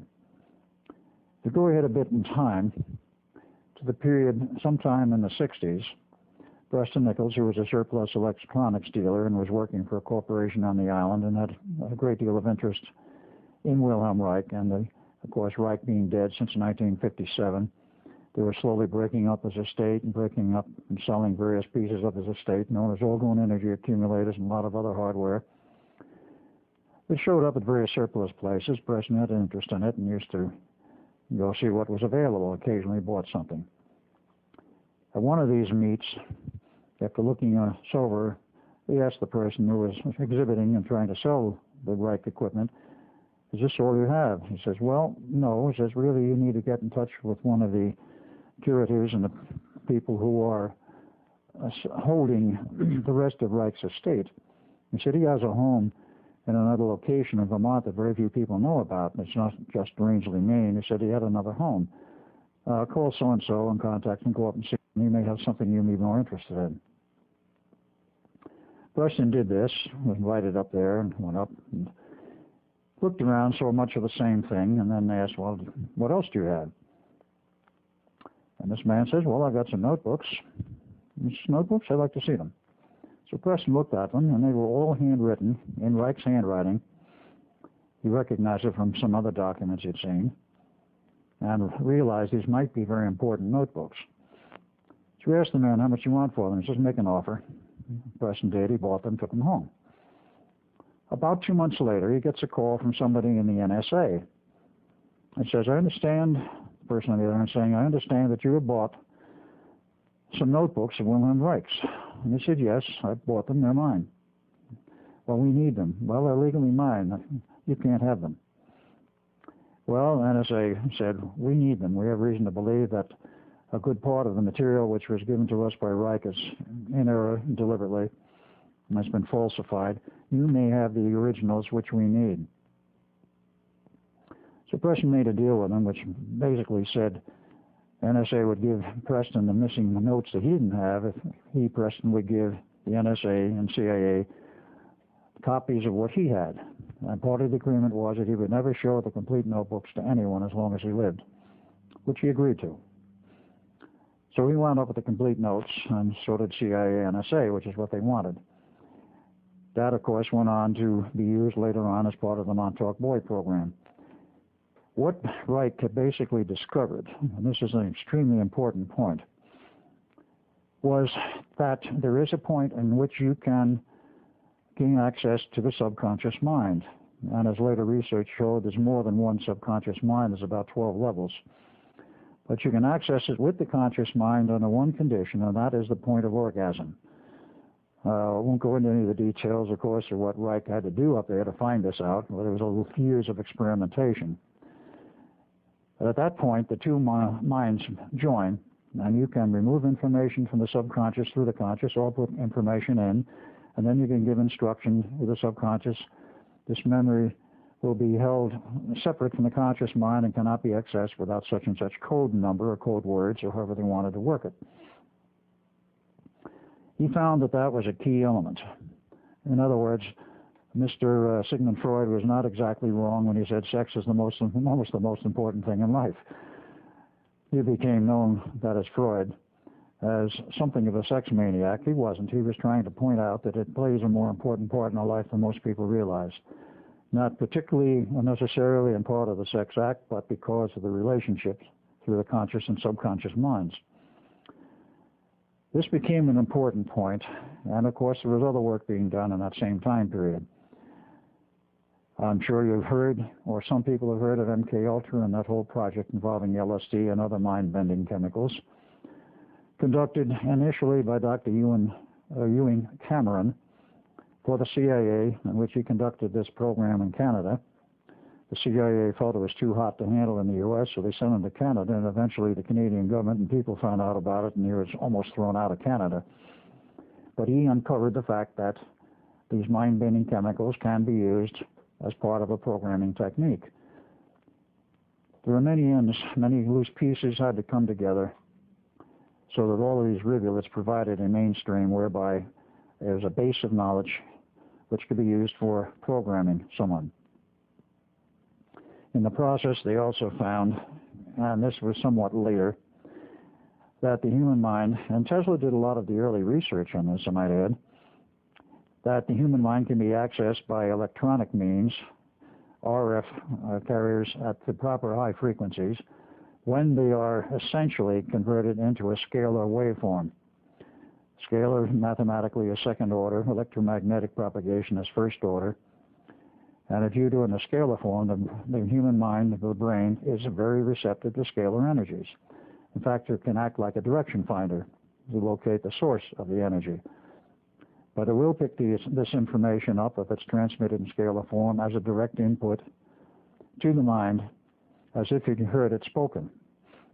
Now, this became very important as part of the project for the Montauk Boys in the final stages of programming. All of these ideas came together, and they tried in the earliest phases, around 1975-76, to program these boys in a very physical way. I don't want to go into gross details, but basically you had to make a physical connection between two males. The programmer was a male, and the typical and primary programmer in the early days was my brother Duncan. He got hold into this project, as did Preston Nichols. Preston Nichols set up the programming, and he will admit it today openly, so I'm not afraid to say it. But he set up the programming for the Montauk Boys program and the techniques involved in programming. And Preston had to use Duncan and some others in the earlier phases of the programming. Now, there are some peculiarities of the human nervous system. I don't know how many people have seen Gray's Anatomy or books like that and show the whole setup of the nervous system, which does not show and include, of course, the setup of the chakras in the human body, the energy chakras, which are semi-physical. There are 8 chakras. Yogis teach 7. They're in error. There's 8. The 8th one is the crown chakra over the head. But they are in opposing pairs, a polarity. Number 1 chakra, the base, if you say, and call it arbitrarily, positive. The second one is negative, positive, negative, and so forth, until you get to the top of the 8th chakra, which will be, quote, negative, whatever that means. I'm just doing this for the purpose of showing there's an opposition of polarity. Because the first chakra in the male is a sex chakra, it becomes easily manipulable. In the female, the whole polarity is reversed. Females could not be used in the techniques used for the Montauk boys, not until very much later.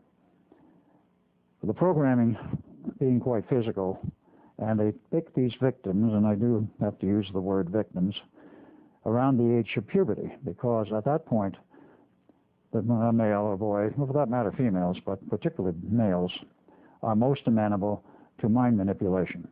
After the age of about 17, people start, particularly males, to get a mindset, and it becomes much more difficult to modify their mind and put in this mindset that they want, rather than the one which develops naturally, and bury all kinds of things in the subconscious. So typically, they're all chosen around puberty, which can be anywhere from the age 11 to 16, depending on when the person becomes sexually active. Puberty in the South is much earlier than in the North, and of course there are all kinds of personal variations, and a candidate who is sought out, of course this is one of the things they have to look at. They have to make sure that he's gone through the puberty period and that pubescence has already occurred. They select also on the basis of IQ, at least 100. They wanted somebody who's at least normal IQ.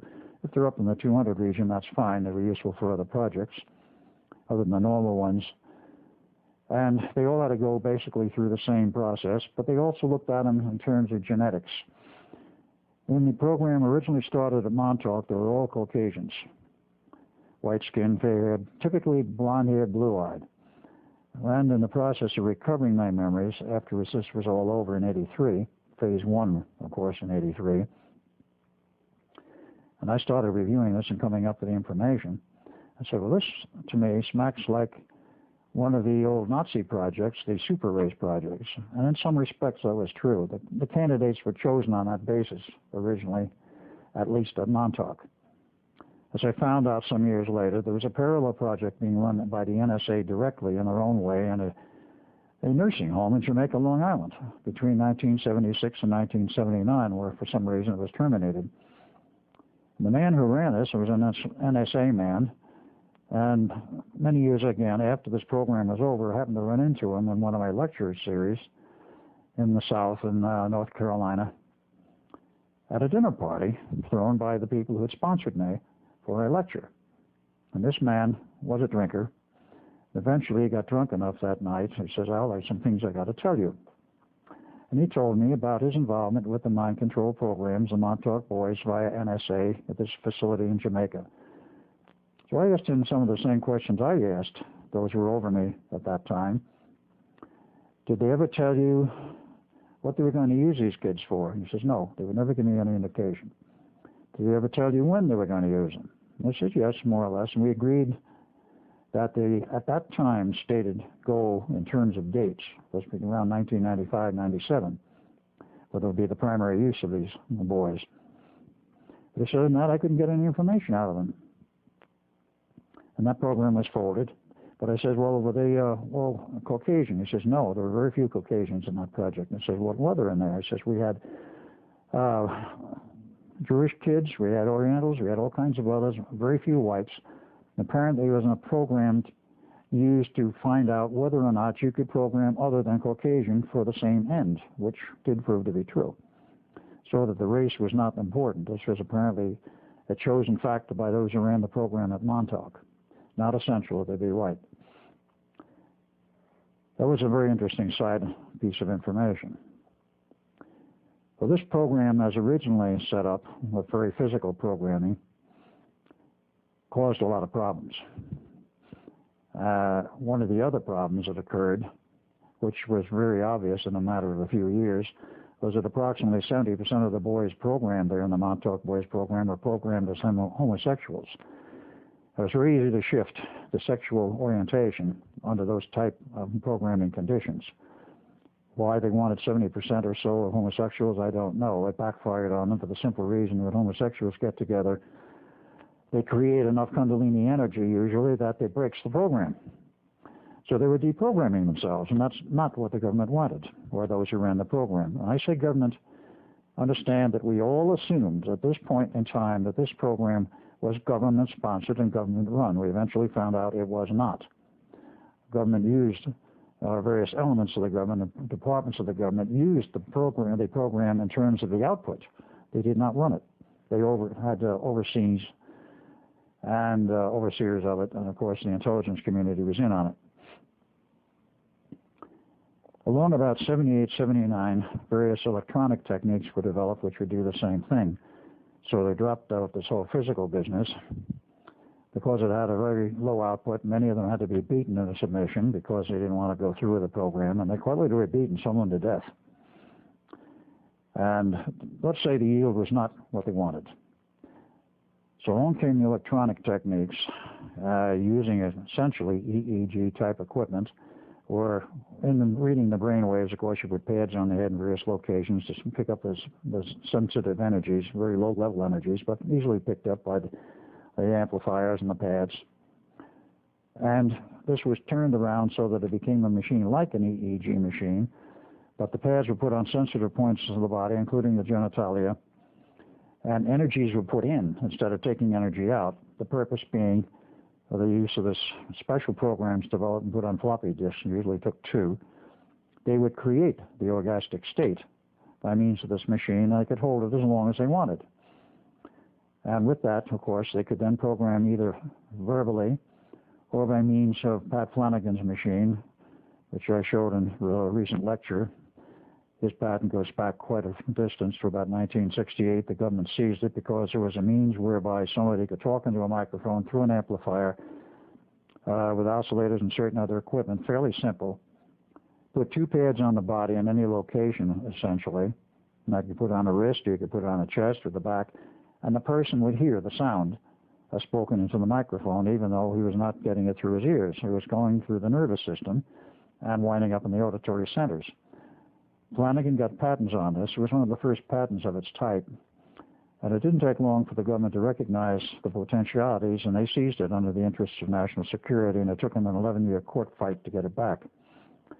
They gave it back and let it be released into the normal stream when they found something better, is what it really comes down to.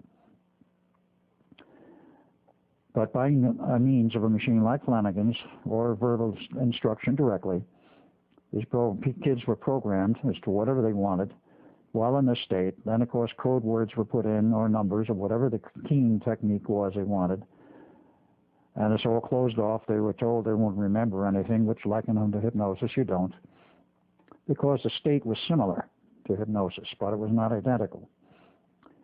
And they would be released and sent back to wherever they came from. All right, what kind of boys did they use? Where did they come from? And what was the implications of all of this in terms of, let's say, the reservoir of personnel required? Initially, the boys were taken almost off the streets of Long Island. Some of them came from rather prominent families. And quite literally were picked up physically, taken to the station, processed, and brought back.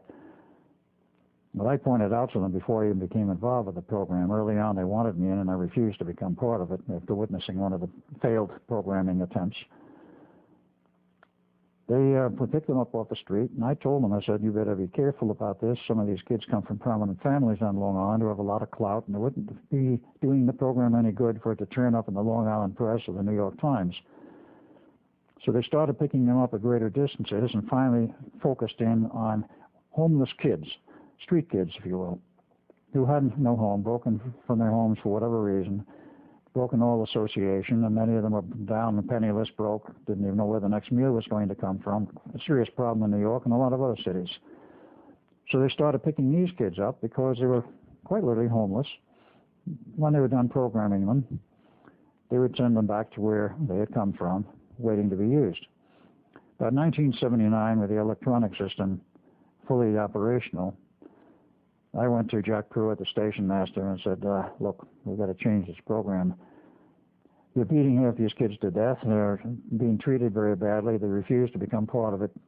Let's change this whole thing around. First of all, it can be done electronically now, so that cleans up that part of it. And secondly, instead of beating them into submission, offer them a carrot. Give them something. And he says, sounds good, but that's out of my reach. It's definitely out of my jurisdiction. You'll have to go higher up. I went up the line to the technical director, Dr. Herman C. Unterman, and others. Finally wound up someplace near the top with a man who I recognize today, but he is still alive, so I won't use his name, and told him what I proposed. And he says, I haven't got time for this.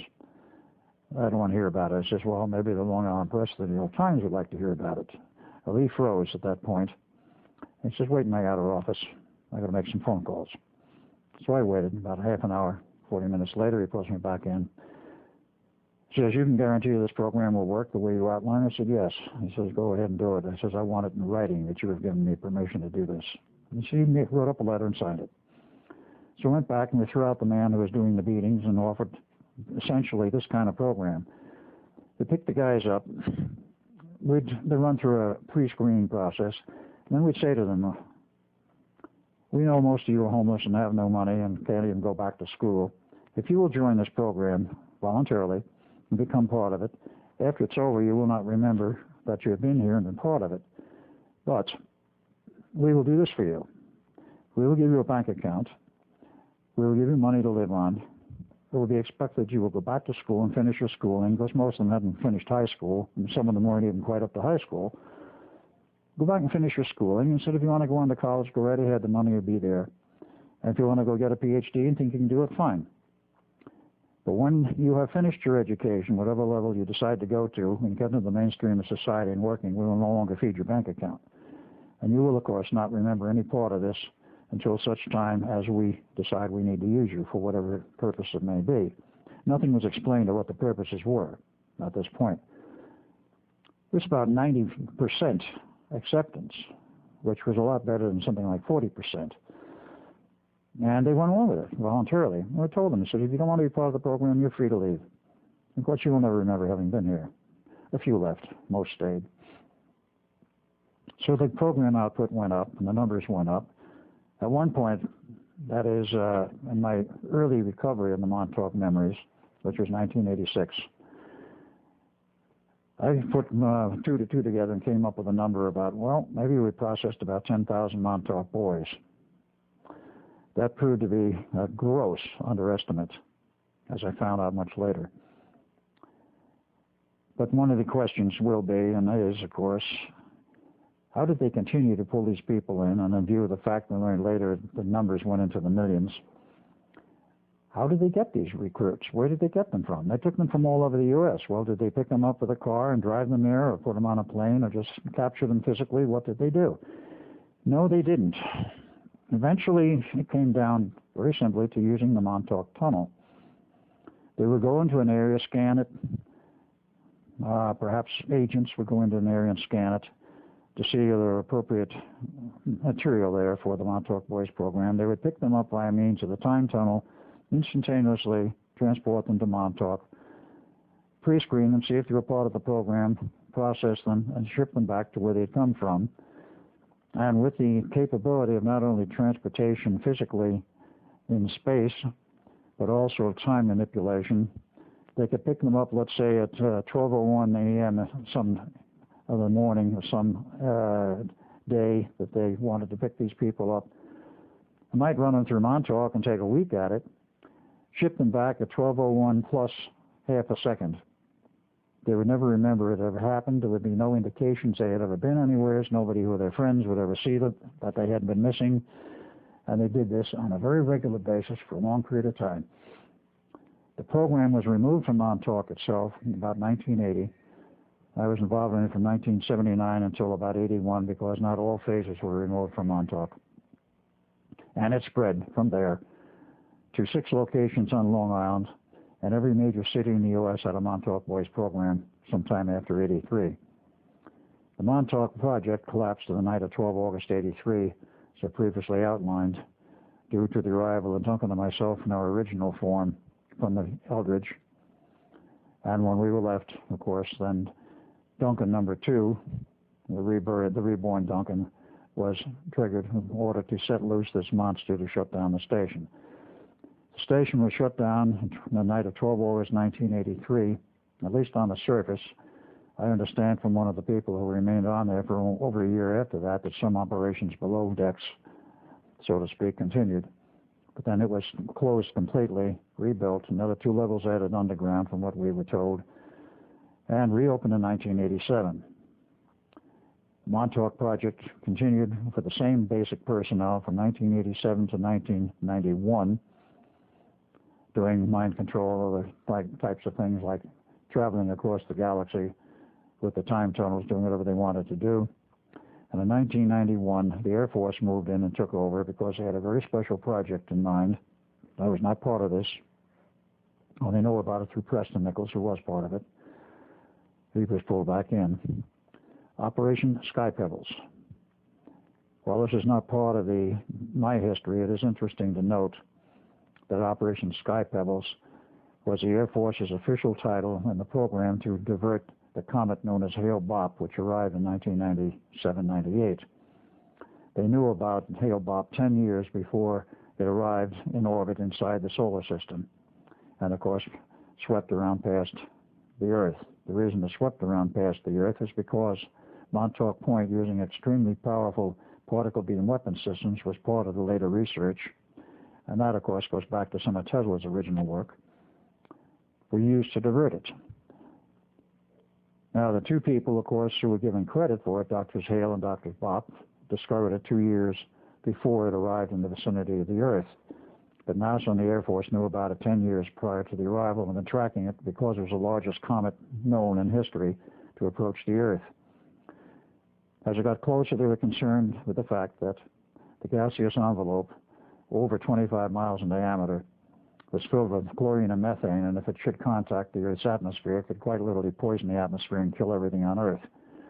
Or if the cometary body itself were to crash into even the ocean, the tidal waves and the disturbance could kill approximately, by estimate, half the world's population. Therefore, there was a great deal of effort in diverting this thing when they knew it was going to approach the Earth. They had to wait and see what the trajectory was. Well, the trajectory didn't remain the normal trajectory. There were 23 course corrections. Somebody was steering it straight into the Earth. And of course, it was eventually diverted. Preston was part of it, and he could tell his own story on this as how it happened. But it was diverted by a very wide distance, slightly ahead of the original mathematically plotted and computer-generated trajectory, and left a safe distance. After it was passed, it was hit again and broken into 6 pieces, which went on out into space. With the successful termination of that program, the Air Force moved out of Montauk in June of 1998 and abandoned the base. It wasn't abandoned for long. Again, I was not part of this, nor was Preston at this time. The Navy moved in and took over the base for their own operations from that point to this day. Exactly what they're doing, we don't know, other than the underwater and underground particle beam generating systems, which are very complex and require an enormous amount of power, are still used. But my involvement in Montauk ended on the night of August 12, 1983. I was told, actually, 3 days before that date, about 9 August, to go take a hike, take a vacation, get off the base. Duncan was diverted into another area of the base for the project, so there was no possibility that either I, as Al Bielek, or Duncan number 2 could possibly meet Duncan number 1 or Ed Cameron, myself, and cause a possible time paradox. So we were kept well apart. They were aware of this possibility and avoided the problem. After the station collapsed, of course, it was no longer used until such time as I indicated. But I was never again part of the Montauk project. Aside from the Montauk Boys Program, which expanded to every city in the U.S., major city, and as the Air Force later determined, sometime in 1997, 98, that it was a worldwide problem, though certainly of much less intensity and usage than in the U.S., because I went to Europe on my lecture series, and I also went to Australia. There were Montauk Boys there, but the numbers were very low. Before getting into some of the other aspects of Montauk, to close off on the subject of Montauk Boys, in 1993, I met a gentleman by the name of Phil Schneider, who was a retired, by his own choice, government geologist. He was at one of my lectures up in Seattle, but his home was in Portland, Oregon area. I told him about the Montauk Boys thing, and he became rather incensed. He said, "This to me smells of pedophilia." I said, "Well, perhaps you could say that in a manner of speaking." He says, "I want to look into it." He did. He went to the Portland Police Department, asked them about it, and they says, "Yes, we've heard of the program, and we would advise you it would be best for you not to poke your nose in business that doesn't concern you." They were quite telling him, "Go get lost and don't come back." He became quite upset about that, and he went to the FBI. The FBI, he went to the office, and he met one of the people who had been in the service there over 20 years, a senior FBI man, and discussed it with him. He said, "Yes, we know about the program." "Oh, you know about it?" "Yes." "What are you doing about it?" "Nothing." "Well, why aren't you?" "We can't." "And why not?" "Because our hands are tied." This is, let me give you a few statistics. And this is where I became very interested when he came back to me with these statistics. And this is common knowledge, if you know where to look. It's not suppressed. So every year in the United States, approximately 2 million kids disappear. And this has been ongoing for at least 20 years. We investigate, of course, where we can. Eventually, we find out what happened to at least 1 million of those kids within that year's period. Some of them are found and returned to their parents, but the other million, we never find anything out about whatever. It's just like a blank slate. We don't know where they went or what happened to them. This has been ongoing for some 20 years, essentially. Well, it doesn't take too much mathematics to figure 20 years times 1 million is 20 million kids have disappeared in 20 years approximately. Suppose half of them were picked up by the Montauk Boys Program. That's a very large, shall we say, a secret army under somebody's control. Well, I told that to Phil, and Phil said in the process of discussing it, he saw that possibility, but I went back to Preston, and when the first Montauk Boys programming site under Sag Harbor, Long Island, was broken into by the Air Force sometime in 1997 because of what Preston told them and the things we were doing there at that time, the Air Force got into it, and they closed the base. They got all the files and the records. Preston was allowed to see them. They had 30,000 dossiers from that one location alone with photos and the complete history of the Montauk Boy had been processed. The one came from as far away as Australia to be run through Sag Harbor. The personnel were all low-level personnel in strange gray uniforms with no rank, no bars indicating name, but strange red threads, epaulets or whatever it was on their shoulders. But the desk hardware was the most interesting. The desk pen and pencil sets all had a red rosy cross, a red rose on top of a golden cross, which could be the Rose Cross, it could be the Rosicrucian Order. We're not sure exactly what, because there are both. And further digging on part of Preston and myself indicated, so far as Preston was concerned, the Palatine monks were involved in this thing, and other groups, the Knights Malta, not the Knights Templar. And by implication, of course, the possibility of the Masonic Order. They're not making a statement the Masonic Order was involved, but there is an implication they could have been. Somebody at high level was running this thing. The religious orders were being used as a front. And as we finally learned, the government and the military had nothing to do with the operation of this program. And it was set up by the Germans. It was not being run by the German people as it went on in time.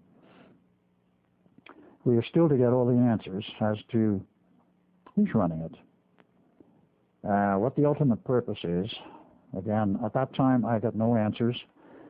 as to what the purpose was and what they'd be used for, but it's fairly obvious today because all you have to look around you, as I've already said, you can see the mayhem that has been created, and particularly in terms of the school shootings, where these kids act, in some cases, absolutely blankly, a blank mind, and then are snapped out of it later. Particularly the Conyers, Georgia incident, exactly 1 month after the Columbine operation, where the kid was shooting one quite randomly in the yard, hit no one. The assistant principal came out, told him, talked him into dropping the gun, putting it down, which he did, then came up and put his arms around him, and the kid snapped like that, jolted. Where am I? What's going on? He had absolutely no recollection of what he did. This is what has been going on in all of these cases of these school shootings. One has to look a little further and understand what the program is. And it's becoming quite obvious what the program is to those who look at it at all, particularly in the Columbine operation. This resulted in passing legislation on gun control, which had been stymied for a long period of time. And that operation was massive. I won't go into it because that's a totally different story, but it's one of many. This is only one aspect. Somebody is running a program to control the thrust of legislation. This is one possibility, and there's actually one reality. The Montauk boys can be used for a lot of other things. One can look around and one can see it. You might note that in the whole operation of these school shootings, whether it be Conyers, Columbine, or whatever, no one ever suggests that these kids have been under some form of mind control. This is a totally verboten subject. They will not approach it. They will not admit to it. They will not even consider it. This is one aspect of what I would like to get public.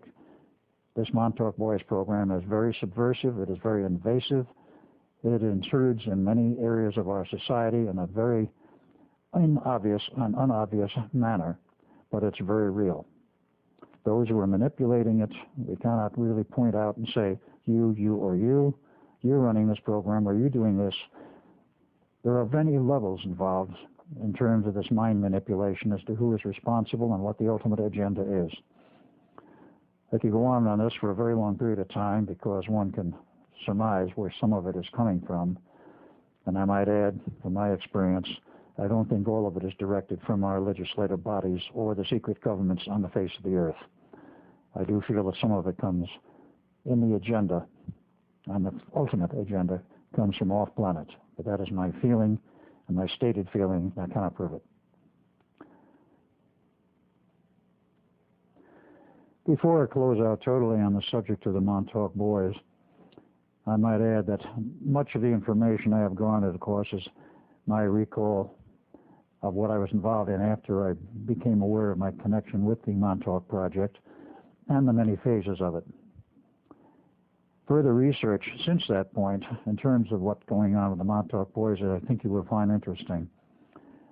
What they went through at that time, 76 to 83, and for quite some years after, because while Montauk Point was closed down, the programs were not. The Montauk Boys program continued to this day at various locations. If you have psychic sensitivity and can see auras, or if you are good in reading body language, a Montauk boy in phase 1, because we call the initial phase, not the physical, that was perhaps 1A, whatever. Phase 1 in terms of electronic processing, the one-on-one pad business, continued for many years. And this produced a product, if I may use that term, which was rather obvious. Anyone, even without body language or without psychic sensitivity, could detect that these victims, in many cases, didn't act entirely normal. They lacked spontaneity. They sometimes were a little jerky in emotions, and so forth, depending on how severely they've been hit. Anyone who could read auras could see immediately this person had been processed through the Montauk Boys Project, if they knew what it was about. But they would see in the outer aura a jagged black outline. It's just like let's say a fairly wide pen or a narrow paintbrush would paint a jagged line around the entire aura. A person who could read body language would see, because of what the body language says, that I have been programmed, I'm not normal. This is very obvious to a person who can read body language. This system, this approach, went on for quite a number of years, and about I would estimate about 1995, we went into phase 2. It was refined in terms of the electronics. They were much less obvious in normal daily life. The outline in the aura was much smoother and less obvious, and the body language was not as easy to read. About December of 1997, while I was in Denver, I was in Denver in 1997 from August to December, I started to note an influx of a new type of Montauk boy, and I also noted something else. It was approaching saturation of young people. Because it became a case not of trying to find a Montauk boy among the boys running around the town, but trying to find somebody who was not a Montauk boy. This is what the situation is now, and virtually all young people who run through the program, it's at least 90%. Those who are unfit, of course, physically or mentally, and they are dropped out. But those who run through the new program, there's no longer one-on-one pads, there's no EEG machines or anything similar. But the new program is now on a totally new approach. Speaking in terms of electronics and electronic manipulation of the mind, they now have a technique using RF microwave energy with the proper modulations. They produce a scalar wave wherein if they pick a group of candidates who fit the same general categories of what they want, have the same general physical characteristics, mental characteristics, traits, whatever, and they want to put out, let's say, 30 people into one particular program, they put them in this room and now batch process them. The RF energies will impinge on everyone's brain simultaneously. No longer are you concerned about the chakras and approaching it through the chakra system, but you impinge it on through the brain into the conscious and the subconscious. And in a fairly short period of time, I've never witnessed this program, but I would make an estimate of about 30 minutes max. They have been fully programmed. It's all through in the subconscious. And they've done some 20 or 30 people all at once. They go out the door and they're Montauk boys, but very undetectable. The new system is very smooth. It leaves almost no mark on the aura, and body language is very difficult to read. And in terms of an ordinary person observing somebody else, there's hardly any evidence of a lack of spontaneity or any evidence of a change in that person's normal characteristics or behavior. This is the ongoing program as it is now, and this is where the numbers come in of at least 10 million Montauk boys in the U.S. Nothing like this around the world, but having been in Switzerland and in Australia, I've seen them there, but they are very limited in numbers. I would say not over 10%, perhaps not over 5%, if that much. But in the U.S. today, it's approaching 90%. The programming now includes girls because no longer are you concerned about the chakra polarities, and no longer are you concerned about approaching it with a pad or the electronic machine, but you do it with an RF system. You impinge directly on the brain. It doesn't matter whether they're male or female. You can impinge the same program through a male or a female, and now Montauk girls are showing up in larger numbers. And I might add, one of their primary functions is to keep a Montauk boy happy in the very physical sense. The sex between the male and the female will lock in the program that boy has received or the girl has even deeper. That was the major problem with the homosexual approach, is they would deprogram themselves. This is not wanted. But with a male-female relationship, it locks in the program, so if somebody is particularly important, and I know of at least one friend of mine who's in this category, who's been programmed, he had a girlfriend who was a Montauk girl, who wished to keep him in line. And see, they would do certain things. She's no longer with him. He married her. That broke up. He's remarried to someone much better, I'm happy to say. But this is a wrinkle on the program. There's an even more additional wrinkle, shall we say, to this program now. They've branched out. In the matter of the Columbine operation, and before that, of course, one of the things that showed up was a group called the Trenchcoat Mafia. Now, this term actually came out of Eric's mouth and also Dylan's mouth. They consider themselves members of the Trenchcoat Mafia. Others showed up at the site, which is not publicly reported.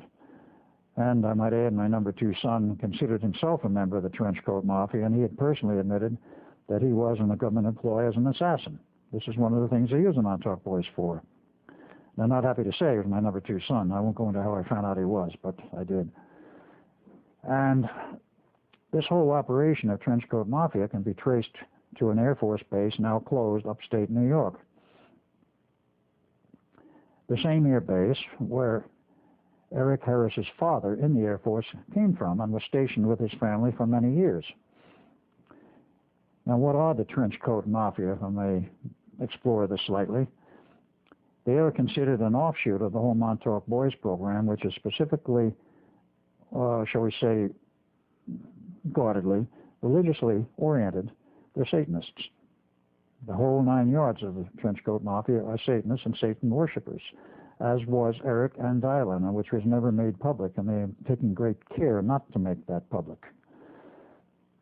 This whole group is considered of satanic relationship and origin. If you remember in the public discourse, the videos and everything that was shown on TV, and the little bit they showed about the diaries, one of the things that happened in the shooting in the library, and it was noted in the public press, when Eric or Dylan, doesn't matter which one it was, went up to one of the girls, grabbed her around the neck essentially, pointed the gun at her head, and says, "Do you believe in God?"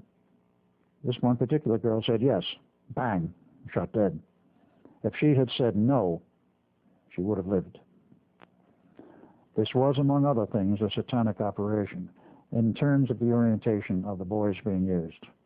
This is not good news, and I'm sure not sit pleasantly with a lot of people, but I wish to implore you to examine the facts and do it for yourself. There's another side to the new Montauk Boys program, and that is now what they call the Jesus freaks, pardon the expression. But they're the ones who are going off the deep end of religion in the sense of the Christian orientation. Of course, the two are opposed, but they're both used, and they have their place. I do not know what the place is. And there's still the group in the middle, shall we say, midline America, the middle cross-section of society, totally not out of line, fitting the norm. And of course, there's still Montauk Boys in that group, and now Montauk Girls. They are very unobvious because of the fact they fit into the mainstream of society. So much for the Montauk Boys and the Montauk Girls. It's an ongoing program. It's not fun. Nobody knows when, where, how they may strike next, or whether there may be some major operation in store for the future. To this date, I have not seen a massive operation. There was only one other I could report that was, to my mind, indicative of a massive Montauk Boys operation, and that was back some years ago, I believe around 88, 89, where on one night, large cities across the U.S. sprung up with fire simultaneously, from Los Angeles, not to New York City, but to many other cities, all the same night, riots and burning the city. And the police were hands off in Los Angeles. I do not know if that implied the same action in the other cities. They let it go for a period of time, and then they were told to close down on it. It was an orchestrated demonstration of something. Don't ask me what, other than it was obviously, to me, and to my understanding, Montauk Boys. Let's get off the subject of Montauk Boys and go into something else. Other aspects of the Montauk project which were interesting was, of course, there was some genetic experimentation there, not very much of it, but there was there and there was elsewhere. This is a side of the issue I don't really care to get into because I'm no expert in genetic manipulation and the attempts to crossbreed races. But there was some of it at Montauk. Much more was engaged in at Dulce, New Mexico, and other locations sponsored by the government. One of the other things we were doing, and of course this was the primary thrust of Montauk, other than the boys program, was the exploration of time and space, traveling forward and backwards in time, and of course across the galaxy. There was one program I became involved in, several I were involved in, but I will not go into more details on this one. They did use it for going back and altering history.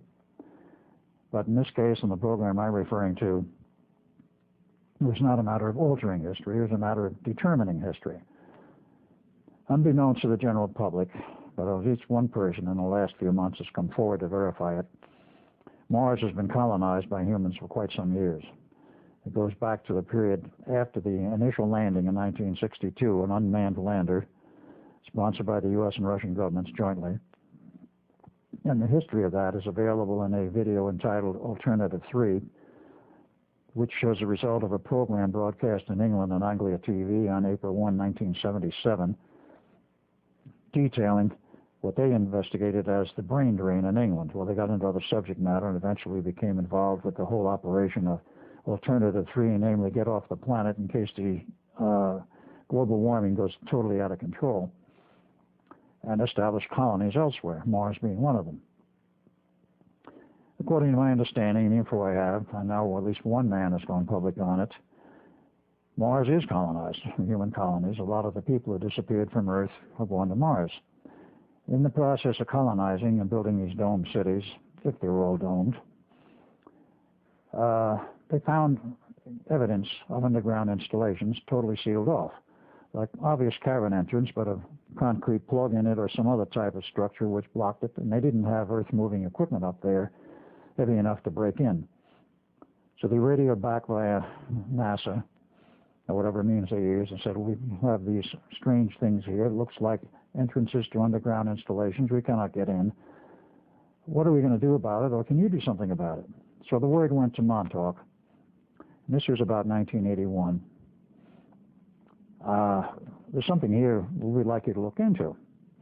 So the management says, okay, give us the coordinates of at least one, maybe several of these locations, in terms of latitude and longitude of Mars, and we'll look into it. So they got the coordinates, and of course the celestial mechanics and all of the celestial perturbations and everything else of the solar system were already plugged into this monster computer. I mean, all of the basic scientific knowledge they needed was in it. So they figured, well, we don't know whether there's a cavern system there or whether it's solid rock and this is just a bum lead. We'll send a camera up there, and if it winds up in solid rock, nothing's lost except the camera.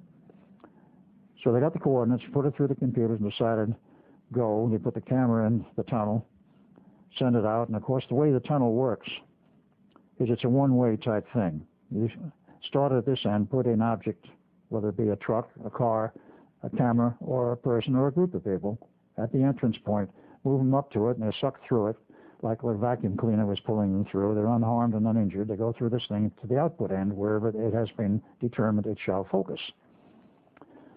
So they sent the camera up to Mars, and it was on, and they got pictures. Of course, they brought it back. They were able to bring it back.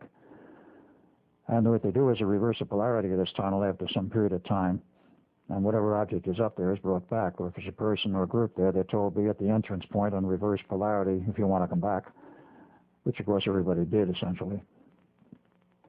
Back comes the camera. They get pictures of an underground facility. Okay, we'll send a team up there. They did. Duncan and I went on this team more than once, and we were in the underground of Mars. We found a huge remnants of an underground civilization. No one was there. There's no evidence of life or anyone being alive there, quite contrary to some of the metaphysical reports we get from people whom I shall not comment on their veracity, other than to say other people have other ideas, but we found nothing whatever to support the idea there was anyone left alive on Mars of the old civilization. Found all kinds of equipment. Everything was off. Tunnels went for miles. The explorations continued for quite some time, I think probably to the end of the time when Montauk was shut down. But after a number of these explorations, Duncan and I decided we were going to go on our own. The computer system was set up with all of the celestial data, as well as the data from Mars, and as Mars moved in its orbit around the solar system, they could correct for this on an automatic basis. All we had to do is punch in the proper code number for the, quote, trip to Mars, unquote, and it would make automatic corrections for the date. And when the green light went on, it says it was safe to go and the tunnel was operational. We went on our own twice to explore the underground. We found a lot of interesting things. In fact, as I remember, Duncan even found one of the power systems for lighting was still operational. Don't ask me how. We never tracked that down as to where it came from. We saw a lot of things. A few things were brought back. And of course, these teams brought a lot of evidence back. It's all buried somewhere. Even some of the religious artifacts. There was religious artifacts. We didn't learn much about the people. That is Duncan and I. Maybe somebody else did.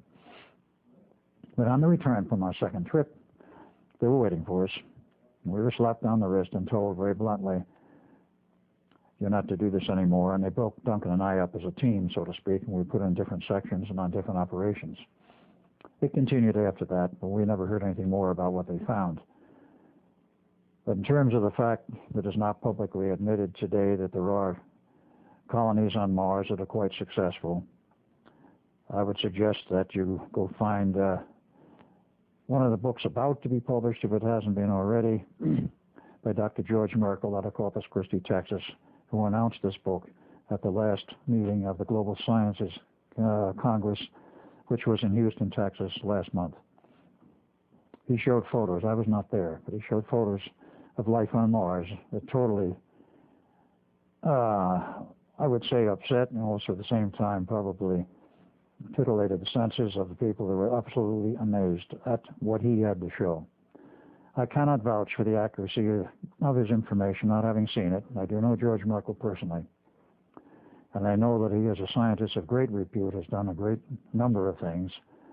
He originally came from Russia, but he worked for the CIA for many years as a scientist. He holds 4 PhDs. He is not a dummy. He knows what he's talking about, so far as I have seen in every case. At this point, let's take another break.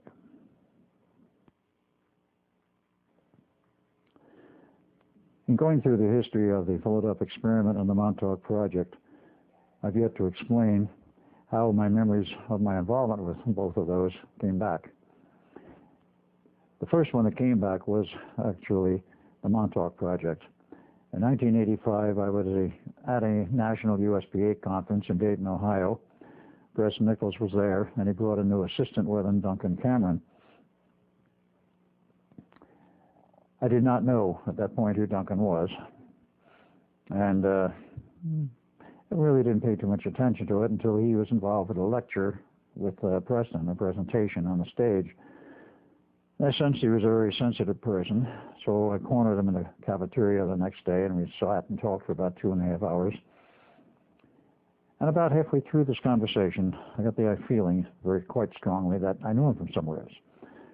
And I asked him, Duncan, do you feel like maybe you know me from somewhere? He said, yes. I said, you have an idea from where? He said, no. I said the same thing. I knew him from somewhere, I was quite sure of it, but I didn't know where from either.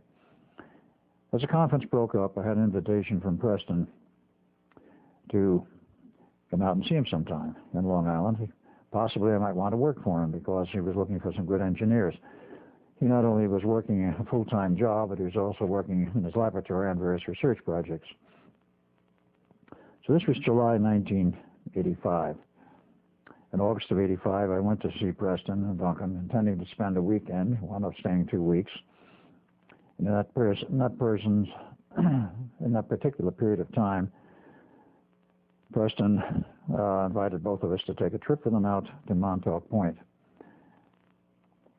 It was at that time of that visit, and a subsequent visit in 1986, May of 1986, when the group from Phoenix came in, headed by Lenny Perlstein, as I previously mentioned, that my memories literally came back, not on the base itself, but after that second visit, sitting alone in Preston's laboratory one afternoon.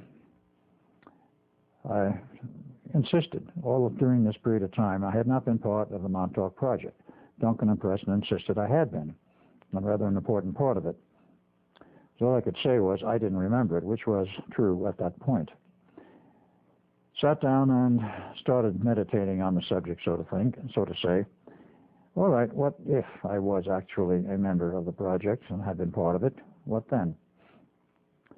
Well, for the next hour and a half, I started to shake like a leaf, and I knew that this was a body telling me that something was coming up, and I was sort of fighting it and resisting it, but memory did come back.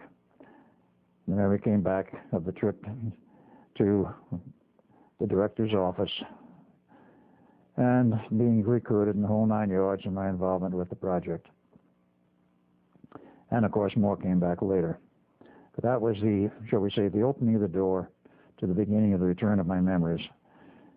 Strangely enough, the Montauk project came back first, and that was the most recent. The, shall we say, the debriefing from that project was not nearly as thorough as it was from the Philadelphia experiment. long since Duncan and Preston had recovered their memories, and that was because of that. Many visits during the period from August 1985 to May 1986, many visits on their part to the Montauk Point operation. And they were both quite sure at that point of their involvement.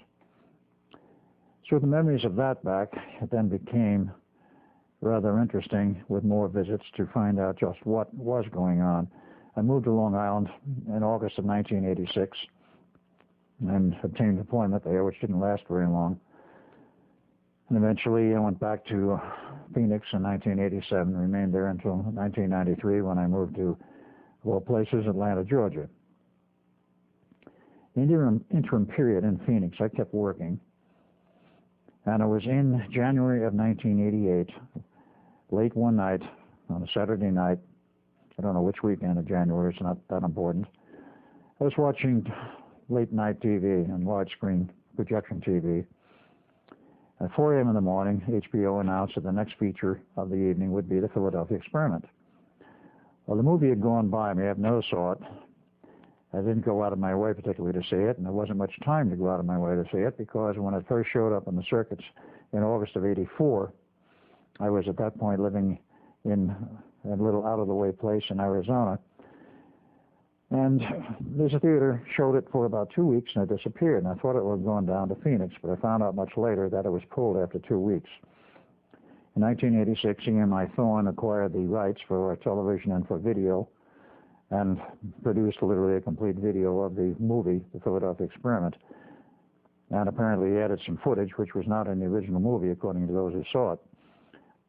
Strips off the cutting room floor they managed to salvage and add in. What I saw that night, starting at 4 a.m., the first 15 minutes was almost dead on what actually happened in the original rendition of the true facts in 1943. There were 2 or 3 minor errors. One was they showed a complete complement of the crew of 150 boarding the Eldridge. It was not 150. It was nowhere near that. It was a test run, and they didn't need the full complement. Number 2, they showed it was October of 1943. Out of the Philadelphia Navy Yard, it was actually August for the second disastrous test. The other part that was erroneous was that the base, which was connected with the operation, they did show the operation and the connection with Montauk Project Base, except they, in the movie, moved it from Montauk to Wendover Air Force Base in Wendover, Utah, and changed the date from 83 to 84. Other than that, the fact that we went underground and all of this was partly correct, and most of it from that point on was correct. Going back to the Eldridge smashing equipment, all of that was portrayed in the movie. Needless to say, it had a rather strong effect on me, and I knew that I was involved. It took some time after that to sort the pieces out and to get more of the memory to come back. The initial part that came back very quickly was that, A, I was part of the experiment. B, I had a brother who was part of it. And the interesting point was, at first I thought I was the good-looking guy in the movie portrayed by Mr. Perret. Turned out that that was a role model that fitted my brother quite well. The runt that was there, who was the friend, actually was me, but I was a brother. That part was not correct. But I did have a pregnant girlfriend, which was correct. But what came back immediately afterwards was that I did have a family. John Van Neumann was the director, and that he had made me a promise that if I ever remembered my involvement with the Philadelphia Experiment, he would try to call me on the phone within 72 hours. It took him 48, at least to try. At that time, I was still working in Scottsdale, Arizona on a project. And that particular day, he, from Preston's office in Long Island, that is the company he was working for, tried to call me. He didn't know where I was.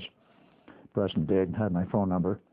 Tried all afternoon to reach me, and the operator connected through the secretary in the office for the section, and she never bothered to make a note of the calls or to call me and say that somebody had tried to call me. That night, Preston calls me and says, "Well, where were you?" I says, "I was in the lab all afternoon." "Didn't you get a message?" "Nope, secretary never bothered to give me a message." "Why?" And he told me why. He said, "You'll never guess who it was who was trying to call you." I says, "No, I have not the foggiest idea." He says, "It was John Van Neumann." Well, I got very upset at that point, because That was a first attempt, and it had been thoroughly thwarted by a very incompetent secretary. Whether or not it was her incompetence or whether there was outside mind control involved with this, because from that point on, things became very strange and very erratic in my life. I did eventually visit John von Neumann upstate New York. I have extensive slides of me, more than one visit. On the first visit, rather an elderly man with a beard, and did not appear to be in the best of shape. The house was a wreck. The whole area lived in was a shambles of old electronic equipment, deserted cars, what have you. He owned a piece of property there. Lived in a trailer that was relatively new. Talked, about 2.5 hours on the first visit. And like a phonograph record, he repeated his history in New York during the war years and afterwards as an electronic surplus dealer, the name of Howard Decker. Well, the records show there was a Howard Decker, and there was a man who did all this electronic salvage, bought and sold a lot of stuff, made money at it. That was a fact. But the fact that von Neumann was saying that he was Howard Decker was rather curious. How did this come to pass? It took a while for us to figure it out, but obviously he had been worked over at some time after his usefulness for the government was over, which was not 1983, at the end of the Montauk project, but later on, about 1986-87, with his involvement with JPL, designing a piece of equipment for them for the Voyager satellite and the Voyager trip. He did not anymore remember that he was John von Neumann when he was on location of his property. Occasionally he would take a wild whim and get in his car and drive to Long Island, because he at one time had a home on Long Island, and perhaps he remembered this, or for whatever reason decided to take the drive. When he got out of the area of his home, let's say about 20 miles out, whatever electronic system was being used to hold him in that altered state of awareness and that altered reality, wherein he felt knew he was Howard Decker, when he got far enough away, he was again John von Neumann. He went straight to see, of course, Preston Nichols. And he was looking for me, but that first event was by phone. There were subsequent trips when we managed to not connect, but eventually I did with him upstate. In the interview, the discussion back and forth, I finally asked him, Howard, do you remember the Philadelphia experiment? No, I don't know anything about it. Well, do you remember me? Yes, but I have no idea where from. They erased everything else, but not the memory of me, though he did not put in his mind where he knew me from. Eventually, it did come back, but only when he was out of that area. I have not seen him now in almost 2 years. The last time I saw him, he was deteriorating physically. But usually when he got too far downstream in terms of his health, he would take a trip to Europe and get himself put back together and get, perhaps the word is refurbished, and come back in much better physical shape and be okay for another year or two. I know he's still alive, but I do not know in what health or what condition. But at least we did connect, and that was after, of course, of my recollections. The recollection of the Philadelphia experiment and all of the involvements, and of course all of the other side projects, has taken many years and has been an ongoing process that is still not over. One of the other things which I wish to go into a little bit more later are some of the other side projects I was involved in. It was not only the Philadelphia experiment, it was not only the Montauk project, but in the time period between 1986 and 1988, the Montauk project being reopened in 1987, I was involved in other projects upstate New York involving the government and the person who became my roommate, or more correctly say I became his roommate in Atlanta, Georgia from 1993 till he died in 1996 in June from strange and mysterious causes at the age of 44. The only thing I can say in addition right at this point is that my life has been a hodgepodge. It's been a very strange mixture of things. Having been an engineer for 30 years, my engineering career ended, by the way, in June 1988, just before I went public on a lecture in New York City, before a private group about quote, Project Rainbow, unquote, which was the official name of the Philadelphia experiment. Project Rainbow, by the way, was the name for the original phase of this experiment, or series of experiments, which involved, of course, two other ships, the DE-076 and the DE-013, the 076 operating out of Norfolk, Virginia Navy Yard. All of them were outfitted at the Philadelphia Navy Yard with all the special equipment. The 076 is still, shall we say, alive and well today. It's still in service. The 013 during the test sank in the Atlantic out in the Azores. But so much of this history goes on, and the Eldridge, I might add, even though it was sold to the Greeks, or allegedly sold to the Greeks in 1951, along with a sister ship, under Harry Truman's Lend-Lease Act of 1950s. The Greeks acquired the Eldridge, kept it for many years, and then, strangely enough, in 1995, the U.S. Navy goes back to the Greeks and say, we want this ship back. Oh, but you gave it to us. No, we didn't. We loaned it to you. They did acquire it back after extensive refurbishing in order to even bring it across the Atlantic, because at that point it was a rust bucket. And all of the photos taken at that time, which were published, at least some of them were published in the Playboy magazine, Greek edition, in Greek, of course, showed the condition of the Eldridge and certain things about the cabling and the wiring, which were still there, I recognized as part of the wiring for the coils on the deck. It came back to Norfolk, Virginia. It's being towed across the Atlantic, was totally refurbished and rebuilt with a new hull under it. The hull was rotten and is today, strangely enough, still in service, but tied at the dock side of the Office of Naval Research and the Washington, D.C. Navy Yard.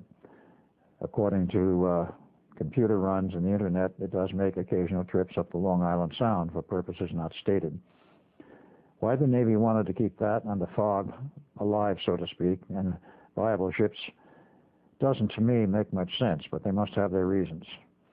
They are still very much afloat and very much alive and well.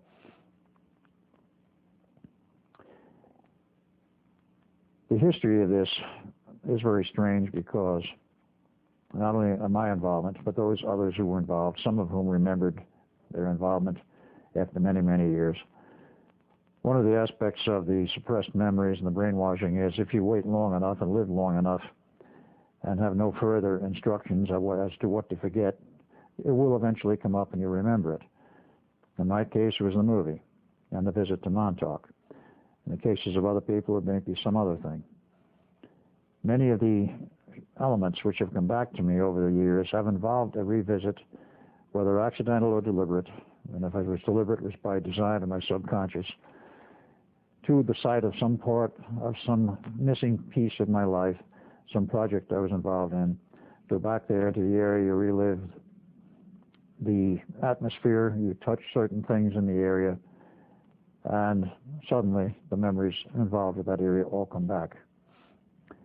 It is a rather strange phenomenon, but it's well known psychologically that this does take place. Now, one of the other things I think I need to cover here is why, when I was converted from Ed Cameron to Al Bielek, why was the Bielek family chosen? That took many, many years to understand, even after I was aware of the fact that I was not originally a Bielek, but it was Ed Cameron.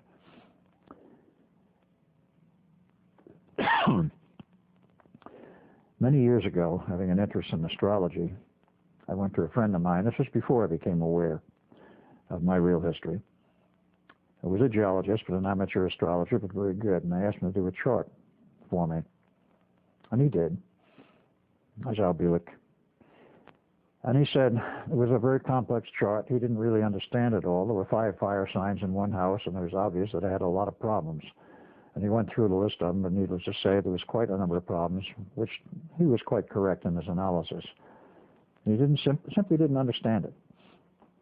Quite some years later, after my recovery of the memory of Ed Cameron and the fact that I was born on 4 August 1916, I went back to him.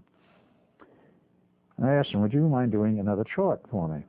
I said, I have some new information that my original name was other than that. I was born on 4 August 1916. I said, okay. So he did up the chart, looked at it, and says, I don't believe it. I said, well, what is it you don't believe? He said, this is exactly the opposite of the one as Bielek. I said, what do you mean, exactly the opposite? He says, well, it shows here you had good social standing, good social position, you had no problems with money, you had every opportunity open to you, and it was sort of like a wide open book of somebody who would be highly successful.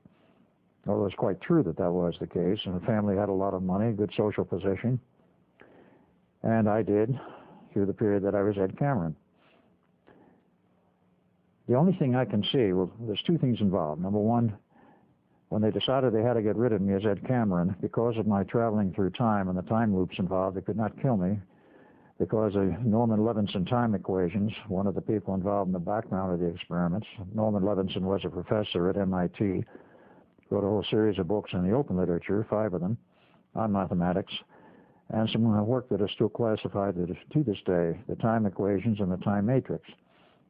He indicated from his work, the classified portions, that if a rift developed in space-time, in the time field, it would be unstable for a certain period of time and then would start to settle down, and it would take another 20 years before it actually became fully stable of itself. And that interim period, there had to be dampening applied to it, or it might become highly unstable again. For reasons I do not understand, nor does Duncan or anyone else involved with this, which includes John von Neumann, we are the dampers, if you will, providing the stability for the time field to settle down to its normal flow. How this works, I have not any idea whatsoever. Apparently no electronic equipment could handle it, or at least what we know of at this time. But the instability resulted because of the rupture of the space-time field between 12 August 1943 and 12 August 1983. One of the other things we didn't know is why this date, 12 August, was so significant, which I had mentioned earlier in this presentation. We had the drop-dead date, which was given to John von Neumann, complete the test by 12 August, or this was, of course, 1943, or forget it. And the other end of it, 12 August 1983, the Montauk project was operating, and we wound up there after we jumped off the ship. The ship was yanked out into hyperspace. John von Neumann explained to us that because the two systems were operating on that same date of the 12th of August, 40 years apart, that they locked up. There were certain reasons why, and the primary reasons why we did not know at that time, nor did John von Neumann. In approximately 1986-87, after recovering my memories of the Montauk project and talking extensively and visiting extensively with Preston Nichols, I came up with something which I'm not even sure where the information came from. But I was aware of that fact that other people, having done research, were quite certain that the Earth, like the human body, has its own biorhythms. The human body has 3, and they are easily charted. And they play some role and some significance in our psychological makeup and behavior. The Earth has 4 biorhythms, and strangely enough, all 4 only peak out once every 20 years. Preston Nichols did a lot of research with his battery of radio receivers. He has an antique receiver museum, if you will, and he cranked them all up, put them between stations at various frequencies, and took a measurement of the noise background. He found it fluctuated on a periodic basis. Talked to the people at his office and his boss, said there may be some significant information here, and his boss agreed and gave him a little bit of money to continue the work at home and bring it in to the office, and eventually all of his information was crunched on their main computer, and they came up with the 4 biorhythms. Lo and behold, all 4 peaked out at one day every 20 years. I don't think I have to say what day that was. It was the 12th of August, plus or minus half a day, 1943, 63, 83, 2003, forward and backwards in time every 20 years. Well, we finally figured out that this had something to do with the fact the lockup occurred on the 12th of August, 1943, with the program at Montauk on 12 August, 1983. Because on 22 July, there was no such lockup. There was no evidence of any kind of instability of this type. And the fact that the records of Montauk showed that they turned the station on 1 August, or approximately 1 August, 1983, 24 hours a day, 7 days a week, with no let-up, was very significant in itself because it had never happened before in the history of the Montauk operation. And it definitely was on that night of 12 August 1983. Because of the synchronization, I think would be the proper term, due to the biorhythms of planet Earth, it provided the link, the cross-link, if you will, between 12 August 83 and 12 August 1943. The 63 point in this particular instance didn't matter, even though it's possible to lock up there because you were 40 years apart for these two programs. They both use similar math, similar technology, and similar field generators, not exactly the same, but similar. And they were both playing games with time. So with that additional synchronization, the locked up boiler, the Eldridge left the harbor, disappeared into hyperspace, which was possible to create. The math shows that it can exist. It normally doesn't, except as a mathematical creation, but it became a physical creation because of the energies in the Eldridge, and they took the generators and the power systems with them. So the Eldridge was there in hyperspace, generating the field, which became a hyperspace field around the fields of the Eldridge and held it in that area. We didn't understand why this could happen. I don't know whether John von Neumann even understood why, but it did happen. And of course, we had to go back to the Eldridge and smash the equipment so the ship would return to 1943, which it did. The primary reason for this to happen was not anything that we knew about, was not anything which the civilian and government personnel at the station knew anything about as to what was going to happen or why this was allowed to happen. One has to take another look at the agenda of the alien groups, and the person who was the leader, shall we say, that represented all the alien operations and the alien interests in Montauk was a very tall 7-foot Draco who was quite haughty, but I did get to talk with him after a while, and he finally came off his high horse and became sort of friendly. Exceedingly intelligent individual. I found out from interviews with him he had 12 degrees, equivalent to the doctor's degree, a doctorate here on Earth, a doctorate of science. As he said, we have 16 disciplines we can get a doctorate, or what you call a doctorate's degree in. How many do you have? 12. What are you doing to get the other 4? He looked at me straight and he says, I don't know. I haven't gone back to get the other 4. In any case, he represented all of the alien agendas. The alien agenda was approved in advance by the government interests as the price for getting the technology to build this station. So they set it up so it would operate on the 12th of August, 1983, and produce a rift in space-time 40 years wide for purposes which we didn't understand then either, or didn't we understand for some years after that, even when we were looking at this in the face. What does this really mean?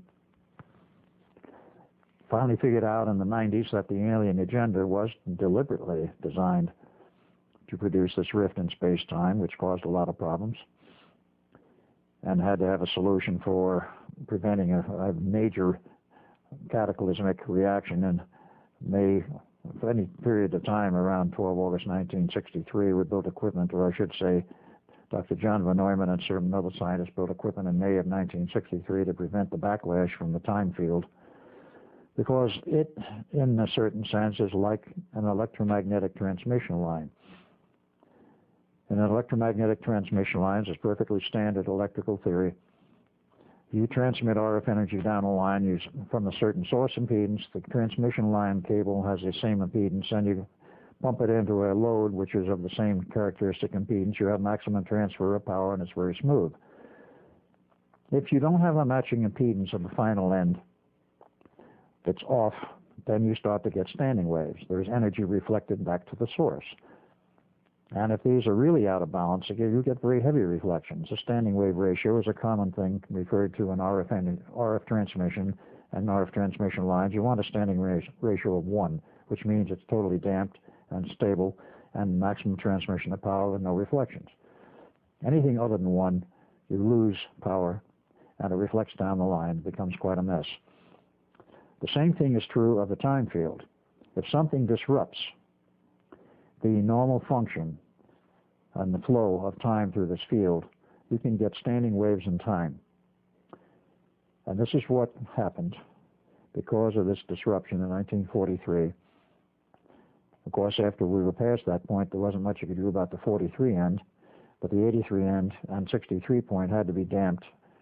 We were the dampers, and according to Levinson's equations, it takes another 20 years, and that is to the year 2003, before it is fully stable of itself. I suppose at that point the government could get rid of us if they wanted to, unless there are other factors involved. There are a lot of loose ends on this whole project, I should say projects. I'm trying to wrap them up and trying to show what happened, and we're trying to understand it still ourselves, all of the aspects of it. Montauk was shut down on 12 August 83. It was rebuilt, reopened in 87, and as I've stated earlier, of course, it became involved in Navy projects, Air Force and then Navy, and is still operational to this day. There was other work that has been done on time travel at locations other than Montauk. I'm not privy to that information, other than I do know they exist.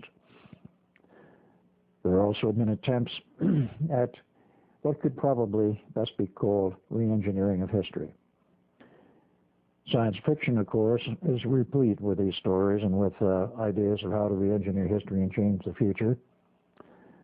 All I can state is, and my information is, this has been done, and we would not, of course, be aware if it was successful. The only way we would possibly be aware of it is if some of us, a group, were off-planet, far enough away to watch and record the change in history from a distant point, that suddenly everything changed. Because if you re-engineer history by changing the past, the present, so to speak, and the future will be altered. And since it has been changed completely, no one is going to remember that it ever happened. This is one of the strange facts about it. And, of course, the textbooks change, everything changes physically. This begs a question. How real is this reality? We write books, we make monuments, we carve in the stone, and this sort of thing. If we can re-engineer history by going back into the past and changing some major element, does all of this change? And if it does, then how real is our reality? It's an interesting point. I think I will leave it at that, except for one other item. Not the Bielek family of my parents, but the Bielek family of mine. When I married in 1943, of course, there was a son due.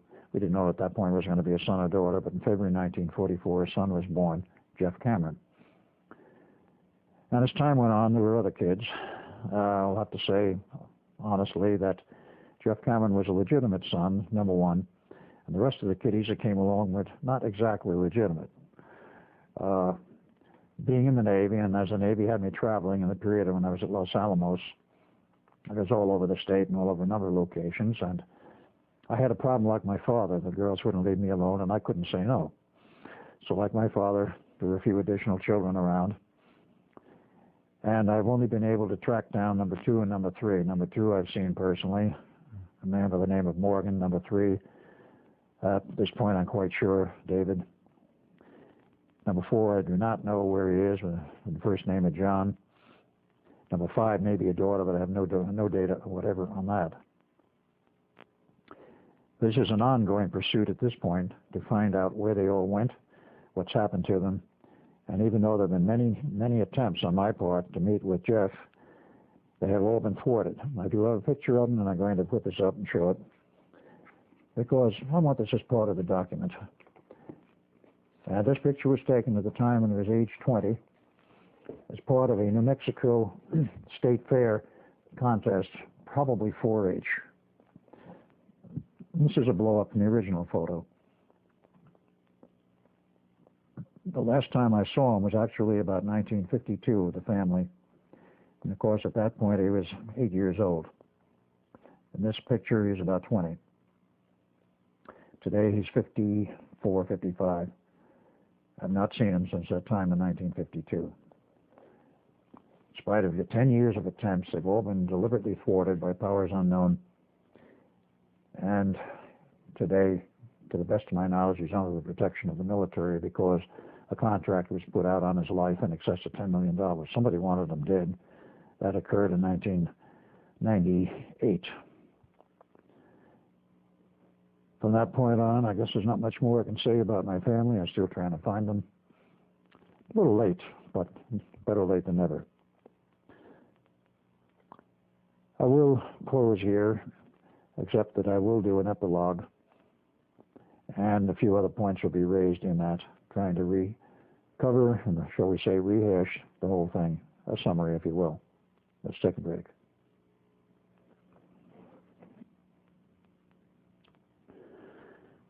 I could put a small epilogue in here, looking back over the history of this past century, the 20th century, this now being the year 2000, in April of the year 2000, actually the 21st century, though some people will dispute whether it is yet the 21st century. The history of science is very curious. Back in the days, let us say about the turn of the century, mathematicians and scientists at that time said a heavier than air craft could never fly. Well, in Kitty Hawk, 1903, the mathematicians were proven wrong when the Wright brothers flew a plane.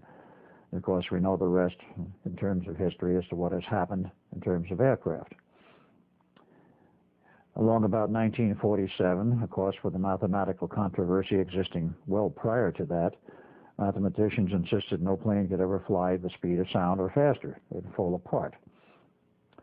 Well, on 28th of August, 1947, that was proven wrong when the Bell X-1 flew at Mach 1.05, slightly faster than the speed of sound, a rocket-propelled aircraft. I was involved as an observer on that project. But again, the mathematicians and the scientists were proven wrong. Today, and actually going back into the 40s, many scientists and others have said that time travel, that's impossible. That could never be. It's against nature, etc., etc. Time is an illusion. Therefore, how can you travel through an illusion? Well, unfortunately, time is an energy. The time field is an energy. And if you want to say it's an illusion, so is our whole reality. From another viewpoint, another standpoint. If you get outside of it, some of our renowned gurus of the Far East and of the Himalayas, after many years of meditation and self-denial and such, apparently have broken through to enough of a level to say what we call reality is an illusion after all. But we live in it, and we accept it. And, of course, as science has learned over a period of years, there's more than one reality. There's 7 parallel realities. Dr. Tiller of SRI has stated that, and others have stated that, and written papers on it, I might add. There have been papers written on the subject of time travel. Yes, it might be possible, but nobody really knows. Even such an esteemed man as Albert Einstein has at one time or another said that time travel may be possible, but he also postulated in his general theory of relativity that nothing could exceed the speed of light. And that was in his mind, and many scientists, because he was so esteemed, the limiting speed in the universe. And consequently, you could not, under that theory, go fast enough to go traveling in time, and at that point he didn't even consider necessarily there was a time field. The concept of a time field came from Norman Levinson, and also came later from the unified field theory of Einstein, still classified. The scientists who worked on this project for invisibility were dealing with time, but not with the primary function of traveling in time. The idea was to warp time, if you will, sufficiently that an object would become invisible. And it did become successful. Some years after that, with the Montauk project and the work that led up to it, as well as German research during World War II, we learned how to actually travel in time. I might add there was another project back in 1938 in which we learned a little bit about time travel then, before World War II. How far back the German research goes in time travel, I do not know. I'm not aware of it, except that they were successful, at least to some degree, during the period of World War II. They were all successful with a number of other things. Everybody has said, again, a scientific viewpoint, that gravity is an inherent function of matter, i.e. matter attracts matter, and there's nothing you can do about it. The larger the mass of the planet, the stronger the gravity field. Well, such was the accepted theory for a great number of years. Then along comes NASA, and they try to get a rocket to land on the moon. Not land at first, they merely wanted to crash it on the moon. The first attempts, they missed by over 200,000 miles. I cannot understand how they succeeded in doing that at this point, but after reading some of the texts put out by engineers later, one of the most important ones being a book entitled Operation Moongate. I do not know if it's still in print or not, but the author, an engineer who wrote that book, pointed out that NASA had to find out, and the hard way, that the gravity neutral zone, which they postulated was about 25,000 miles off the surface of the moon and would correlate with an assumed gravity on the moon of 0.16 that of the Earth, was grossly incorrect. When they finally got to doing their recalculations with their very good computers and more attempts to hit the moon, when they kept getting closer, they finally found out that the moon's gravity was not what they had assumed. It was much heavier, much stronger. At first they said about 0.6 of that of the Earth. Today it's assumed to be about 1. And if you look very carefully at the photos of the astronauts on the moon jumping with their boots and leaving heavy boot prints in the sand, though they show it in slow motion to give the illusion of they're jumping great distances, they're not. And they never jump more than about 8 inches to a foot off the surface, which any good athlete can do on Earth. That implies, of course, that the earlier assumptions that they'll be able to jump 6 or 8 feet in the air and jump a stride of approximately 75 feet were proven to be totally false. So we get back to two things. One, gravity is different than was assumed by Sir Isaac Newton. The more modern theories indicate very strongly and have been proven that it is an external field. And it took a 2-year delay in NASA's program to get to the moon to resolve all of this. And of course, then came into play some of the further research of the Germans connected with this point. Namely, can you provide what is loosely called an anti-gravity field, which could be said to be a gravity propulsion system which opposed the gravity of the Earth, or a shield? They did develop a system which would produce an anti-gravity field, that is a gravity field working in the opposite direction, so an object could be propelled upwards without using rocket thrust or this sort of thing. The Germans had some successful systems going in 44, 45, and all of that material, all of that research, of course, came to the United States after the war. All of the reports indicate not only did the Germans build some, quote, UFOs, unquote, circular-foil aircraft would be more accurate in description, but they have built a lot of them, and they were all anti-gravity drives and float around the Earth, and many of the so-called UFOs seen in the Earth's atmosphere in the past 40 years or so, many of them are probably German craft because they did master the technology for anti-gravity. There were 2 systems under development during the period prior to World War II. One is by the SS Group 2, and then Special Internal Group, and also a very renowned scientist from Austria who developed a system also that worked. We inherited this, and then when it came time to figure out how do we get to the moon and back, i.e. take an astronaut to the surface of the moon and return him to Earth, we were confronted with a very massive problem.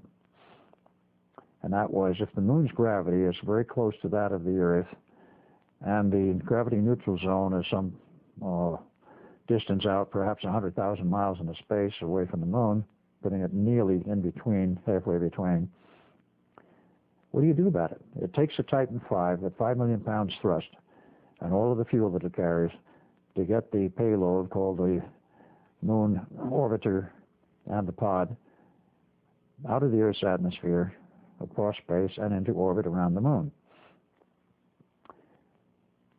Okay, you get there. You land on the moon. Now, if the moon's gravity is the same or close to being the same as the Earth's, how do you get off? The little rocket thruster they have on the back of the LEM is nothing but a thing for show because it could not possibly produce enough thrust to get off the moon. Its purpose was to guide it down to the surface of the moon for the proper landing with the platform. When it takes off, it leaves the platform behind and goes straight up. And anyone who's seen the videos, which have been played many times, of that LEM leaving the surface of the moon. It takes off in a great rush. Dust apparently stirs up all kinds of things from the surface, and it goes back into orbit and connects with the orbiting vehicle and then returns to Earth. If it were actually using rocket propulsion to get off the surface of the moon, it would have to be something essentially the size of a Saturn V. Now, how are you going to get a Saturn V to the moon and all of the components necessary, and the fuel and so forth, so that a Saturn V could return the astronauts to Earth? As a practical engineering matter, it's virtually impossible. They solved it, of course, and they've never told the public how they solved it. They had, of course, anti-gravity drives. We've had them for years, decades. And when Apollo 11 landed on the moon, the astronauts, happily there, and of course a great history point for mankind, radioed back to Earth, to NASA, and says, hey, we got visitors here. NASA says, and this was monitored by amateurs in Europe at the time, and they were not on secure communication links. We got visitors here. Yes, we know about it, or NASA replying. Well, who are they? Well, we'd rather not say. Well, as the astronaut's asking Houston, are they Russian? No. Are they aliens? No. Well, are they Americans? Yes. Needless to say, those astronauts were very pissed off when they got back to Earth. They're saying, in essence, all that we've been used for in this trip is PR. They have other systems to get up there that are better than what we have used. It was absolutely correct, because they had anti-gravity drive, secret ships, and they were there waiting for the crew to arrive by means of rocket, and in a way, their own way, welcome them, and then, of course, disappear into whatever area they wanted to do. Scientists and mathematicians have had a history of saying it's not possible, it can't be done. Well, we've done it. We've done many things. We have time travel, we have anti-gravity drives, we have weapon systems today, which doesn't fit in, of course, with my history. I'm not involved with them. But today we have particle beam weapon systems, which really were invented directly and originally by Nikola Tesla, which are sufficient power mounted on Earth with very long laser bored tubes for the twin-beamed gun, if you will. The longest one today is 300 miles long in the center of the, not in the center of the Earth, the center of the U.S. underground. And how it's controlled or steered, I don't know. But it has enough power that they use the moons of Jupiter for a shooting gallery. They've actually punched a hole 25 miles in diameter through one of the moons. It can't be done, but somehow they managed to do it. And I think we will continue to make progress and to do what has been called impossible. With that, I will close. Thank you.